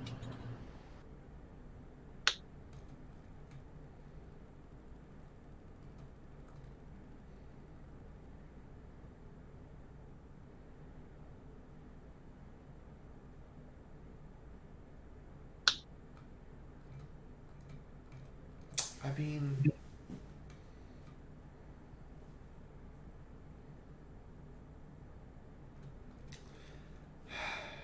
one step at a time, right? Mira's Discord breaking up a lot for a minute. Just you. It's just going just fine for me. I've been doing just fine pretty much the entire time, so. Yeah, that's mostly been alright for me. That's weird because my Discord's showing full connection. Oh well. Okay, well, I absolutely had no intention for the session to go down the rabbit hole tonight. But, Hey, Moon, guess what? Neither did I. I wanted to work on body armor and have a nice, peaceful session. Not Nyota's going to merge with Ember, and we're having a long discussion about, oh God, where's this rabbit hole end? well, this is what happens when the dice decide what we're doing for the session. I teleported into a wall. That's nice. Sunrise nearly killed Chifundo permanently. Did she teleport through it? To be fair, Chifundo also almost killed Chifundo. That is also bad. And I feel so bad because poor Medicinal Haze is just over here crafting a fucking batch of healing potions, and meanwhile, this new group that he's decided to travel with, not the old one who was sane who could fight, this new group that he's decided to travel with just spend the entire day tripping balls. I want everyone to note that I went tripping balls and I actually didn't even use drugs.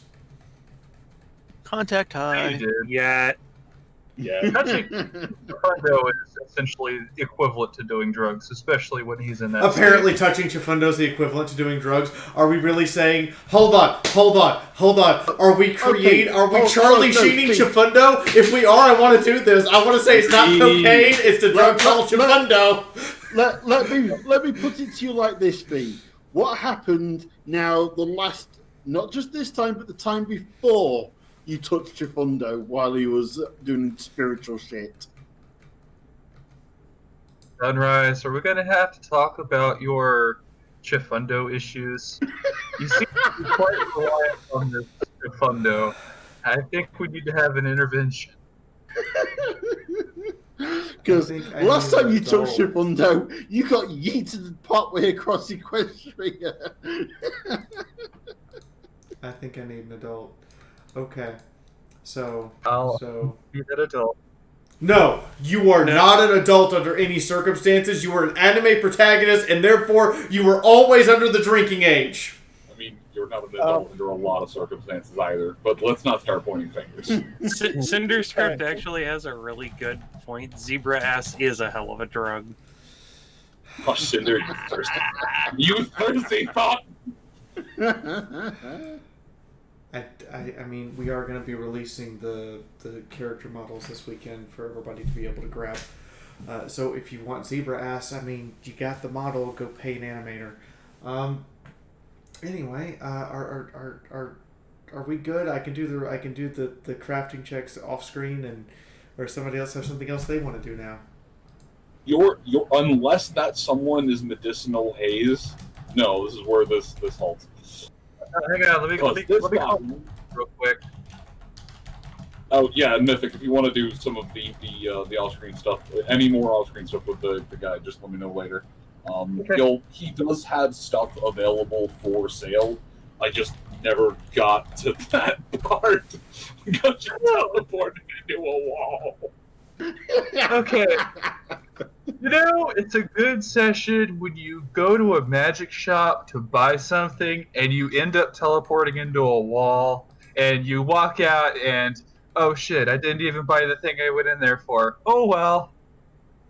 You know it's a good session when you walk into a magic shop to get something, teleport into a wall, and don't immediately die from shock. It's been a good day. Or from solid object exposure. Okay, so, in the meantime, do you want me to start the list, man? Well, hold on. Avarna, are you still there? Or?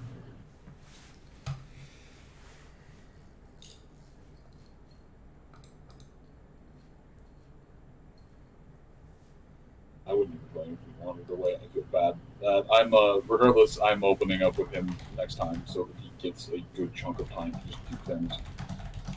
Either that or he just forgot that his mic is muted. I'm hoping it's just that. Yeah, I'm hoping it's just that. Oh, yes, my mic is muted. I'm here. Okay. I'm just like, I'm sorry. I understand. I'm not mad. So, stream, don't go anywhere. We are going to raid somebody tonight. Okay? I don't care who. We are going to make somebody else's day. Because there's enough ugly in this world. We want to...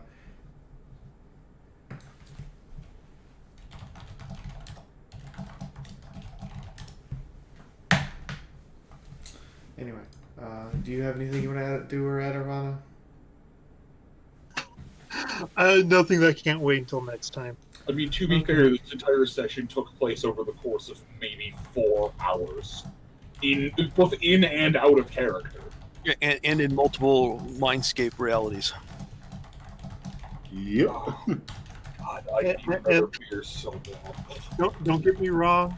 I'm sure with his Rinksman Raise the Barn, he's probably done with those 10 potions in that time period. Oh, yeah. But you wake up, you have potions. Do you have any idea how much spiritual mythology I have to research now to write book?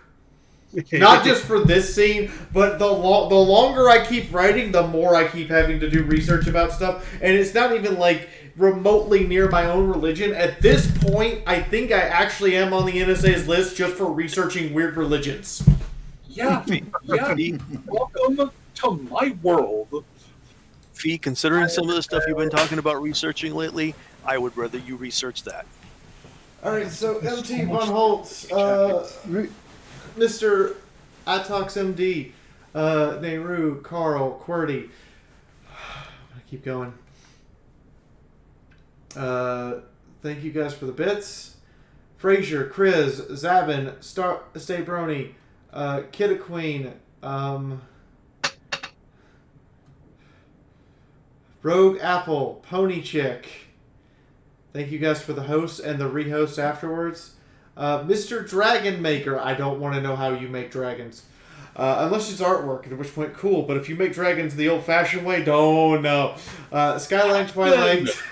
King I can't pronounce your name. You don't put 6 vowels in a row and expect me to pronounce it correctly. I'm just going to call you King Person.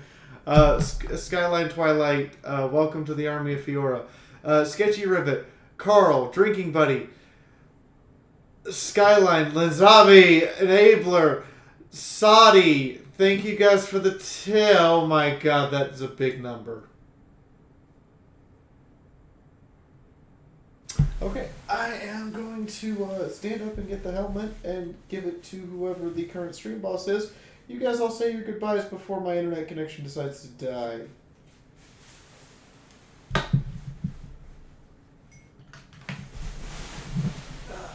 Mina got to meet the real princess of Equestria. Oh, GG. It was a good game. No, she got to meet Discord's boss. Well, I hope everybody enjoyed the rabbit hole. Really need to just bring a bucket of bag of popcorn to these sessions and just kind of sit back. You say that like it's not going to continue next session. There's no earthly way of knowing which direction we are going. There's no knowing where we're going, which way the river's flowing. Is it raining? Is it snowing? Is a hurricane a-blowing? Good night, everybody. Nighty-night. Oh shit, I need to go to bed. Good night, everybody. Good night, everybody. I know. Thank you all for I'm setting up the raid now, guys. Give me 2 seconds. We have been number 1 on tabletop RPGs all night, by the way. Awesome. Woo! Now we're gonna raid somebody called Defenders of Cobalt. Cobalt. I don't know how to feel that we're like on the. That's just weird. This is Horse Apocalypse, the game with dice. Why the hell are we leading anything? Because people like horses.